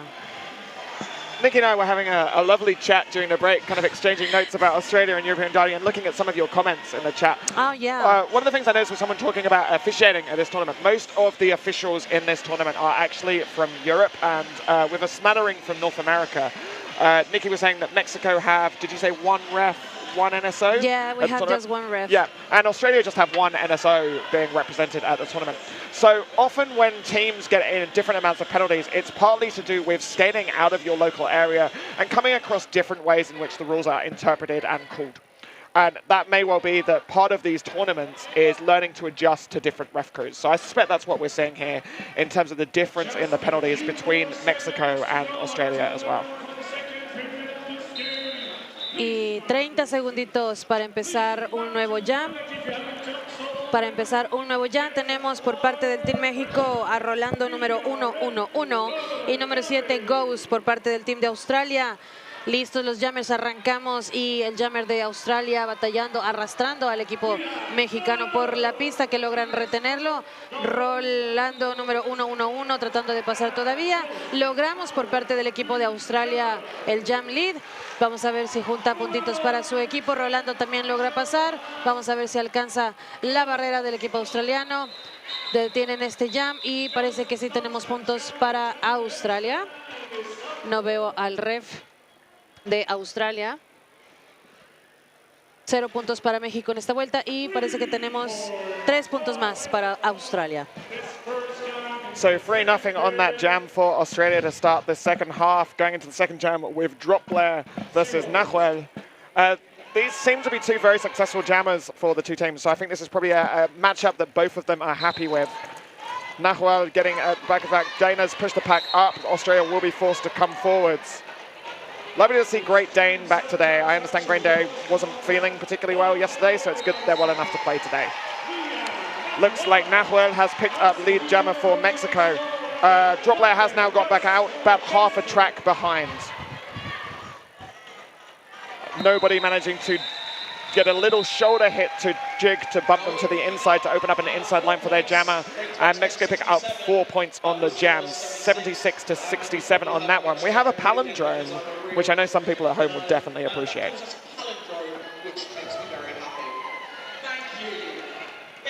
Terminamos un jam más, vamos a comenzar uno más, número 426 de Wizards of Australia, Basinga, y por parte de México, número 20, Kevinator. Vamos a ver quién de los jammers logra pasar la barrera, las barreras de los equipos para juntar los puntitos para su equipo. Kevinator topándose con la barrera australiana, el jammer Basinga también batallando para pasar, pero Kevinator dijo, esto es para mí, esto es para mi equipo y por mi país. Se lleva el liderato de este jam. Basinga también logra pasar la barrera.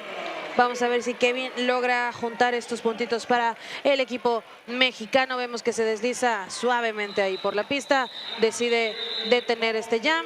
Vamos a ver si juntamos puntitos. 2 puntitos para el equipo mexicano, 0 puntitos para Australia en esta vuelta. Australia will start this jam with their pivot in the penalty box. Water Milling picked up a forearms penalty somewhere over the course of the previous jam. So there will be a pack advantage to Mexico. Scramjet versus Liquado on this one. Looking for the late suckback, do manage to get onto Liquado. Meanwhile, Scramjet almost recycled to the end, does a little dance move to stay in, turning off physics briefly again as they did earlier this weekend. Pushing hard on the middle of that Mexican tripod. They seem quite happy to just hold. I think Mexico are looking to adjust for their penalty account, and it's working very, very well for them as Liquado manages to find an outside line to pick up lead jammer. Scramjet still fighting hard against that tight Mexican four-wall. Goes for a back bend, puts one hand down, stays in. Waters Milling trying the apex jump to couch Liquado at the front, but it doesn't quite get there. Liquado's picked up 4 on the jam, coming in for another scoring pass.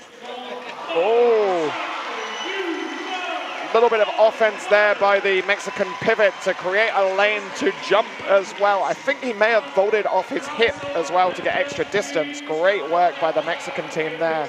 4-0 on the jam. Liquado takes a big hit and goes down. He seems to be holding his shoulder. So I suspect we might need a little bit of a break for medical attention. Oh my God. One of the other things that Nikki and I were chatting about during the break was kind of the relative differences around roller derby in Australia and Mexico. One of the things which I suspect a lot of people don't know about the Wizards is that following the pandemic, men's roller derby particularly almost collapsed in both Australia and New Zealand. Wow. We haven't been able to hold men's nationals since the pandemic. Yeah. I believe a couple of leagues are now starting to get to the stage where they have the numbers to compete. I'm speaking about people like the Victorian Vanguards down in Melbourne and the Scartel up in Brisbane, but a lot of other leagues are still rebuilding. I know Perth Men's Roller Derby are still rebuilding. I know that Sydney Smash went under and haven't managed to get going again. So the Wizards is a really big opportunity for Australia to get men's derby going again. And this result for them will be fantastic to kind of show what they can do, show that they're still a force to be reckoned with within the sport, and help draw people back to the open division game or the MRDA game, or however you want to describe it. Sí, lo que estábamos escuchando es que desde la pandemia, bueno, creo que es algo que pasó a nivel mundial, pues el roller derby se detuvo, por completo por este peligroso virus que tuvimos en el desde el 2020. Australia por poco fue uno de los equipos que dejaba de existir, que colapsaba, pero sin embargo, logran avanzar y hoy están haciendo historia en el Mundial Varonil del Roller Derby. Y chicos, la verdad, por estar viendo el marcador, no me percaté que tenemos a un jugador lesionado. Bueno, tenemos ahí el equipo de los paramédicos atendiendo a uno de los jugadores. Sorry, didn't see who is the player. Do you know who is? It was the jammer, Liquado. Ok, parece que es Liquado, quien nos ha dado verdaderamente un espectáculo. Justo acabo de leer un comentario. Sí, claro que sí, todos los jammers del equipo mexicano han hecho un increíble trabajo en este mundial. No por nada han llegado acá hasta disputarse el 5º lugar de este mundial. Pero Liquado, sin lugar a duda, lo ha hecho increíble. Parece que todo bien. Liquado se pone de pie. Yo quiero escuchar esos aplausos desde México. Estoy segura que están aplaudiendo. No importa que despierten a los vecinos, que ya se levanten, es bien temprano. Y desde acá se escucha la porra mexicana. No sé si pueden escucharlo a través de mi micrófono, pero así de potente está la fuerza mexicana. Liquado did seem to be in some discomfort and was holding his shoulder and has been escorted down the tunnel. My suspicion is that Liquado may not return this game, which is a real shame because he is an absolutely fantastic jammer to watch. Sí, no sabemos por qué, pero Liquado fue llevado por los paramédicos. Se logró poner de pie, salió patinando, todo bien, pero no sabemos si vaya a regresar para este juego. En cuanto sepa algo para toda su familia y sus amigos, les informaré. Y comenzamos un nuevo jam. Tenemos al número 15 Raz por parte del Team México, el número 7 Ghost por parte del equipo de Australia. Vamos a ver quién de los dos logra. La verdad, dos jammers muy buenos enfrentándose a través de la pista. Ninguno de los jammers ha logrado pasar. Parece que Ghost número 7 por parte del equipo de Wizards of Australia se lleva el liderato de este jam.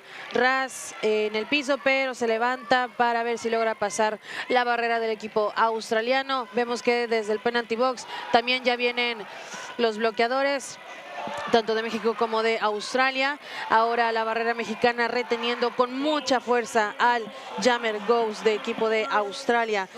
Raz parece que sigue atorado ahí con el equipo australiano. Se separan un poquito esas barreras, poco a poco se van separando más. Van a tener que hacer este trabajo de conexión. Vemos ahí Kraken haciendo el trabajo de conexión. Ninguno de los jammers ha logrado pasar y le marcan una falta a Raz, un corte de pista y se nos va al penalty box. Sin embargo, el jammer de Australia sigue sin lograr pasar esta barrera del equipo mexicano. Yo lo veo como toro loco de aquí para allá, de derecha a izquierda, tratando de pasar, pero no logró pasar. Nos quedamos, bueno, sí logró juntar 4 puntitos para el equipo australiano, 0 puntos para México en esta vuelta. Remaining a very, very tight game between the two teams. And I think the difference for me, if I look at adjustment, Mexico are playing more conservative roller derby. They're playing more defensive. And where it's showing up most is actually on the 888 penalty box board. Yeah. So Team Mexico on this during this half so far, only 3 penalties. Australia have the same. we have drop layer versus Raz on this jam. A slight, sorry. Raz is still in the box for Australia. Quick lead jammer picked up by drop layer. Raz is now standing as Australia go to play some offense, try and separate that Mexican wall. Tight free wall there for drop layer to kind of contend with. Now down to 2 due to the bridging. He does manage to dance, keeps himself inbound and picks up 4 points. Raz is fighting away at the back, star in hand, looking for the pass. Pass has been completed for Mexico, and they get that star around the outside. Drop layer now attacking that Mexican pack. Has picked up a couple of points and will call it. We'll see how many. It looks like just 1 on that jam being signaled by Buzzkill, and none for Mexico. That gives us 85-79 going into the next jam. Solo 6 puntos de diferencia en el marcador. 6 puntos de diferencia entre ambos equipos bastante poderosos aquí presentes en el partido, disputándose por el 5º lugar.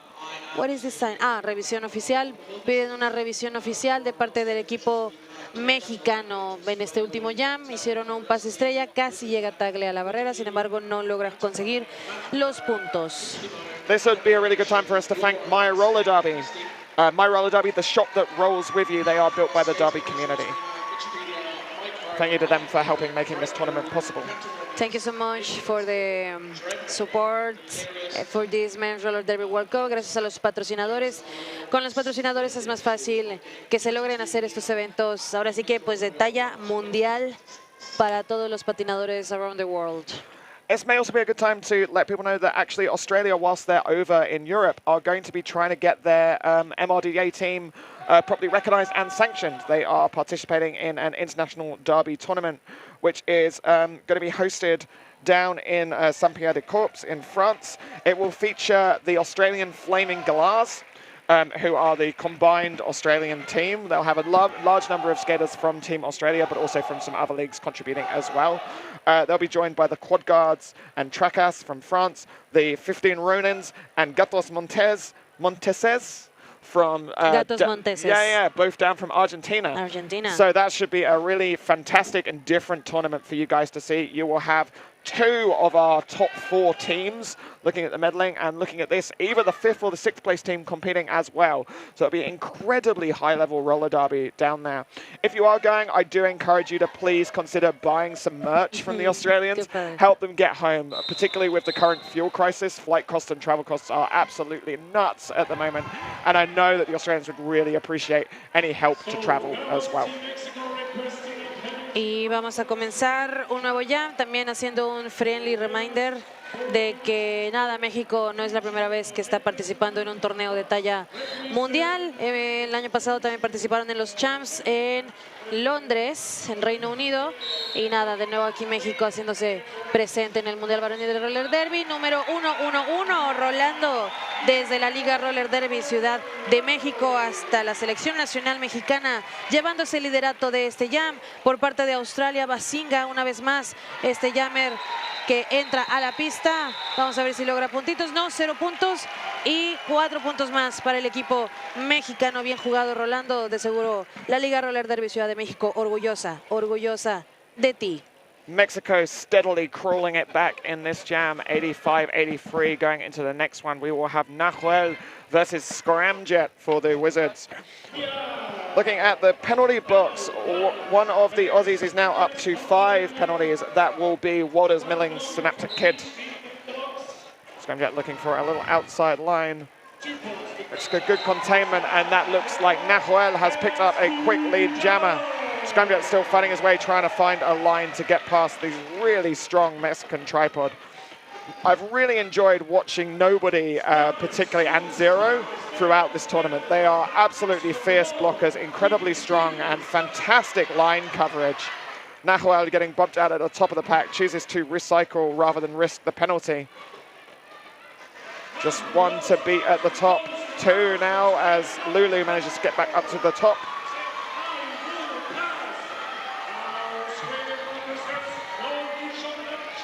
Looks like they're still just about inbounds. 1 hand down. The Australians do have to go back because they are out of play. That will be 4 points for Nahuel on this jam. as Mexico do take the lead. Scramjet still fighting away, star in hand. Tempted pass to Waters Milling, but opts to recycle as he wasn't sure whether or not he was out of bounds before he made that handoff of the panty.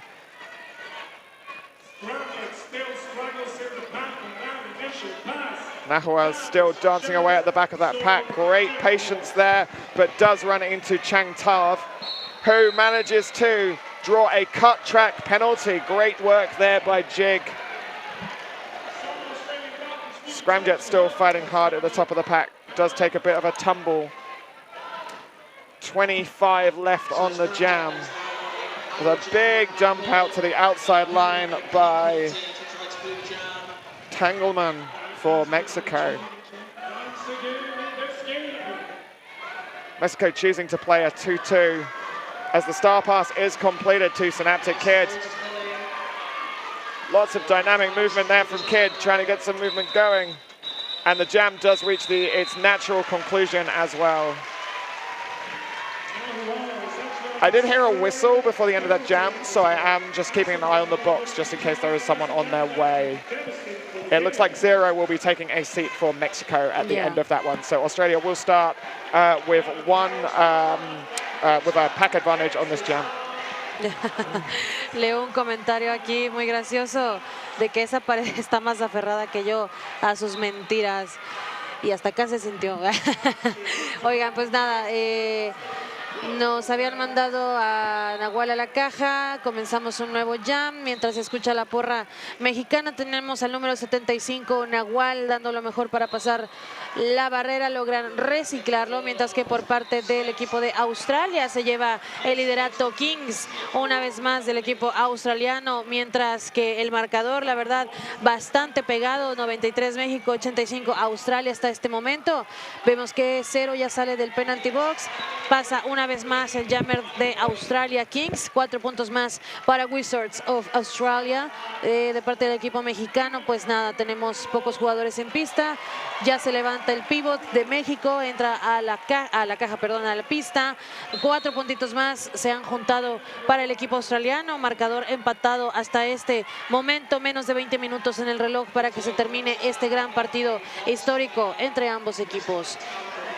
Vemos que Nahual logra pasar, pero se termina este jam. Tenemos 2 puntitos más para el equipo australiano, 0 puntos para México, lo que nos deja con un marcador no oficial hasta el momento. México 93, Wizards of Australia 95. Y solo para terminar y comentar en esta sección para los que están preguntando por Licuado y que no pudieron ver hace unos minutos, él fue sacado por el equipo médico, él logró levantarse, parece que le dolía algo en el hombro, pero no sabemos si regresará en este juego. And we've got Kevin Ada versus Ghost on this jam. This game has had more lead changes than I really know what to do with. This might be the most lead changes we have had this weekend. Ghost pushing away at the front of that pack. Mexico looking to play 4D and then cautiously send one again.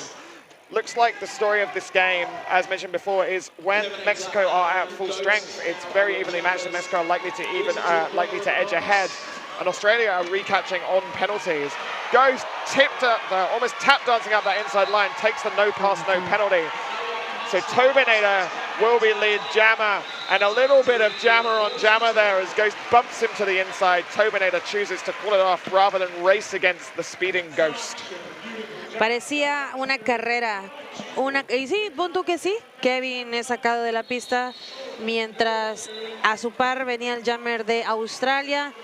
Y Kevin decide terminar el jam antes de llegar a la barrera. Buena estrategia para cuidar esos puntitos y solicitan un tiempo fuera de parte del equipo mexicano. Creo que esta es la tercera vez que piden tiempo fuera, si no me falla la memoria. Bastante apretado este marcador. Un juego de verdad muy cardíaco. No me imagino cómo estarán ustedes allá en casita hasta América Latina. Un saludo a todos los que están aquí en el chat. También mando saludos para las personas que están en otros países y que estén aquí apoyando estas transmisiones que gratis, sí, completamente gratis. No recuerdo si anteriormente hubo transmisiones gratuitas en un mundial, pero recuerden que pueden hacer donaciones para que sigan siendo posibles estas transmisiones y que llegue hasta las pantallas de sus casas. Y nada, la verdad es que un equipo bastante talentoso, sé que los que hablarán español me entenderán, pero un equipo bastante talentoso. Tenemos productores, asistentes de producción, camarógrafos, anunciadores obviamente, y nada, o sea, un equipo bastante grande y pues todo esto cuesta amigos, así que su donación también ayudará a que siga creciendo este equipo de producción. Y comenzamos un nuevo jam.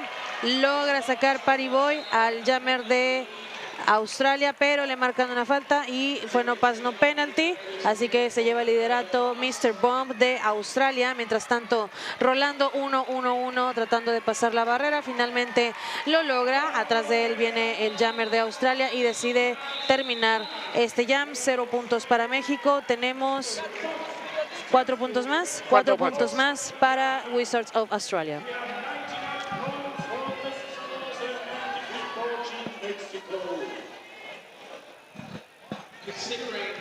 Kings lining up on the AAA jam line for Australia and Tobinator again for Mexico. There will be a slight pack advantage to Australia as Party Boy remains in the box for Mexico. Kings looking for the outside line. Great Dane trying to open up the middle for him. Manages to get that tripod rotating. Stretching out the pack at the top is Kings as he drives that tough Mexican wall. They're so good at supporting each other, going back together, but Kings manages to stay upright, bounces up the inside line. Quick star pass from Kevinator to Tangleman. Dances around. It's a no pass, no penalty on a little jig there, and he is out and will be scoring. Kings picked up a couple of points. That will be 2 points on the jam for the Wizards of Oz. So that brings us to 101 to the Wizards and 93 to Mexico. Ahí me atoré. A ver, tenemos 15 minutos 35 segundos en el reloj para que se termine este encuentro fantástico entre el equipo mexicano y Wizards of Australia. Tenemos a Rolando número 1-1-1 de parte del equipo mexicano y a Drop Blair número 54, un jammer, la verdad, ya lo he dicho y lo seguiré diciendo, un jammer muy talentoso, muy prometedor por parte del equipo de Australia. Vemos ahí a las barreras bastante pegadas, sin embargo, Drop Blair de Wizards of Australia se lleva el liderato de este jam. Por parte del equipo mexicano vemos un pase de estrella exitoso y Kraken número 83 logra pasar. Vamos a ver si juntamos puntitos para el equipo mexicano. No, nos quedamos 0 puntos para México y creo que son un puntito más para Australia. 3 puntitos más para Australia, lo que nos deja con un marcador no oficial hasta el momento. Team México 93, Australia 104. Looks like Australia will be going with Ghost again on this jam, and he will be up against Raz for Mexico. Raz has been utterly fantastic to watch all weekend, tough jammer, so this is potentially the 2 strongest jammers, or the 2 that have been performing the best during this game, going head-to-head as well. Ghost dancing around that rear guard for the Mexican wall as Raz continues to push through. Mexico opt for a star pass to get that star out so that they can score and look for full containment on Ghost.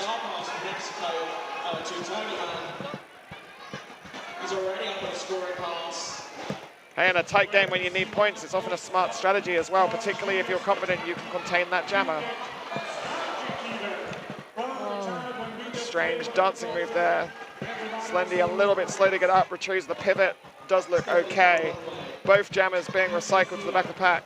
No one out on a clean pass yet beyond that star pass, but it looks like, yep, Mexico have picked up 4 points on the jam. That pass to Tangleman early on has paid off for them. Lead is still open. Ghost has now picked up lead and calls it. So a hard-fought jam there for the Wizards, who picked up lead, but due to some smart play by Mexico, do finish that jam with a 4-0 deficit.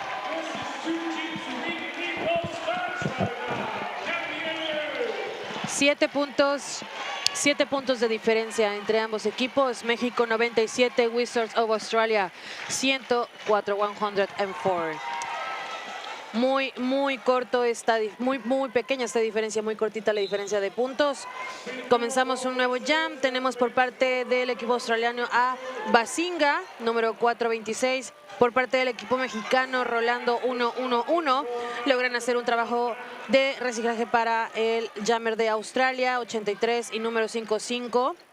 Y Pariboy 69 bloqueando muy bien al jugador de Australia también. Uy, ya bien pegadas esas barreras. Logran llevarse un poquito, arrastrar un poquito a Rolando, pero él no se rinde, sigue empujando. Hasta el momento ninguno de los jammers ha logrado pasar. Ninguno de los jammers tiene el liderato y ahora sí que se están yendo para atrás porque están bastante fuertes estas barreras. Rolando logra saltar y escabullirse. Vamos a ver si logra pasar la barrera. Parece que no.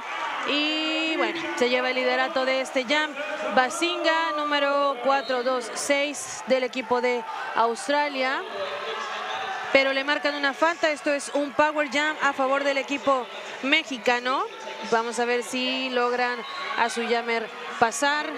Siguen reteniendo ahí a uno de los blockers del equipo australiano. Ay, alguien salió volando.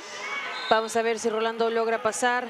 No será líder, pero por lo menos veremos si hay alguna posibilidad de que junte algunos puntitos. Sin embargo, se sigue topando con una doble barrera del equipo australiano, pero él, dándose la vueltita tan bonita, se lleva, ahora sí se lleva el liderato de este jam.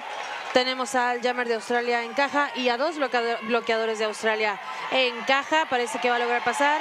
Logra pasar juntando puntitos, más puntitos para el equipo mexicano. Cerrándose cada vez más ese marcador. Team México 101, Wizards of Australia 104. Aquí se escucha la porra mexicana potente, hermanos. Y tenemos más puntos para el equipo mexicano. Atrás de él viene el jammer de Australia. Rolando decide terminar este jam. Esta vueltita termina. Dios mío, a ver, espérenme, déjenme respiro. Respiremos. Team México 105, Wizards of Australia 104. Bastante cerrado este marcador. I think Nikki and I are going to have to start doing drop layers breathing exercises to keep ourselves calm in this one. 1 point game as Mexico edge ahead on that one. And speaking of drop layer, he will be your jammer. He is lining up on the 888 jammer line for Australia, and he will be up against Kevinator for Mexico. Slight pack advantage to Mexico on this one, who proves to go all on D, and it does pay off for them. Drop layer still caught in that tight Mexican pack. Manages to stumble to the outside, taken down by the top blocker for Mexico. Kevinator is now scoring, fighting that tough wall of, looks like, Sin, Jig, and Just Incredible at the top there. Mexico choose to take the points that they can get and call it off. That is a 4-0 jam to Mexico. Oigan, si me vieran, es que me compré unas palomitas, digo, nadie me preguntó, pero me compré unas palomitas acá. Y estoy así de en lo que habla mi compañero, estoy así de que sin parpadear viendo el partido, comiéndome las palomitas. Y nada, un pequeño update. Bastantitas faltas tenemos del equipo mexicano, también de Australia. Y vemos cómo crece un poquito más el número de faltas. Ahorita les doy el resumen. Comenzamos un nuevo jam por parte del equipo mexicano, el número 75, Nahual, tratando de pasar la barrera australiana, mientras que por parte del equipo de Australia tenemos a Kings, una vez más como jammer, topándose con una barrera doble bastante fuerte. Si no me falla la vista, es 1 y 0-4 del equipo mexicano. Ok. Logra pasar el jammer del equipo de Australia, se lleva el liderato de este jam. No logra pasar en esta vuelta al equipo mexicano. Mientras tanto, por parte del equipo de México, Nahual sigue intentando pasar la barrera bastante fuerte del equipo australiano. Vemos ahí cómo hace el trabajo de empuje. Pariboy regresa a la pista. Tenemos ahí un silbatazo, no paga, ahora sí tenemos el pack. Una caída un poquito fuerte, pero todo está bien. Mandan a la caja el número 04 del Team México. Mientras tanto, Kings logra pasar una vez más la barrera del equipo mexicano. 4 puntos más para el equipo australiano. Tenemos un pase de estrella por parte de México. Kraken 8-3 una vez más. patinando a todo lo que da. Vamos a ver si conseguimos puntos para México. 0 puntitos para México en esta vuelta. 2 puntos más para Australia. Lo que nos deja hasta el momento un marcador empatado. No es cierto, siempre no. Team México 109, Wizards of Australia 110. Un puntito de diferencia. 8 minutos en el reloj para terminar este partido. Do your droplet breathing exercises, Australia. We still have a 1-point game going into that one, as it looks like Mexico are calling their last time out of the game. ¿Es time out? Yeah. Ok. México, you're right. Piden un tiempo fuera los del equipo mexicano. Este sería ya el último tiempo fuera por parte del equipo mexicano. Now, I've been keeping an eye on the penalty board for the 888 penalty box this game for this second half. And the story of this game for me is that Mexico have done a fantastic job of adapting to the refereeing in the second half. Going into the previous jam, it was 10-10 on penalties, 10 to Mexico, 10 to Australia. So our overall count is currently 34-23, but this half has been dead even. That difference was all made in that first half. And you can see that in the way that Mexico are playing. They've gone to playing much more conservatively, much more defensively, and then sending that offense where they go. And the Wizards seem to be having a lot more trouble dealing with that style of play from the Mexicans. The last jam was a little bit of an exception. Mexico picked up a couple of penalties and it has got them into trouble. Party Boy for Mexico is now sitting on 6 penalties. We have Ghost lining up on the jam for the Wizards and Kevin for Team Mexico. A matchup we've definitely seen before. And a quick lead jammer for Ghost with some great assistance from Great Dane. But that quick star pass for Mexico again means Tangleman is out and scoring. Ghost has picked up pass 1, 2, and he gets bumped to the inside. Just waiting for confirmation from the ref, but I do think that is 3 points on the jam. Yes, it is for Australia. So 113, 109 with 7 minutes left on the clock.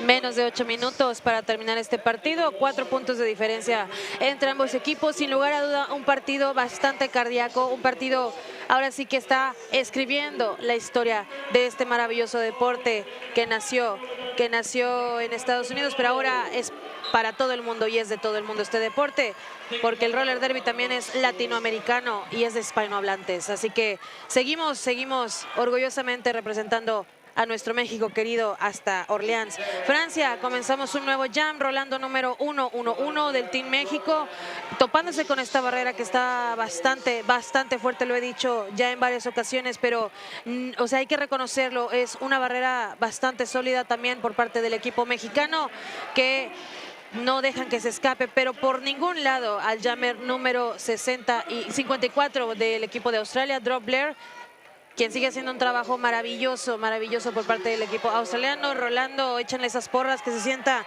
la vibra mexicana, que se sienta el apoyo hasta acá para que Rolando logre pasar esta barrera del equipo australiano. Ya tenemos un poquito separadas estas barreras, ambos equipos enfrentándose. No ha logrado pasar ningún jammer, no tenemos líder hasta el momento, pero parece que se logra escapar. Drop Blair se lleva el liderato de este jam. Tenemos menos de 6 minutos para que se termine este partido. 4 puntos de diferencia en el marcador. Drobler se topa con la barrera de México. Rolando apenas logra pasar al último jammer del equipo australiano. Y mandan al pivot de Australia a la caja. Y 0 puntitos para México en esta última vuelta, 3 puntitos más para el equipo australiano. Marcador no oficial hasta el momento, 109 México y Wizards of Australia 116. Y lamento informarles que tenemos a un jugador expulsado por número de faltas por parte del equipo mexicano, número 69, Party Boy. It's out of the game. Nicky was just communicating to our Latin American audience that Potty Boy did pick up his 7 penalties in that jam and has unfortunately fouled out. Potty Boy has played absolutely brilliantly this game. I think there's, sometimes foul outs are worth it from overplaying. I think for Potty Boy, very much gave everything for his team during the course of that game. Australia getting into a little bit of penalty trouble at the end of that jam. Watersmelling now sits on 6 and he's currently in the box as the pivot, and he is joined by Butcher. So it's, but that seems to work quite nicely for Ghost with the depleted pack on that 2-2 pack, who does pick up lead jammer. He is followed relatively quickly behind by Nahuel. Ghost picks up a couple of points, doesn't quite manage to get through. Nahuel does manage to get out of the pack. He has picked up 4 points already. Ghost still fighting on his first scoring pass. Nahuel about to hit on his second. Good work from the bench crew to communicate to Ghost. Ballistic Whistle and Lumberzack have been wonderful for the Aussies all weekend and are communicating very clearly with their jammers to ensure that they're staying on track with the team's strategy. Empty box for Australia, 1 in the box for Mexico going into the next jam. Vamos a empezar el próximo jam con un jugador de México ya de pie en el penalty box. Tenemos número 20, Kevinator Kings, número 401 de parte del equipo de Australia. Menos de 4 minutos para acabar este partido. México 113, Australia 120, solo 7 puntos de diferencia. Comenzamos este jam, bastante pegadas estas barreras. Vamos a ver quién de los jammers logra llevarse el liderato. Quizá este jam pueda hacer la diferencia. Quizá este jam puede hacer la diferencia. Vemos que Kevinator sigue batallando contra la barrera australiana, también por parte del equipo de Australia. Todavía no logran pasar, pero sí, en este momento pasa Kings, número 401 del equipo de Australia, llevándose el liderato, pero tan solo a unos metros Kevinator, número 20 de México, atrás de él, tratando de llegar. Logra pasar. No, Kevin, regrésate, papi, regrésate, no vayas a cortar. Se regresa Kevinator. El jammer de Australia lo veo ya un poquito cansado, batalló un poquito para ponerse de pie, Kevin también, pero nada, aquí ningún equipo se rinde, ningún país se rinde, todos dando todo hasta el final, con tal de juntar más puntitos para ese equipo. Kevinator logra pasar, se lleva 4 puntos más para el equipo mexicano, 4 puntos más para México. Se termina este jam, tenemos 0 puntos en esta última vuelta. No sé cuántos dedos veo de Australia, creo que son 3. 3 puntos más para Australia. Marcador no oficial hasta el momento. México 117, Australia 123. So going into last 2 minutes, Australia on 1-2-3, Mexico on 1-1-7. Mexico don't have their official review. They do not have any timeouts left. The Wizards still have all of theirs. Yeah. Drop player jamming for Australia, does manage to find a quick outside line. He is your lead jammer. Rolando has done that quick star pass again to Tangleman. So Mexico are out and scoring. Mexico have made great use of the star pass. Drop player trying to find an inside line, aided by great smart work player by Drop player, who as he comes on, shoved his tripod into the Mexican pivot turn jammer to ensure he did get out before. Little run back there. Tangleman is now out for Mexico. He has picked up 4 points. Drop being held by those Mexican 2 walls. And the bench signals for Drop player to call it. He did pick up all 4 points on that jam, so we stay the same. 6-point difference. Last jam potentially. Over to you, Nikki. Oh my God. Estoy leyendo comentarios de que hay que prender veladoras. Miren, por cualquier cosa, yo invito a todo el pueblo de mexicano, a todo el continente latinoamericano, a que pongamos una velita para México. This crowd have gone absolutely nuts for the Mexicans, and I think that's well deserved. Even as someone from Australia and New Zealand, Mexico have been fantastic to watch all weekend, and I think they deserve the crowd support. Sí, la verdad es que both teams, los dos equipos han hecho an amazing job in this Men's Roller Derby World Cup. Amazing teams, amazing jammers, amazing blockers. Todos los miembros de ambos equipos fantásticos. No por nada se están disputando el quinto lugar. Quinto lugar a nivel mundial, que no es cualquier cosa. Damas y caballeros, no es cualquier cosa. No es cualquier cosa ponerse patines y llegar hasta acá, luchando cuerpo contra cuerpo, disputándose un lugar en el ranking mundial. Y aquí lo está demostrando Australia y lo está demostrando México. Tenemos hasta el momento México 121, Australia 127. Menos de 2 minutos para que se termine este partidazo. And what you weren't even able to see, because they didn't show it on the feed, but whilst they were showing you the crowd shots, the Mexican team and the Australian team are all just giving each other hugs down top. I think they've both thoroughly enjoyed the challenge of this game. There's nothing but respect between these two teams. Ghost lining up for the Wizards to jam once again against Nahuel. Pues ahora vamos a empezar lo que podría ser el último jam. Tenemos a Nahual 75 por parte de México, número 7 Ghost por parte del equipo australiano. Ambos jammers no han logrado pasar, digo, esto apenas va empezando. Bastante fuertes ambas barreras tanto del equipo australiano como del equipo mexicano. Vemos que se está alargando cada vez más este pack, esta barrera. Ghost por poco se va. Un buen trabajo de bloqueo de Nobody, que ha hecho un trabajo excepcional. Tenemos el liderato para Bicho, para Nahual, número 75, que se escucha hasta acá la porra mexicana. México haciendo historia en el Mundial Varonil, pero le marcan una falta a Nahual, número 75, un forearm, y se nos va al penalty box. Se empieza a escuchar aquí un debate entre el público sobre esa falta, pero bueno, lo vio el referee, lo marcó el referee. El jammer de Australia sigue sin lograr pasar la barrera de México. Tenemos un power jam a favor de Australia. Now, importantly, because that was a contact penalty, presumably that was awarded before lead, so lead should be open. Sí. And Ghost is now your lead jammer with 5 seconds on the period clock. Que nos queda ya muy poquito de tiempo para este juego, parece que ya se terminó. Se terminó este juego, un juego padrísimo, histórico, 121 puntos México, 127 puntos para Australia. Se terminó, damas y caballeros, is the end of this amazing game. So this means Australia finished this tournament in 5th. Whilst Mexico finished in 6th. Oh. The scoreboard has now turned back on. That's a mistake. Yeah. Mexico didn't have any further timeouts to use, so the fact that there was additional seconds left on the period clock is irrelevant, as Mexico don't have a way of forcing an additional jam this game. So the period clock would have run to its natural conclusion, and Australia should be the winners of this game. We're just waiting for official confirmation. Felicidades al equipo australiano. Congratulations, Wizard of Australia.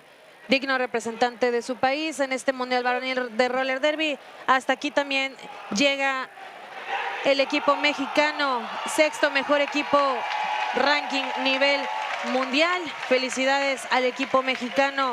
Muy orgullosos deben de estar de todos ustedes, sus familias, sus amigos hasta allá en casita. Y I think this is it. Yeah, it's been an absolute pleasure announcing for Australia. We're getting an absolute pleasure announcing with you, Nikki, and hopefully I will see you again at another tournament in the future. Yeah, we will see you again in the future. Y también digo, for your information, también esta es mi última aparición en un streaming. This is my last streaming in the Men's Roller Derby World Cup. This is my last announcing. Esta es mi última narración para el Mundial. Orgullosa de estar aquí representando a los futuros narradores hispanohablantes que vendrán en torneos mundiales próximamente. Acá los esperamos. Muchas gracias por estar aquí. Thank you so much for the support around the world. Thank you for being here. Thank you for being my partner in this transmission. It was a pleasure. Muchas gracias a todos, todas, todes. Y recuerden, no borders on the track. And we are a beautiful family in this thing called Roller Derby. This is Nikki. And this is Big Kitty. See you soon.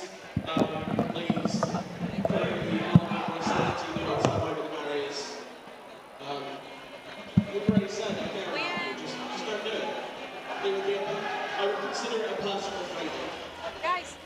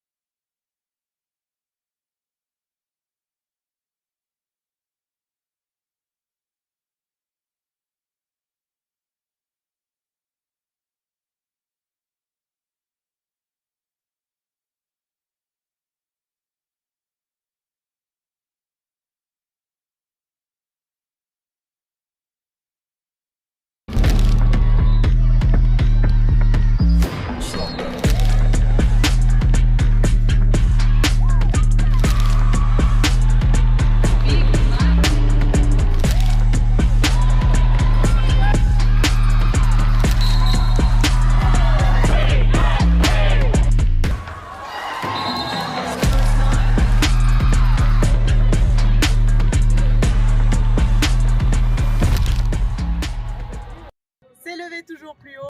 Rise above. Rise above. Per a todos limites. Rise above. Rise above. On Cloud 7.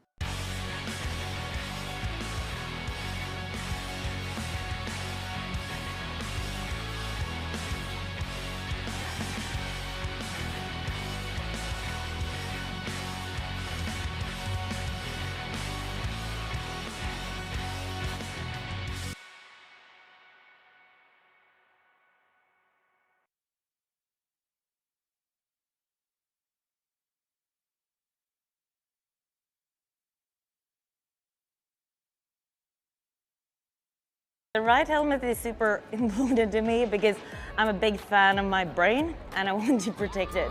I actually am gonna plug in the new deep cover helmet because it's amazing. Your head, your noggin, it's your life. When I play, if I am thinking about the game and not thinking about what I'm wearing, I am on fire. Our heads are so important, so I think it's really important to have a helmet that fits you. It just feels like nothing's on my head. I feel protected. It's definitely a great helmet. It feels like it was made for me. This fits my head. I feel really safe in this. I can adjust it on the fly. It also comes in a lot of cool colors. It feels very snug. I don't know, it's not like a tight helmet, it's like it really like a hug that just has so many fitting arrangements, like it changes everything. It landed where it needed to land. It protected me at the back of my skull. I just never felt more safe than I did with the deep cover. I think Triple Eight is doing an awesome job of listening to the skaters. They're listening to the athletes and they're listening to the things that make us feel safe.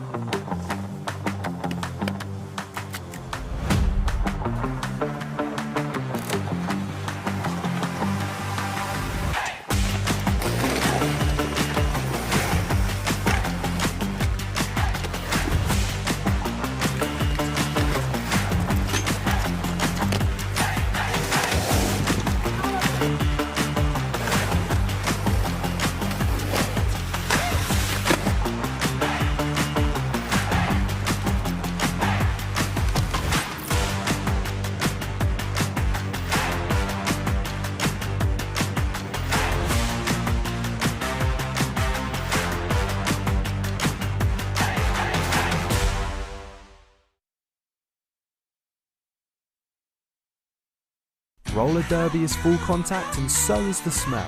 4 days, dozens of games and a lot of sweat.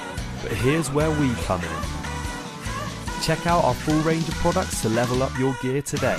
The classic original shoe deodorizers. The active mineral moisture absorbers. The eco travel deodorizers. High performance gear deserves high performance care. Attending the World Cup? These bananas are an essential bit of kit for any tournament weekend. Your skates will thank you, and so will your teammates. Feel ready for life with Boot Bananas.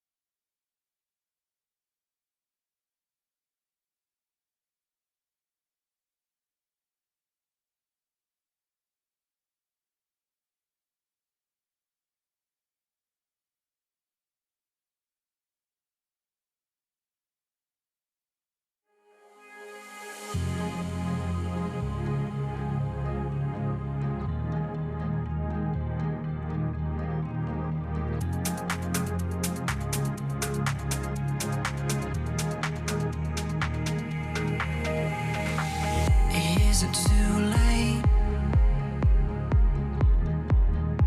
My heart is out there burning away in the sunlight. You look at me and I know that everything's gonna change. How do we ever get to this? Breaking me, you're doing all the wrong things and I'm starting to bleed. Was it hard to speak out and let me know?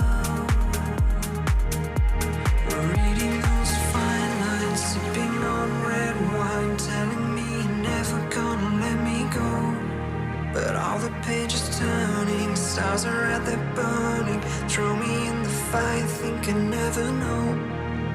All those hidden meanings wash away when your colors shine through and show their face between your fine lines.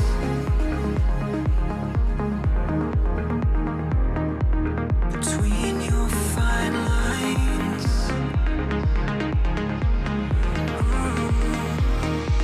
Between your fine lines. Between your fine lines.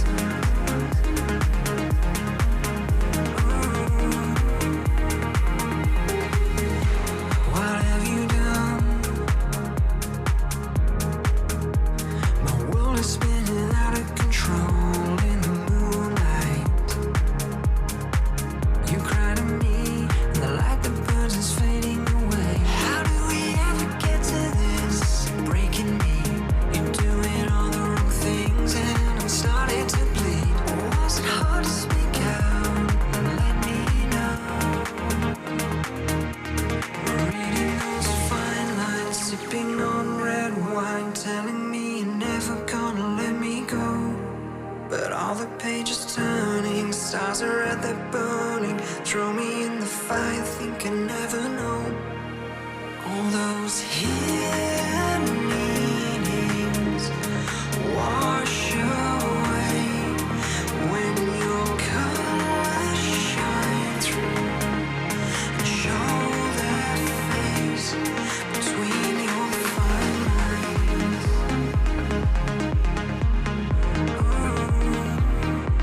Between your fine lines.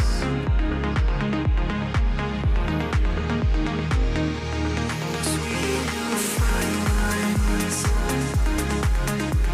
Fine lines. Between your fine lines. Between your fine lines.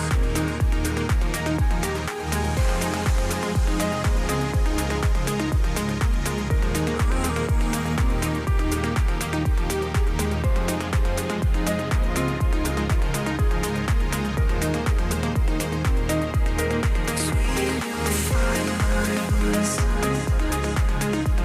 Fine lines. Between your fine lines. Between your fine lines.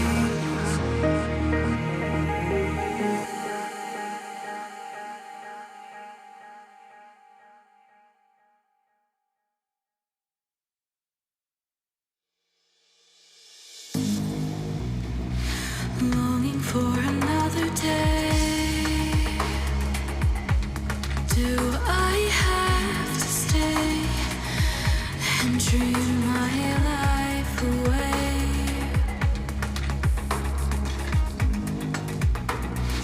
Distant shores and stars beyond my reach. Wishes made in vain. Crumbled paper planes. Someday ran out of time. Someday left me behind.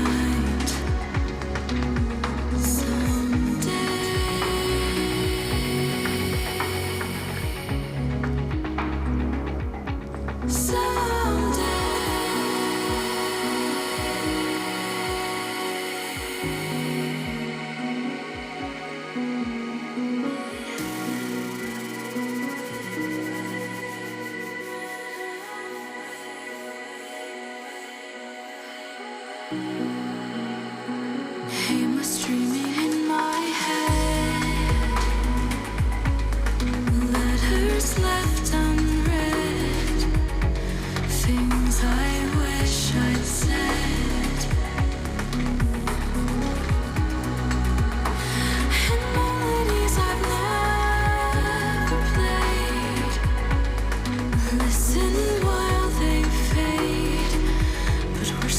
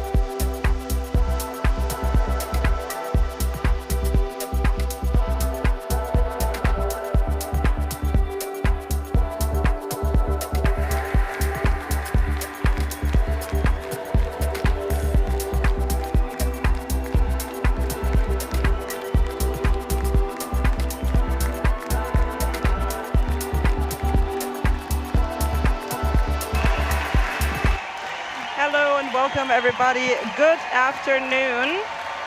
Trying to find the noise in my mind. It's getting really loud in here. Yeah. My name is Valkyria. Thank you for joining us again for the Parade of Nations. I am here with the wonderful Nikki, and we will present to you the teams that have been skating over the past couple of days. So how this is gonna work, we will have the teams showing up one by one. Each team will have a time slot where they can choose to either play music, the music that they used as their skate out songs instead of their team anthems. This is the time where you will have to deal with our talking, because due to copyright reasons, we cannot put those songs up on the YouTubes. Some teams will choose to play their national anthem. Some teams have chosen to give a speech or give another display of what is valued in their nation and important to them. So we will be starting out with the teams skating in the finals, so they can go on and start preparing, and then we will move through the remainders of the teams in alphabetical order. Así es, estamos dando inicio a lo que es el desfile de los equipos que se hicieron presentes aquí en el Mundial Varonil del Roller Derby. Tenemos equipos desde Estados Unidos hasta la punta del sur de América, Chile. Tenemos también equipos europeos, el anfitrión por supuesto, quienes de hecho van a disputarse la gran final. Emocionadísimos todos de estar aquí, emocionadísimos de ser partícipes de este mundial histórico, the first men's roller derby after the pandemic. Han pasado muchos años desde la última vez que tuvimos un mundial varonil, y pues nada, todas las emociones a flor de piel. Muchas gracias por sintonizarnos. Es un honor para nosotros los narradores ahora sí que contar todo lo que sucedió en vivo y a todo color desde el Mundial Varonil de Roller Derby. En unos momentos vamos a escuchar representantes de cada equipo hablar, y como dijo mi compañera Valkyria hace unos momentos, cada equipo seleccionó una canción, pero por derechos de autor no podemos replicarlos en la transmisión porque nos tumban, hermanos, nos tumban la transmisión. Pero nada, aquí estaremos contándoles todo lo que escuchamos y todo lo que se está viviendo en este The Last Day, el último día del Mundial Varonil de Roller Derby. Thank you very much, Nikki. As you might have guessed, we will be doing this in 2 languages, switching back and forth between English and Spanish. Très désolé, mon français est très misérable, so I will not be putting in some French on the way. I really do not want to butcher this beautiful language. We still hope that everybody can be part of this, and especially with so many countries from Southern and Latin America present, I'm very glad to have you by my side here. Oh. All right, you can see it is crowding up. We have not even half of the teams on the track yet. I think it was pretty much a logistical nightmare to get them all in order. Así es. Y siguen entrando más equipos. La verdad es que durante cada partido, pues ahora sí que lo que es, ¿no? Lo que fue, 2 equipos compitiendo. Sin embargo, si juntamos a todos en una sola pista, ahora sí que pues van a ver qué tal luce esta pista, que se vistió de muchos colores, que se vistió de muchas nacionalidades, de muchos países, de muchas caras, de muchos géneros, amigos y ahora nuevos amigos, new friends around the world here in the Men's Roller Derby World Cup. ¿Cómo están todos en casita? En un momento más abro la transmisión en YouTube para leer sus comentarios. Nada más denos shampoo porque se está cayendo un poquito aquí el internet, pero nada, muy felices de estar aquí con todos ustedes. Esperemos que estén viendo este desfile maravilloso, que sigue entrando gente. La verdad, bastante. So many participants in this Men's Roller Derby World Cup. Muchos participantes. 24 equipos, 24 teams. En total, 24 equipos que vinieron para demostrar de qué está hecho el Roller Derby en sus países. Recordemos también que algunos de los equipos, pues nada, batallaron un poco para llegar acá, sin muchos recursos, sin apoyo, pero dándolo todo hasta el final para llegar y disputarse la victoria en este Mundial Varonil de Roller Derby 2026 desde Orleans, Francia, desde una de las ciudades más importantes del país francés, Orleans, lugar donde se disputó este Mundial Varonil, una ciudad bastante linda. La verdad, yo diciéndolo abiertamente, yo no conocía de esta ciudad, salvo por Juana de Arco, pero ya investigando un poco más sobre la ciudad y la historia de todo lo que aconteció aquí hace cientos de años, pues nada, es una historia, es una ciudad llena de historia, llena de color, llena de sabor, y ahora sí que de muchas nacionalidades, porque si están viendo ya tenemos casa llena, todos los equipos están aquí hoy, la porra, la hinchada, la barra, como le quieran llamar, de cheer, está a tope, a todo lo que da, muchas caras felices, resultados muy variados, equipos muy, es que no sé cómo decir, iba a decir una mala palabra, pero no, Nico, no digas malas palabras. Increíbles, amazing teams, 24 amazing teams, partidos cardíacos también. Coméntenos cuál fue su partido favorito, díganos desde dónde nos están viendo. Manden saludos a quienes ustedes quieran. Estoy intentando abrir la transmisión, denme solo un momento más para leer sus comentarios, pero díganos desde dónde nos están viendo. Aquí vemos las banderas de los países: Bélgica, México, Francia, Chile, España, Estados Unidos, Colombia, Argentina, Japón, Inglaterra. Vemos que siguen entrando, Canadá también, orgullosos, cargando la bandera de los colores, la bandera LGBTQ+. Y siguen entrando más equipos. Oigan, sí vamos a caber. sí vamos a caber. ¿Sí me dieron eso? Nada, siguen entrando más equipos, más países, más colores, muchas personas, 24 equipos. Recuerden que tuvimos 24 equipos jugando aquí. Italia también, por ahí vemos la bandera de Italia. Ay, veo entrando, no sé qué equipo sea, pero hasta trajeados están. ¿Quiénes serán? Qué padre, qué calor. Hace un chorro de calor aquí en este recinto, en el Palais de Orleans, Palais de Sports, aquí en Orleans.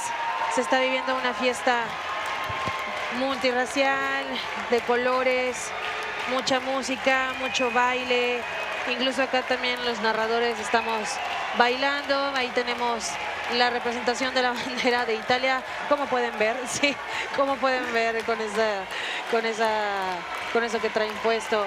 Tendrán calor, yo tengo mucho calor, pero qué padre que la gente se sume para disfrutar de esta fiesta, porque más allá de la competencia, más allá de la disputa por la victoria, esto fue una fiesta mundial, fue una fiesta donde cientos de patinadores de todo el mundo vinieron a hacer nuevos amigos, a crecer, a seguir representando a sus países y hacer del roller derby un deporte más grande alrededor del mundo.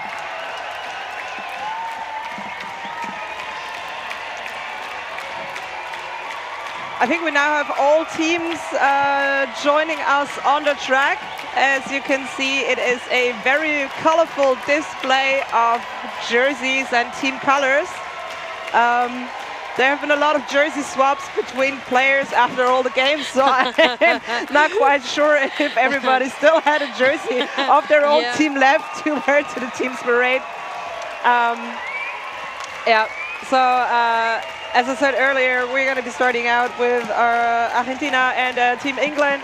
They have the first time slots assigned, so they can go off and prepare for the final game, for the small finale, for the bronze medal game. We're aiming to start at 5 o'clock, I think, right? Yeah, because otherwise we will not get everybody out here in time, I'm assuming. Yeah, and then of course at 7 we have the grand finale with US Roller Derby and l'Équipe de France Masculin Plus playing for the gold and silver medal. Terminamos, parece que estamos terminando ya este desfile. La casa llena. This is so full. La casa está completamente llena. La fiesta está a tope aquí en el Mundial Varonil de Roller Derby.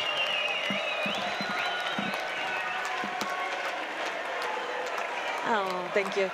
Lo que decía ahorita mi compañera Valkyria es que algunos de los jugadores que acaban de jugar, nótese quiénes son los fiesteros. Argentina. Nótese quiénes hacen el despapalle.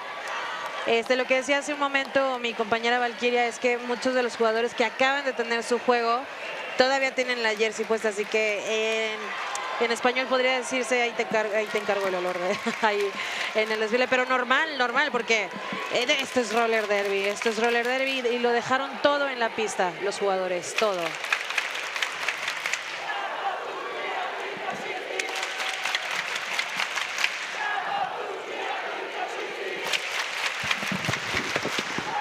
Is that a cheer from...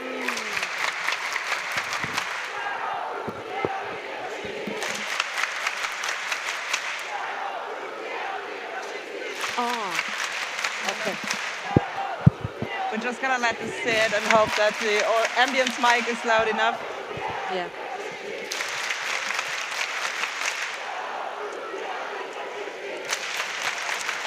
Para los que se preguntan qué es lo que está pasando, digamos que en español es como una porra antifascista.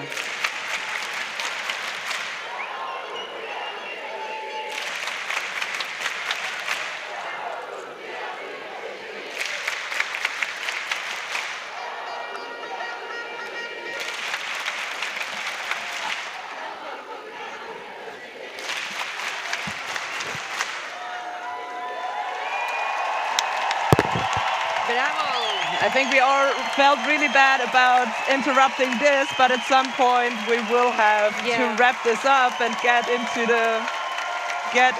things. Yeah. Our wonderful tournament head announcer Snooks on the floor down there, sorting out a bag of fleas. You can see the teams are prepared. And thank you so much for joining us here at the Parade of Nations for the Men's Roller Derby World Cup 2026. And also we have a volunteer from who is traveling with the Argentinian team, who is translating for the teams downstairs. We would like to start by introducing you to Team Argentina. And we are starting with Argentina Roller Derby masculino. Así es. And I head over to you, Nikki. Comenzamos este espacio para uno de los equipos que dejó mucho de qué hablar en este Mundial Varonil con su participación histórica, juegos increíbles, puntajes altísimos. Esta sería la cuarta vez de Argentina participando en el Mundial Varonil de Roller Derby. Increíble equipo, increíbles bloqueos, increíbles llameos. Verdaderamente un orgullo. Dignos representantes de su país. Escuchemos el discurso del equipo de Argentina a cargo del número 16-18.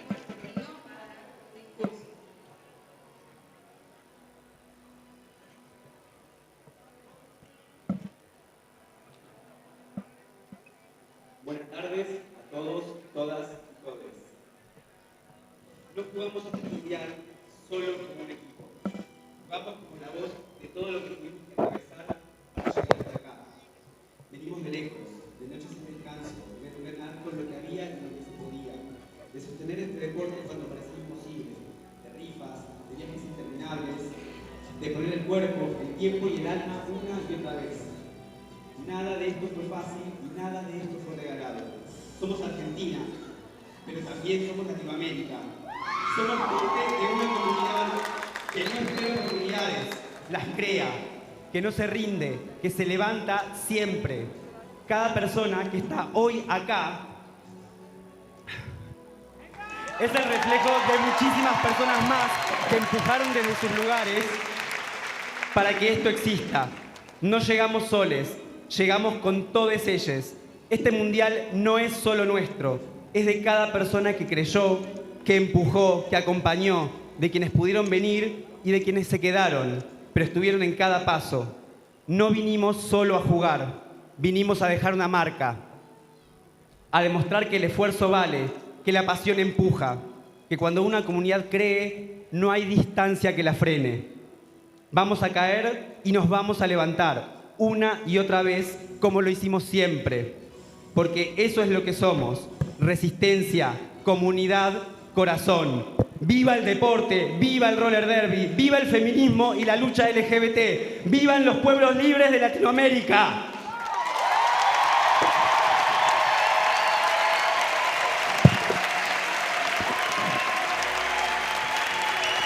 Maravilloso, maravilloso discurso de parte del equipo de Argentina. He de admitir que si ven a alguien llorando, soy yo.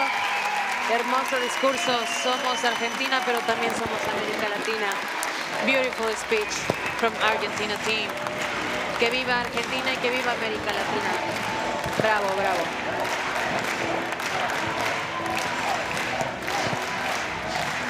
Orgullosos representantes de su país, estos argentinos que llegaron desde muy lejos de hacer historia en el Mundial Varonil de Roller Derby. Bravo. Well, I did not understand the content of the message, but since you've been crying a lot, I guess it was a very emotional speech. Yeah, very emotional. Next up, we're going to have Team England, men's roller derby. They have, just as Argentina, participated in all of the previous World Cups, 2014, 16 and 2018. And I'm very sorry you all have to deal with me because we cannot put this music on YouTube. You will have to deal with the ambient mic and myself in the meantime. England have played in this tournament against Chile, Belgium and APA Fury in the qualifying games in the group stages. They have played a game against Mexico, 243s, place 69. And we had a fantastic game yesterday up against France, the semi-finals. Yeah. If you haven't seen it yet, go back to YouTube, check out the stream from yesterday. It was an amazing, exciting game that had everything a good roller derby game needs to have. Ended 188 points for fans, 146 points for England. And so this afternoon, England will be playing Argentina for the bronze medal for the third game in this 2026 edition of the Men's Roller Derby World Cup. The wonderful guy with the colored hair, I was told, is one of the players' dads, traveling with them to as many games as humanly possible, bringing the best and the worst of Englishness in one person in a very lovable fashion. This is what I was told.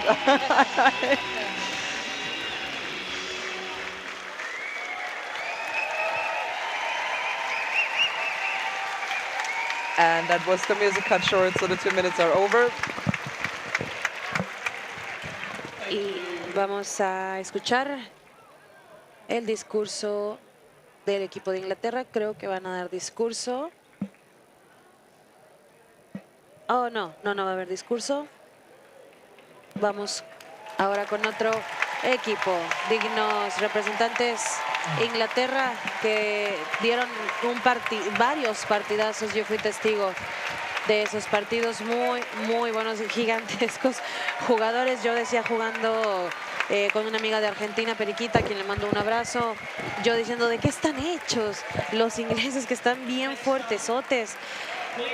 Y pues nada, grandes jugadores, literalmente y espiritualmente.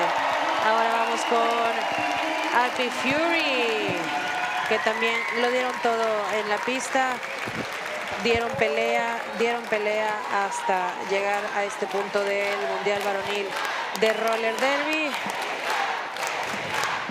And our prepared list tells us that they have a speech prepared, and already somebody with a microphone, so we'll let them speak for themselves now. Solo para destacar rápido, API Fury was formally established in 2025 to allow underrepresented roller derby athletes of Asian and/or Pacific Islander descent in the US, Canada, Europe, Australia, and beyond to connect and compete alongside one another on a regular basis as teammates. We find common ground through our shared experiences, our resilience, and the rich interwoven tapestries of our cultures, histories, and identities. Though a few API Fury skaters are based in Asia or the Pacific Islands, the vast majority of our current members have left our ancestral homelands through many different means.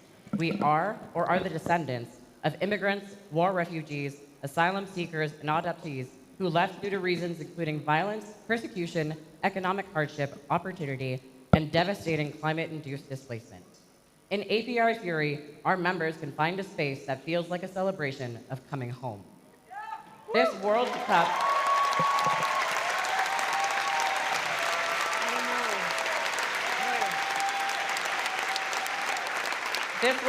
was API Fury's debut within the Men's Roller Derby Association. Our roster for this tournament consisted of members honoring their familial and cultural ties to China, Hawaii, Hong Kong, India, Japan, Korea, the Philippines, Singapore, Taiwan, Thailand, and Vietnam. Choosing to ally ourselves with one another across lines that would isolate and divide us is an inherently political project. As a team, we stand against capitalist-driven militarism, occupation, and imperialism, which continue to have a profound effect on Asia and the Pacific. We echo calls to keep Taiwan free, to let Gaza live, and for no war but class war.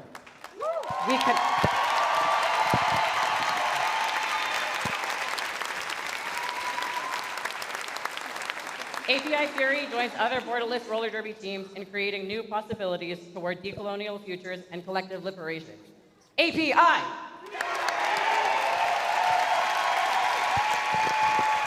Muy bonito discurso, haciendo mención de que lo que promueven en este mundial, No Borders on the Track, API Fury, un proyecto que nació uniendo a varios países, jugadores de diferentes lados de este mundo, orgullosos portando las jerseys de sus equipos, pero unidos como un solo equipo. Bravo, API Fury. There was Babang Bakla during the speech. Next up, we're gonna have Team Belgium plus roller derby. And again, we will have music playing on the floor. So time for us to talk a little. Team Belgium, one of the original members of the Men's Roller Derby World Cup, previous participations, also 2014 in Birmingham, 2016 in, 2018 in Barcelona. Games this tournament were played against API Fury, England and Chile, against France, against Mexico, which was very, very exciting yesterday, and a fantastic game with a big win, actually pretty big win over Canada with 181 points to 116. Yeah. Taking Team Belgium on a finishing place of seventh. Yeah, it was a great show of sportsmanship. Some of the skaters are, roller derby, men's World Cups veterans, and I like the display of their skating skills very much in these past days. Sí, tenemos aquí a Bélgica, un contrincante bastante fuerte en este Mundial Varonil de Roller Derby. Si estuvieron aquí ayer y se les subió el azúcar como a mí, saben a qué me refiero de ese partidazo contra México. Como mencionaba my partner Valkyria, jugaron también contra API Fury, Inglaterra, Chile, Francia, México, Canadá, posicionándose en el ranking mundial. Ah, caray, México enjoying to the party. Oh my God, ay, mis amigos mexicanos demostrando que México no ocupa invitación. Oh, ahí van, oh, more people join the party. Tengo ganas hasta de meterme yo. I want to join too, pero aquí estamos. You could dance with me in the meantime. Yeah, we are dancing in the announcers' place. I see this is the best part of the weekend because we can be absolutely partial or impartial and just dance with everybody. Whoever has the best music. Estamos disfrutando de esta fiesta, como les dije, de esta fiesta tan diversa, muchas culturas, géneros, personas de todo el mundo aquí bailando. Si se fijan, Bélgica fueron los que alborotaron al gallinero, pero nada, bastante bonita la fiesta de Bélgica, quien se posiciona en el ranking mundial en el lugar número 7. Bien, Bélgica, muy bien. Está siendo, by the way, la 4ª participación de Bélgica en el Mundial Varonil de Roller Derby. Up next on the list, we have Team Canada finishing this year's World Cup on the 8th place. Wonderful games played as well. In the group stage, they faced Japan, the Kama Union from the Nordic countries, and Italy. And then they had a tough loss up against Argentina.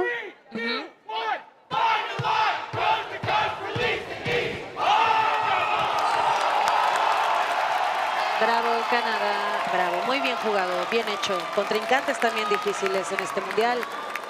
Buenos bloqueadores, buenos jammers. Vamos a escuchar el discurso. Speech. I think so. At least this is what our list said, unless they were... Parece que no. The wild goose for anyone who didn't catch that, what they had was prepared. Line to line, coast to coast. Release the geese. Honk, honk.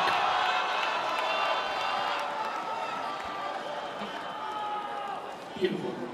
Next up, please. That was it. Ese fue el gran discurso. Short and on point. Directo al grano. Bravo, Canadá. Bien jugado en este Mundial Varonil. Y ahora es el turno de Chile, orgulloso participante también de Latinoamérica. Siendo esta la participación número 3, según veo aquí en la página de Men's Roller Derby World Cup. Ellos se posicionan en el lugar número 13 en el ranking mundial del Roller Derby. Bastante interesante la participación de Chile, orgullosos participantes de este mundial.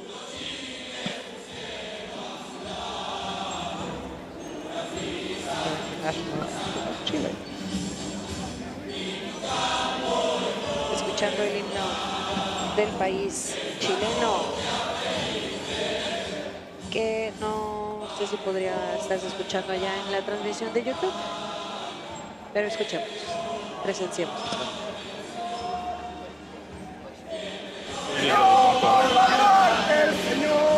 Ça va les pas? Ça bouge pas trop?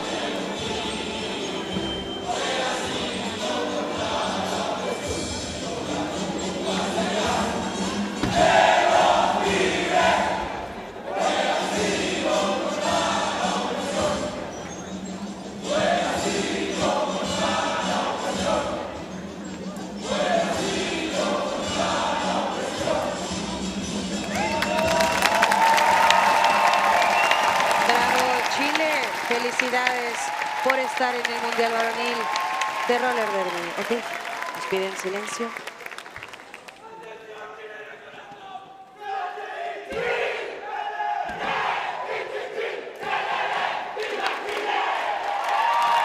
Venga la porra en Chile. ¿Cómo sería la definición de porra allá? Bueno, no la definición, sino como la manera en que le digan porra allá en Chile. Si nos lo pueden compartir. Que viva Chile y viva Latinoamérica. Up next, Colombia roller derby. I think they are among one of my favorite teams of this tournament. They have shown so fantastic skating skills and sportsmanship. I was blown away and very happy for them that they are going home with 11th place in this tournament, especially after all the hardships they were facing when they came here. Yeah. En el lugar número 11, Colombia, digno participante también representando América Latina. En este momento escuchamos el himno de Colombia. Colombia posicionándose en el lugar número 11, ranking mundial, país colombiano presente en el Mundial Varonil de Roller Derby.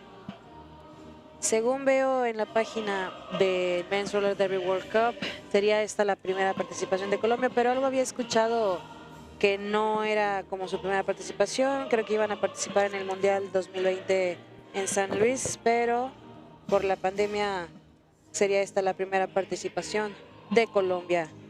Bastante fuerte el equipo colombiano, muy colorido. La verdad también en el Mundial Femenil, Colombia fue uno de los equipos favoritos. Y no fue la excepción en este mundial. Bravo Colombia, bien merecido este lugar aquí en el Mundial Varonil de Roller Derby. Sé que veremos cosas increíbles de ustedes en el futuro.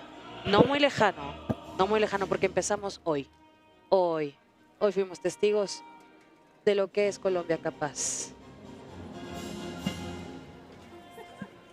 Es la segunda participación, gracias, que estuvieron en Barcelona. Gracias, voy a pedir que actualicen ese dato en la página. Gracias por la información.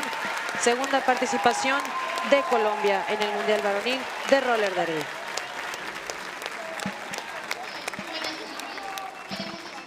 We're trying to have a look at that story.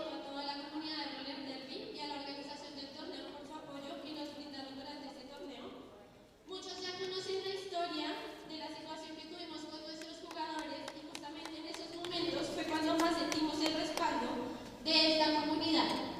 Agradecemos profundamente a las organizadoras, quienes no solo estuvieron pendientes, sino que nos acompañaron de forma cercana, incluso sacrificando tiempo de sus propios partidos para apoyarnos en el proceso de traerlos acá. Queremos agradecer, hacer un reconocimiento especial a Ojian, Jampok,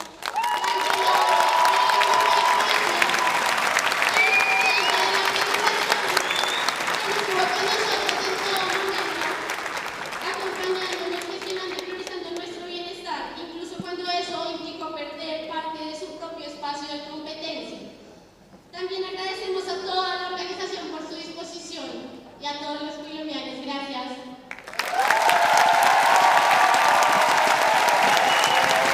Aquí agradeciendo a la organización del Mundial porque si no se enteraron, aquí les resumimos, el equipo de Colombia tuvo dificultades para entrar al país francés, los detuvieron un ratito allá.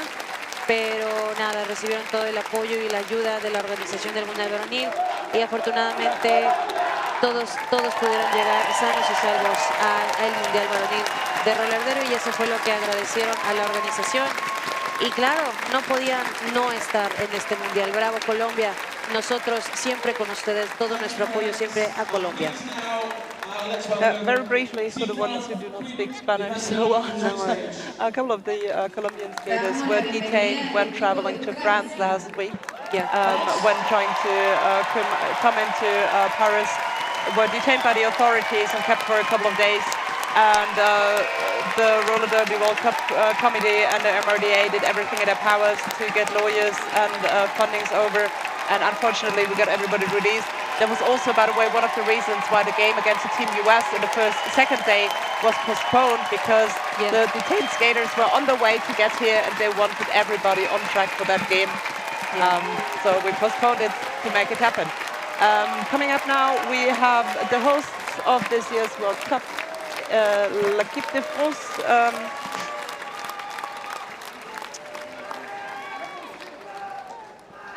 skating at the final game for the gold medal up against the US later on, and I think they have a speech prepared. Allez les bleus, but Snooks is trying to rein in the audience. Es momento de escuchar al host, al equipo host de este mundial. Nous voudrions commencer notre parade par remercier la ville d'Orléans, l'équipe organisatrice de la Coupe du Monde, les bénévoles, la MRDA, l'accompagnement de la fédération, nos coachs, nos coéquipiers et coéquipières, nos équipes locales respectives, nos familles, nos amis, notre public.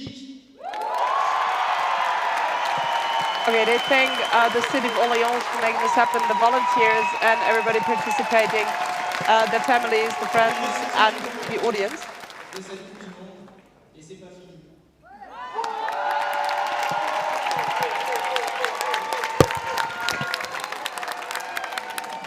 Il faut aussi rappeler que le roller derby est avant tout un sport politique qui défend l'inclusion et la solidarité. Roller derby is not about politics, but it's a display of solidarity.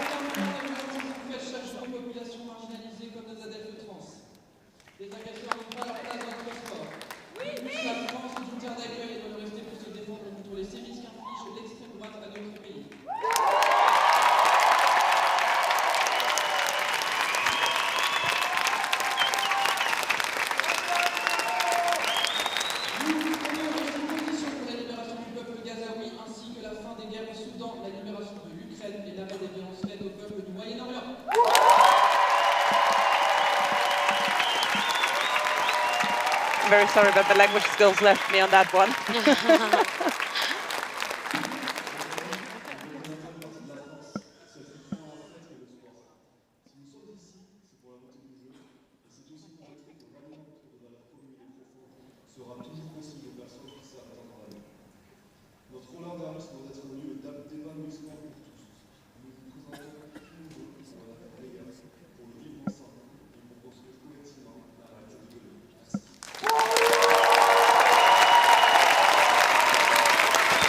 Bravo, Francia, host del Mundial Varonil de Roller Derby 2026, siendo esta su cuarta participación en el Mundial.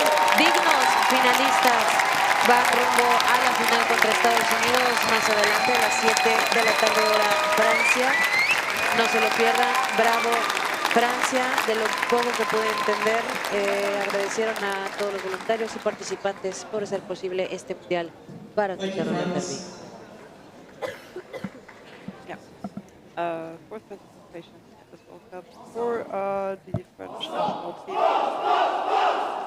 And of course they're very much looking forward to play the gold medal game in their home country in front of a home crowd. And it is going to be a very, very noisy final game. I'm preparing for that game. Me estoy preparando para ese juego que va a estar buenísimo. No se lo pierdan aquí en vivo y en directo desde Orleans, Francia.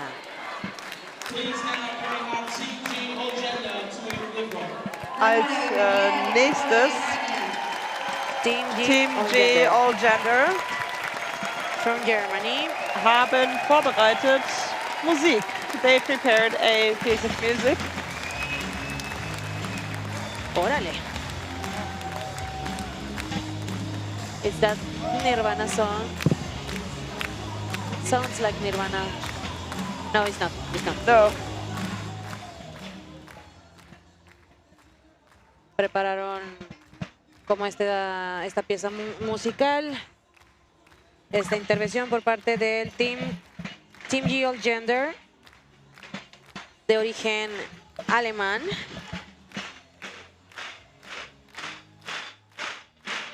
También están alborotando. Híjole, ahí va. No, ahí va México. Ahí va México. Ahí van. México, ahí va. Gracias. Gracias, México, por poner en alto esta fama de que nos gusta la fiesta, pero no exclusivamente de México. Todos se están uniendo otra vez a la fiesta. Nosotros incluso estamos bailando acá, desde el salón, desde el room de los announcers. Yeah, it's Ali by the band Irene Revolte. Yeah. Broadly speaking, punk, very popular anti-fascist music in Germany. If you want to look it up, yeah. I'm sure someone will have it faster than I and post the link into the YouTube chat.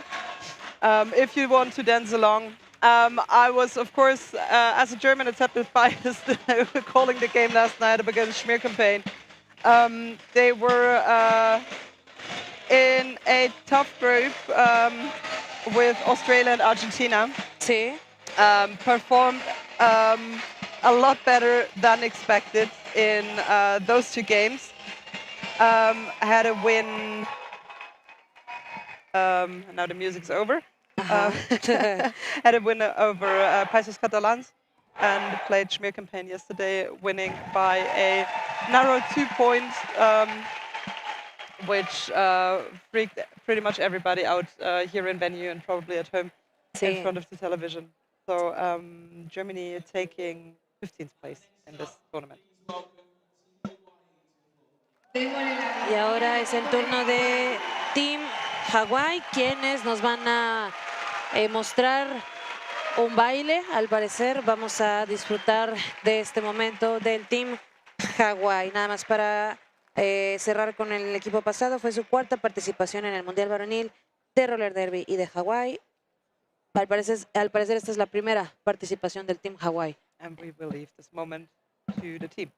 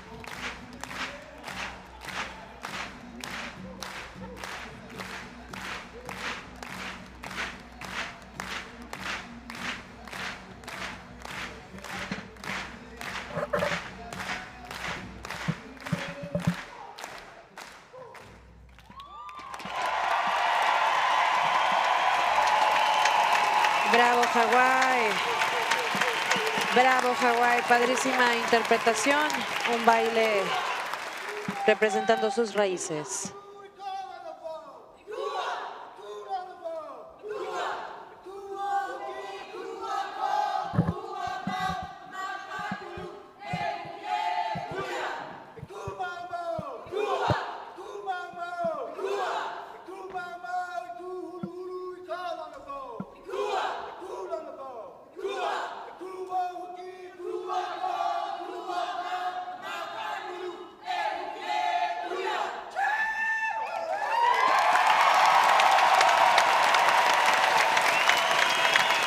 Terminando su participación en este espacio del Mundial Varonil de Roller Derby, con orgullo representando Hawái y al parecer también formando parte desde otros países, desde otras regiones. Bravo Hawái, primera participación en el Mundial Varonil de Roller Derby. Sorry chicos, si no pueden escuchar la música por derecho de autor, no podemos reproducirlo. Next up, Team Ireland Men's Roller Derby, finishing this weekend on 20th place. Aulas says that they have prepared a poem. They have prepared a poem for us. They did. And get a microphone. We will shut up. Yeah.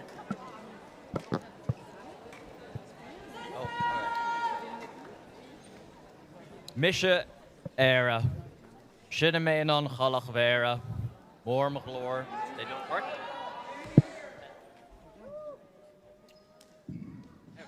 Apologies. Misha era. Should have made on Chalach Vera. More McLure. Mayorug Puchalan Kroga. More Manaira.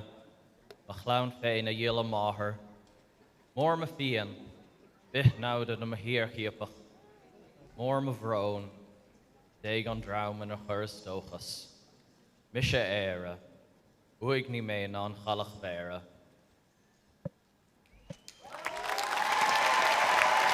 We will remember for the 2028 edition to get an Irish Gaelic translator as well for the team ceremony. Hello, everyone. Hello. I want you all to meet my good friend Johnny. He couldn't be here today. I know he'd be super proud of everyone here. He'd have us all marked down on his spreadsheet. He'd always tell us, keep things simple, let's stick together. We're all one big family in Derby. That's how it should be.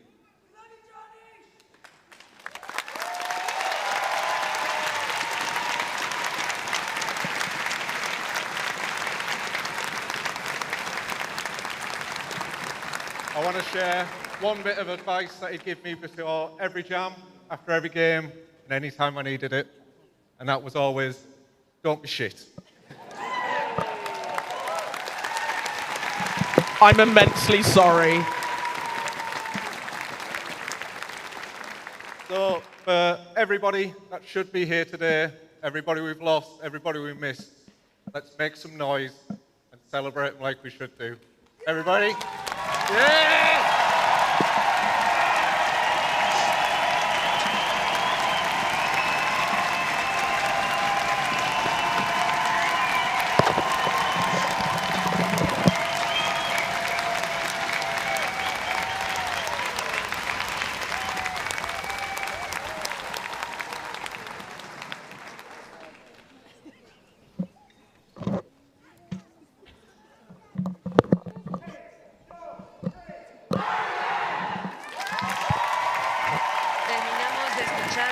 Del equipo de Irlanda, siendo esta su cuarta participación en el Mundial. De lo poco que alcancé a escuchar, discúlpenme, estoy aquí con el equipo de producción. Hablar por aquellos que ya no están o que están pasando por algún momento difícil y que no pudieron estar en la pista. Y nada, bravo Irlanda, que queda en el lugar número 20 del Mundial Varonil de Roller Derby. Y ahora es Italia. Very interesting participation.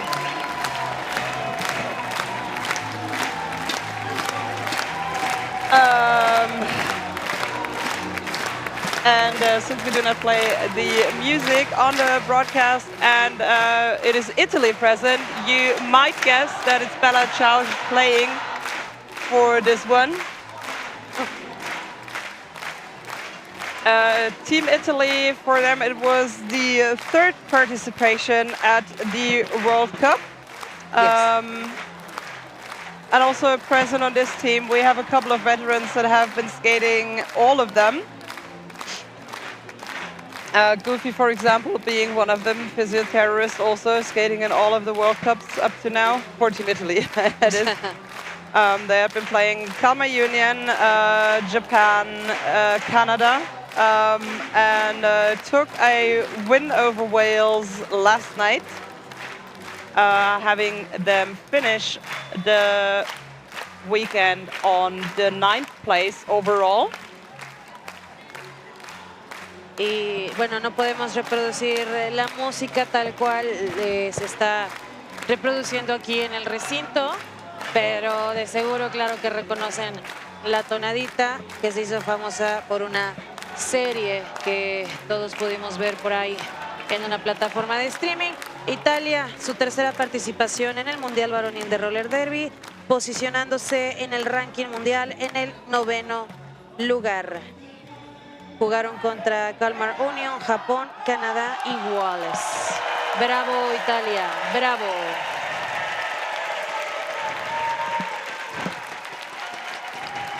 Next up on the stage we have Team Japan Roller Derby. A couple of representatives that have prepared a short speech. Was it a pizza carton flying? Una caja de pizza salió volando de aquí. No es meme, de verdad acaba de pasar. Y ahora es turno del equipo de Japón, uno de los favoritos que se ganó el corazón de todos los presentes aquí en el Mundial. Uno de mis jerseys favoritos, si he de admitir en público.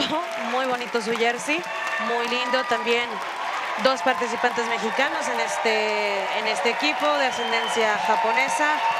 Felicidades a los jugadores de Japón. Estoy abriendo aquí la información para darles más detalles. Esta sería la cuarta participación del equipo de Japón en el Mundial Varonil de Roller Derby. Jugaron contra Canadá, contra Kalmar Union y contra Italia. Y vamos a escuchar el discurso del equipo de Japón. こんにちは。私たちはチームジャパンです。まずはじめにチームジャパンとしてカナダ、イタリア、カルマユニオンの皆様、そして審判 NSO、スタッフ、ボランティアの皆様にこの素晴らしい大会を作り上げてくださったことに心から感謝します。世界中のローラーダービーをこの場で体感できたことは大きな経験であり、ここで学んだことを日本に持ち帰り、このスポーツをさらに提唱させていきたいと思います。また、このスポーツがインクルーシブで安全な場であり続けるために尽力されているすべての方々に敬意を表します。試合は厳しいものでしたが、多くの方に応援していただき、持ってきたユニフォームやシャツはなんとすべて販売しました。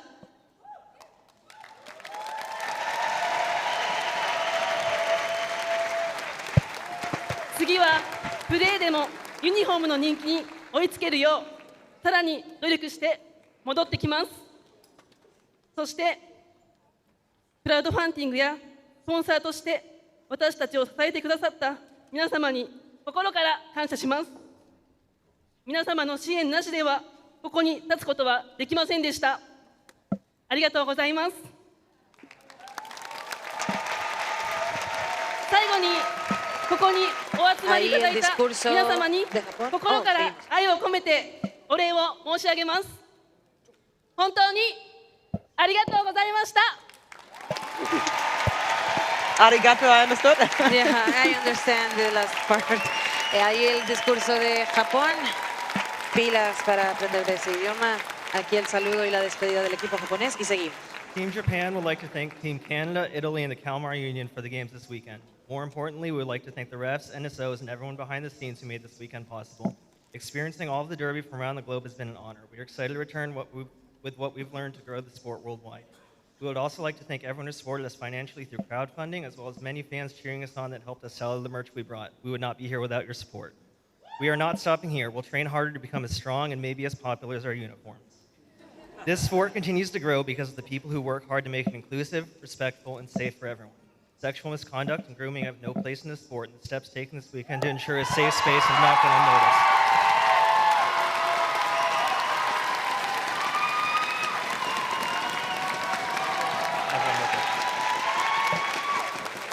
We take pride in calling ourselves an open gender organization, but those now included have done most of the hard work and emotional lifting.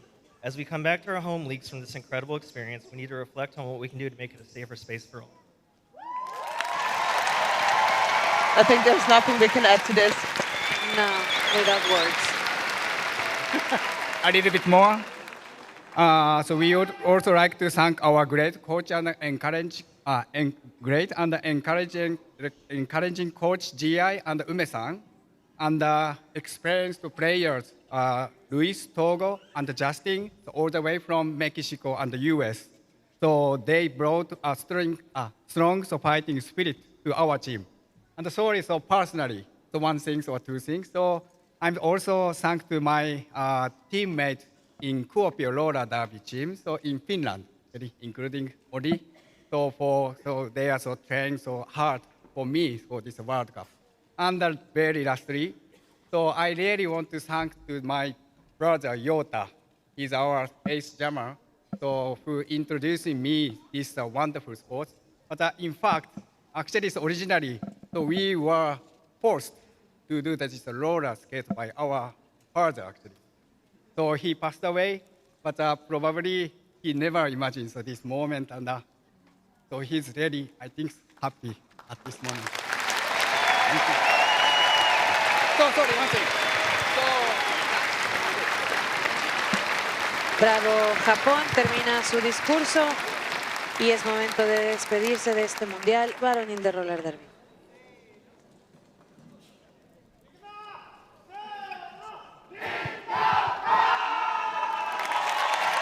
Bravo Japón. Yeah, their bench coach Gio Jones was a photographer and announcer at the first World Cup where Team Japan had their very first participation, and he's been very friendly with them ever since, and I think he's accompanied them to more than one World Cup up to now. Next up, Kiwi Toa. We're gonna be hearing the national anthem of Nueva Zelanda. Yes. New Zealand. Kiwi Toa de Nueva Zelanda.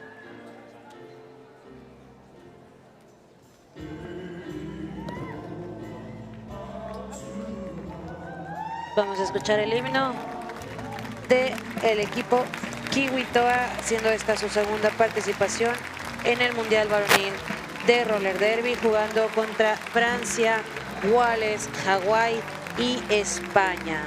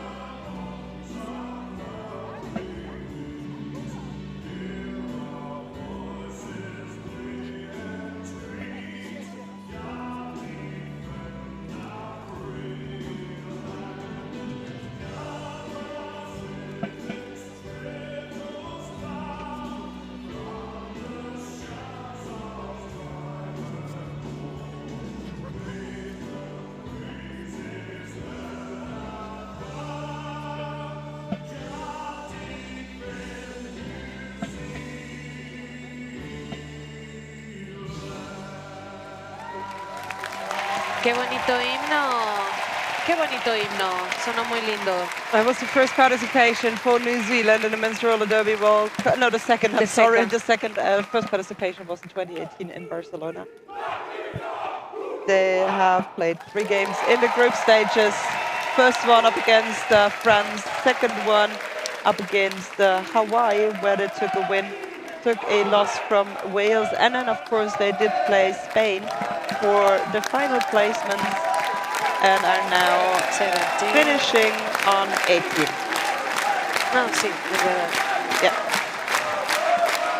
Gracias, Kiwi Toa, Nueva Zelanda, aquí en el Mundial Varonil de Roller Derby. Next up we have Kalmar Union,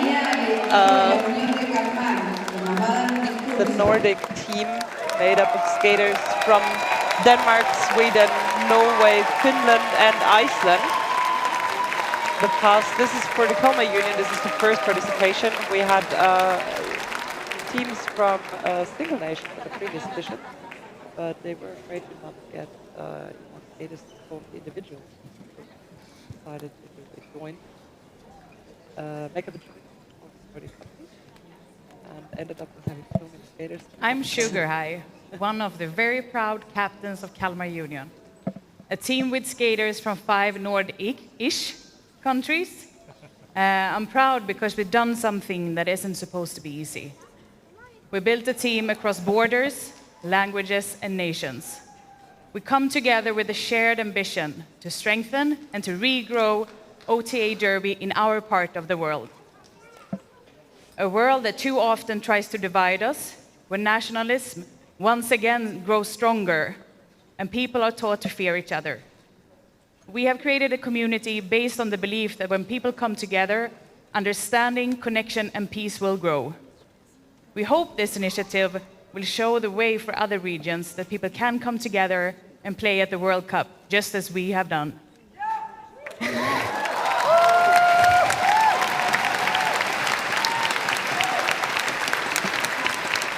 Kalmar Union do have an interpreter with Because, them. like the old Finnish. Swedish saying, if there is room in the heart, there is room for another butt. Thank you. They have a sign language interpreter with them because one of their skaters, number 51, Rekti, is member of the deaf community and has been an ice hockey champion with the Finnish national team. Bravo Kalmar Union, conformado por varios países. Esta es su primera participación en el Mundial Varonil de Roller Derby en Sweden, Denmark, Finland, Norway and Iceland. Conformando este Kalmar Union. Y ahora llegó el momento de uno de los favoritos de este Mundial, y no lo digo yo, no lo digo solo yo. México, orgulloso representante también de América Latina, posicionándose en el ranking mundial en el número 5. México queda en el 5º lugar. No sé si, no creo que puedan escuchar la canción. Si quieren se las canto. No es cierto, no. México compitiendo contra Irlanda, Smear Campaign, Netherlands, England, Bélgica y Australia, posicionándose en el 5º lugar en el ranking mundial. México levantando la bandera con orgullo, cruzando el océano para llegar hasta acá, siendo esta la primera participación de algunos de los patinadores que están aquí presentes. Algunos previamente ya habían participado en algunos mundiales. Esta es aquí me parece que es la tercera participación de México en un mundial. No estoy tan segura de esa información, pero bueno, es lo que dice aquí la página del Mundial Varonil de Roller Derby. Interpretando un poco del himno nacional mexicano y finalmente terminando con un México. ¡Viva México, señores! Porque no puedo decir la otra palabra. ¡Viva México! Saludos a todos los que están ahorita en la transmisión. Se nos cayó la transmisión. Bueno, no, se me cayó la señal en el celular. No veo sus comentarios, pero qué gusto que estén aquí. Ahora parece que van a dar un discurso, speech. Vamos a escuchar el discurso del Team México. Oh, parece que no. Out of time. Out of time, yeah. Okay, our organizers are very, very strict in the time frame here. Sí, iban a dar un discurso, pero digamos que se pasaron un poquito del tiempo. No pasa nada, no pasa nada. Termina la intervención del equipo mexicano. Escúchese nada más. Quisiera gritar, pero les voy a lastimar los oídos a los que traen audífonos. Pero bravo México, que viva México y que viva América Latina. Next up on the list we have Team Netherlands.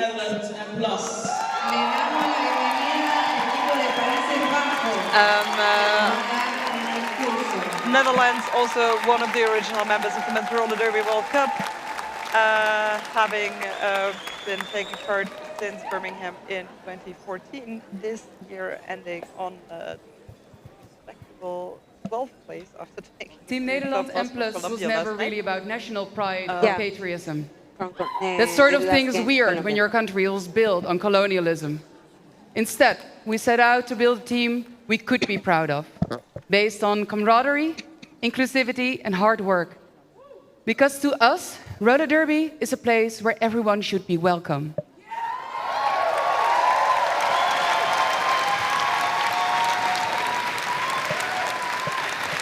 Accessible and inclusive regardless of gender, country borders, or what have you. But that only works if you work to protect it.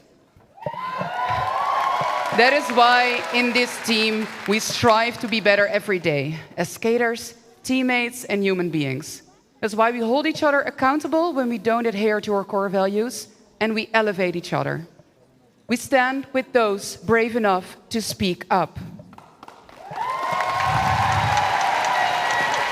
Looking at our team, our people, and our accomplishments, that is something we can be proud of. And now we will bring the party!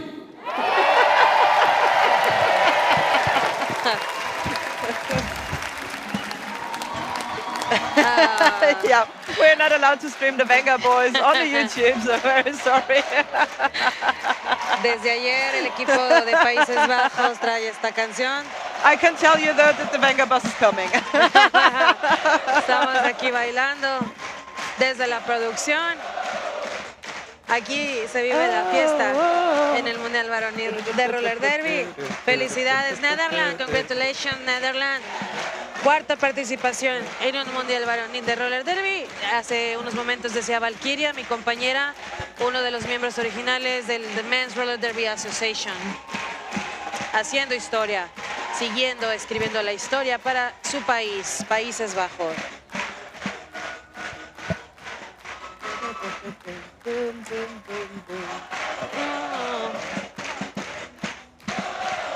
Y que se vea la inclusión en esta fiesta, if you know what I mean.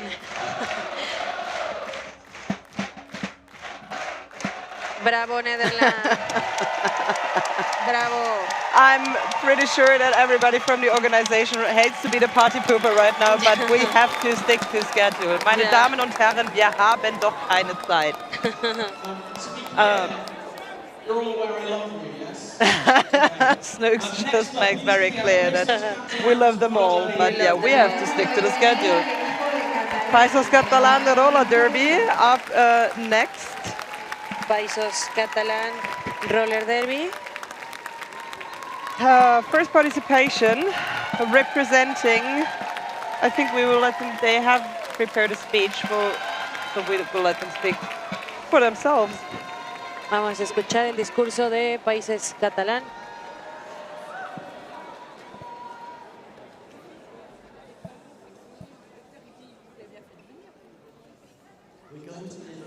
Catalan, but you will find it in English on our Instagram.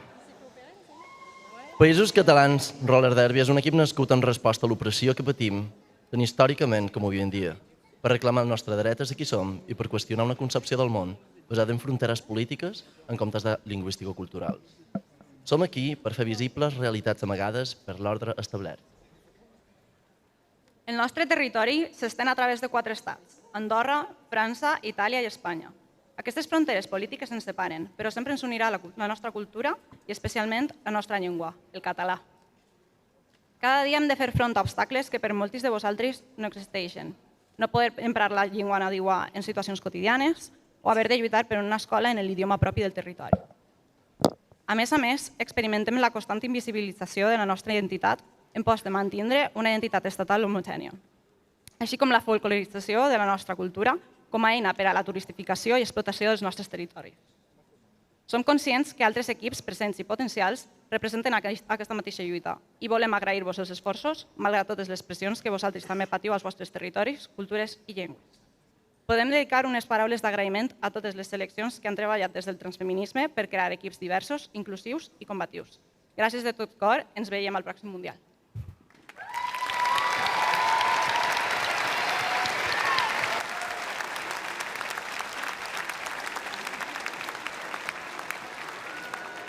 They are representing people from the bordered nations today of Spain and France. First participation as a borderless nation, having played games against Germany, Argentina and Australia. Así es. Thank you, Países Catalán. Y ahora es el momento de Scotland, que también dieron mucho de qué hablar en este mundial. And they will be coming, they have played since the first World Cup. And I'm sort of assuming that we're going to be hearing a player of Scotland. Finishing 19th. Terminando en el lugar número 19 en el ranking mundial, Escocia, siendo esta su cuarta participación en el Mundial Varonil de Roller Derby. Se enfrentaron contra España, Estados Unidos, Irlanda y Colombia, quedando en el ranking mundial número 19 arriba de Irlanda.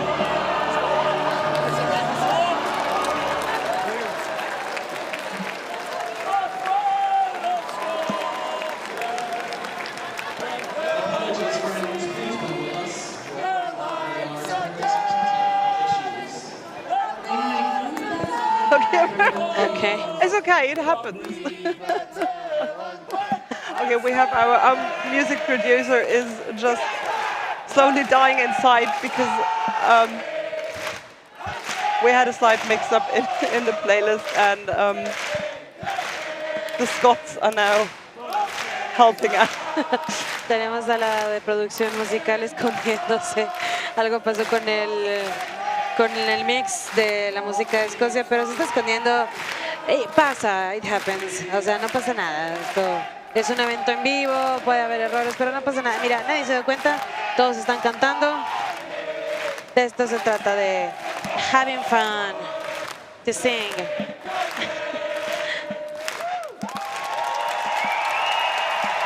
Bravo Escocia, bravo Scotland.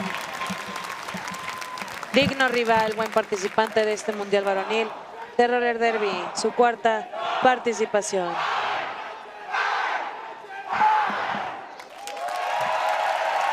Everybody's brain is tired, indeed, yeah, confirm, indeed.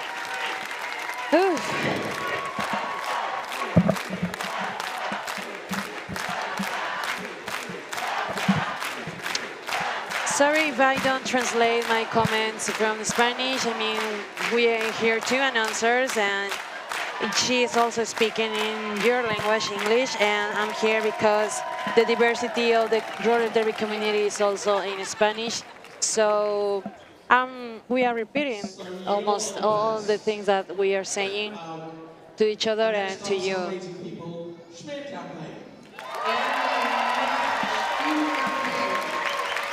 Y ahora vamos con Smear Campaign. También tengo entendido que es el conjunto de algunos países, jugadores de Estados Unidos, United Kingdom, Australia y España. Smear Campaign, quedando en el lugar número 16. Decidieron poner un poco de música y al final un discurso. Siendo esta la primera participación, first participation from Smear Campaign in the Men's Roller Derby World Cup. Primera participación.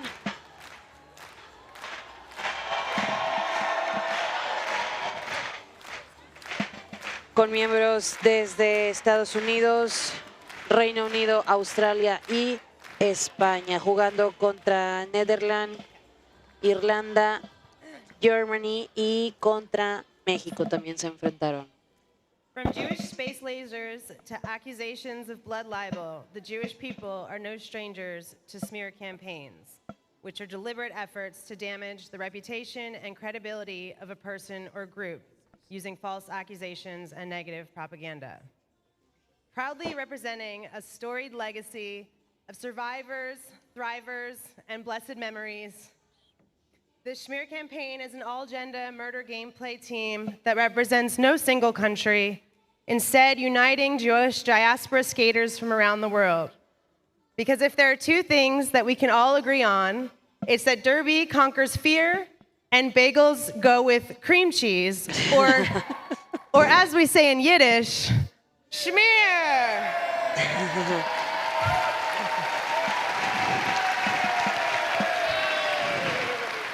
Ready, guys? L'chaim! Congratulations, Smear Campaign, primera participación en su Mundial Varonil de Roller Derby, quedando ellos en el lugar 15 a nivel mundial. Finishing on 16th place, first participation for the Smear Campaign with skaters from USA, UK, Australia and Spain. Felicidades, es Smear Campaign, bastante divertido lo que vimos de ellos en la pista. Le damos la bienvenida al equipo de España. Y ahora otro país hispanohablante presente en el Mundial Varonil de Roller Derby, Team Spain, el equipo de España, haciendo esta su tercera participación, según vemos aquí en la información que corresponde. Tercera participación de España en el Mundial Varonil de Roller Derby. Participaron en el 2016 y 2018-2016, si no mal recuerdo fue en de Canadá. Y ahora están acá, desde Orleans, Francia. Van a dar un discurso. Vamos a escuchar.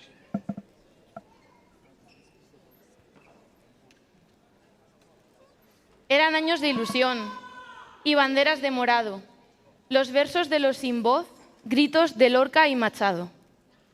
Hay momentos en el que el mundo pesa tanto que resulta difícil encontrar las palabras que le hagan justicia. Momentos en que mirar alrededor, las guerras, las fronteras, el odio normalizado, la transfobia, el racismo, hacen que cualquier discurso parezca insuficiente. Pero el silencio nunca ha sido una respuesta. Para mucha gente, España es sinónimo de fiesta, de sol, de bienvenida. Y aunque hay algo de verdad en eso, no podemos olvidar su pasado de colonialismo, imperialismo, fascismo y opresión, que hoy sigue teniendo consecuencias.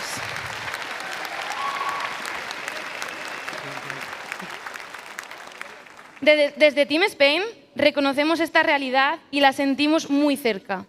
Somos una mezcla de países, de culturas y de identidades. Por eso creemos en el derecho de todas las personas a moverse, a quedarse y a pertenecer.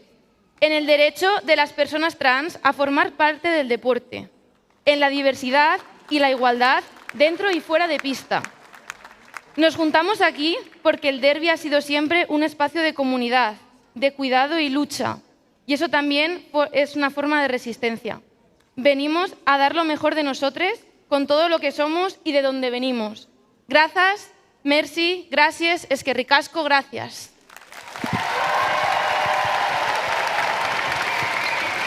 Ok, un discurso bastante emotivo de parte del equipo de España, hablando sobre estos discursos que son necesarios against transphobia and homophobia. It's necessary to speak up and to not be quiet about these things.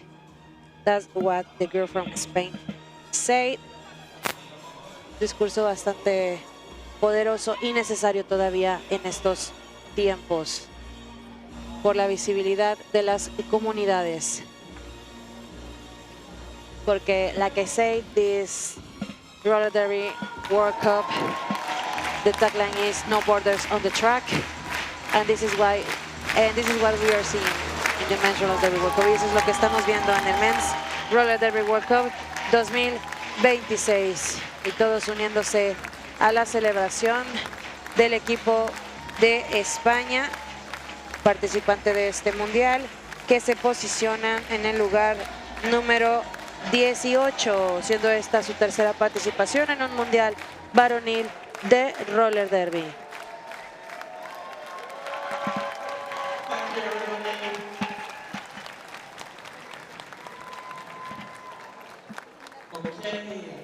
Can we now please welcome Nueva United States Zelanda. roller derby Yeah, but why would New Zealand rank higher if they lost the game? So Spain coming in 17 in the end of the tournament. 17, sí.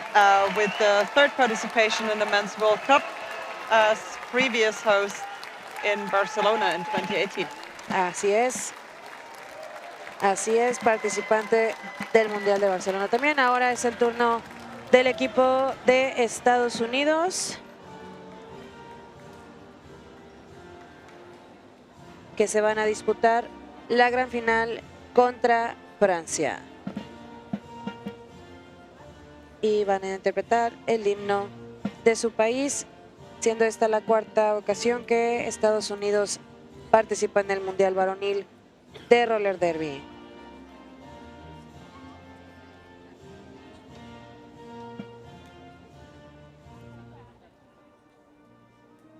USA with the fourth participation in the World Cup, 14 Birmingham, 16 Calgary, and 18 Barcelona, having won over Spain, Colombia, Scotland, Australia, Argentina, and going up for the gold medal game up again France tonight at 7 o'clock Central European Time.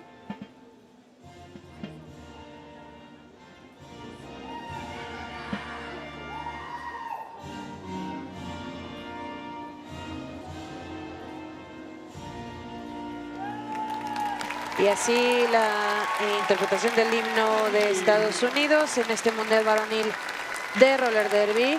Cuarta participación del equipo estadounidense.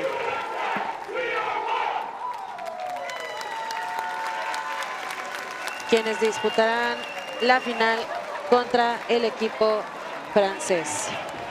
En unos momentos más tarde, no se pierdan la final en vivo desde Orleans, Francia.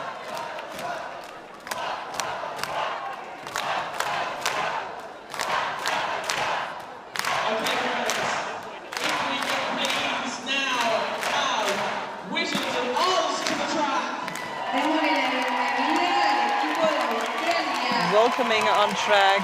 Next up are the Wizards of Oz, the Australian men's roller derby team. They as well have been on the fourth participation.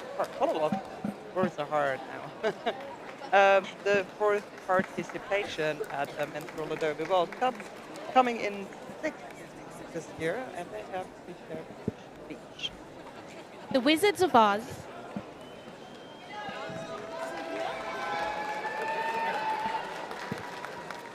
The Wizards of Oz acknowledges the traditional custodians of the lands on which we live, train and play. And we pay our respects to elders past, present and emerging. Sovereignty was never ceded.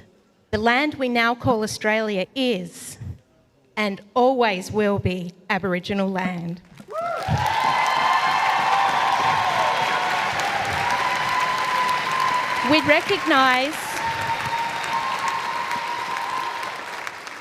We recognise the profound connection that First Nations people have to country and culture and honour the respect of their custodian of Aboriginal and Torres Strait Islander land. We pay our respects to the people, the First Nations people of Australia.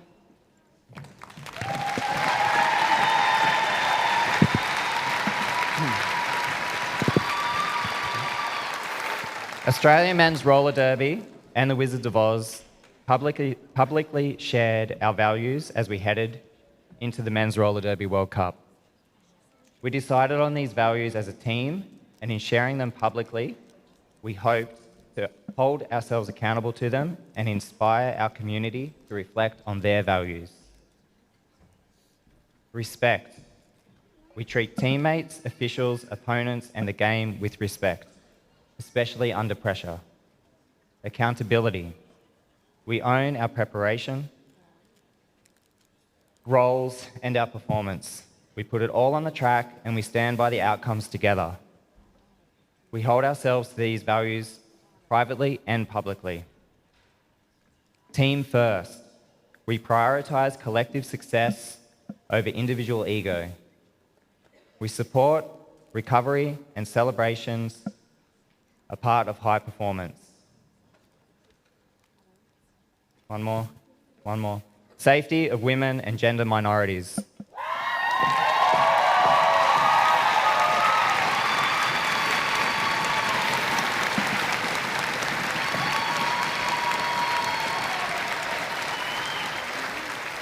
We recognise the history of flat track roller derby as a sport was spearheaded by women, non-binary and trans folks who needed space to be athletic, form community and feel safe. As a men's roller derby team, we recognise that the safety of women, trans and non-binary athletes must remain a core value, and predatory behaviour cannot be accepted or tolerated in this community. Eso. Básicamente un discurso que hace un llamado al respeto, respect on the track, respeto en la pista, respeto a todos los géneros, a nuestros hermanos, a las mujeres en el roller derby. Todos, todas, todes debemos estar a salvo en el roller derby. Ese es el llamado del equipo de Wizards of Australia. Me pongo de pie y aplaudo a ese discurso que hace un llamado al respeto, respect to all here, para todos los que estamos aquí en el roller derby. And last but not least, we will hear it from Wales Roller Derby. Wales Roller Derby, Cymraeg. Demos la bienvenida al último equipo, el equipo de Roller Derby de Gales. Último equipo, pero no menos importante, el equipo de Gales. Thank you. Cuarta participación de este equipo en el Mundial Varonil de Roller Derby. Gales en el lugar 10º a nivel mundial, representando su himno, interpretando su himno aquí en la pista. Finishing 10th at the 4th display of the Welsh Roller Derby.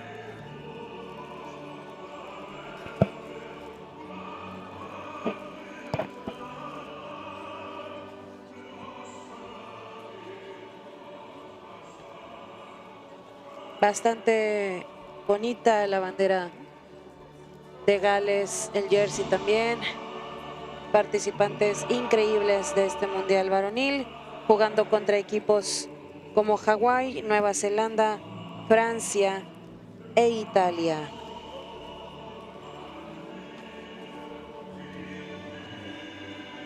Cuarta participación del equipo de Gales. Participaron 2014 en Canadá, 2016, no es cierto, 2016 fue el de Canadá, 2018 en Barcelona y en el 2014 también participaron, y ahora aquí en el Mundial Varonil de Roller Derby desde Orleans, Francia.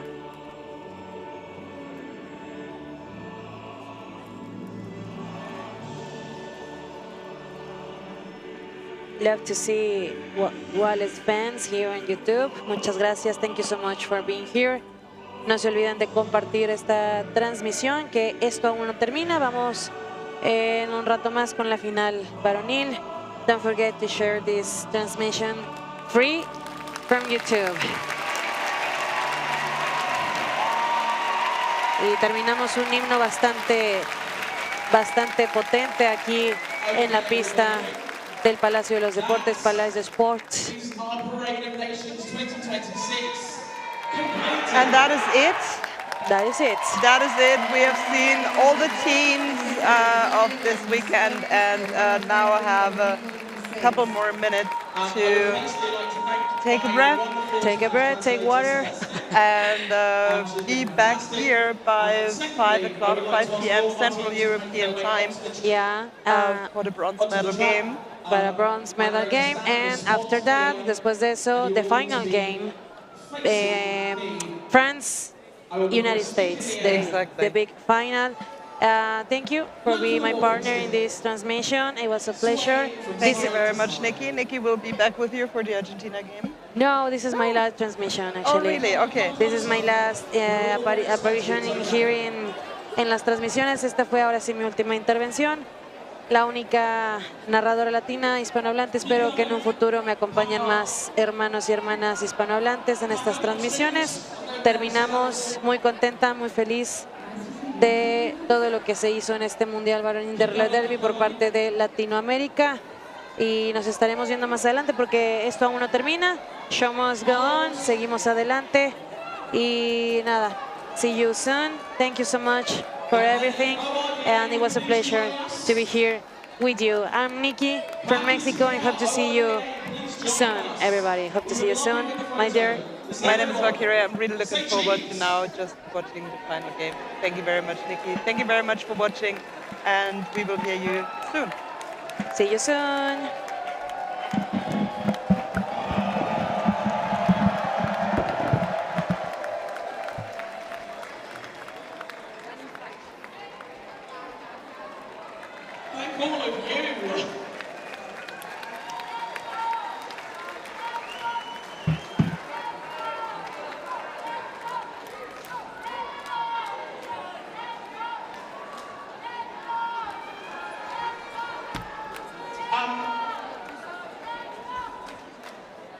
And again.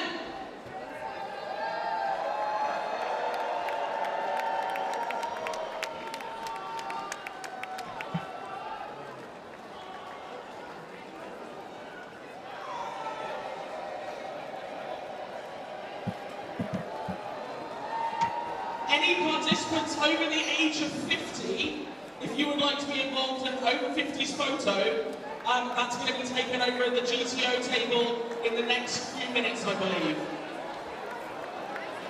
So if your teammates aren't aware and you're comfortable to add yourself, go for it. Just be proud. It's awesome. Thank you all for being fantastic. This has been incredible. It's not yours, right? No, you got yours. Yeah, I guess it's it. I think Maxwell is first.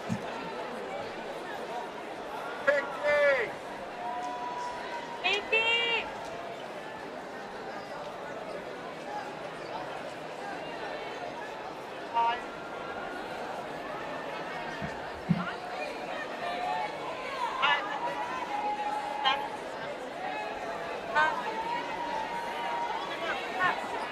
If you are over 50, come over to the GTO table with me. Find the sparkliest buffet-wearing human that you see on the track. Come to the 50 and over club. And if you are slightly more goth and perhaps trans or gender expressive, you can follow me up to the parade of the bridge opposite the Parade of Nations scoreboard. Anyone who is trans, non-binary, sex, gender expansive, plus athletes or anyone, I was pretty sure that it was Catalan, and I know that it's not Spanish, but there's some areas in Spain where there's so much Catalan mixed with Spanish that I cannot tell if it's still Spanish or it's already Catalan, and there's like blood. Yeah, because there were, I guess, they have kind of work. That was a lot of fun. I haven't done the bilingual rock band in such a long time, so I really enjoyed it. Yeah, Thank you very much. And I'm very glad that I heard like with some numbers and that I could understand a couple words. So okay, this is probably the top. Even better, the gender expansive photo was going to be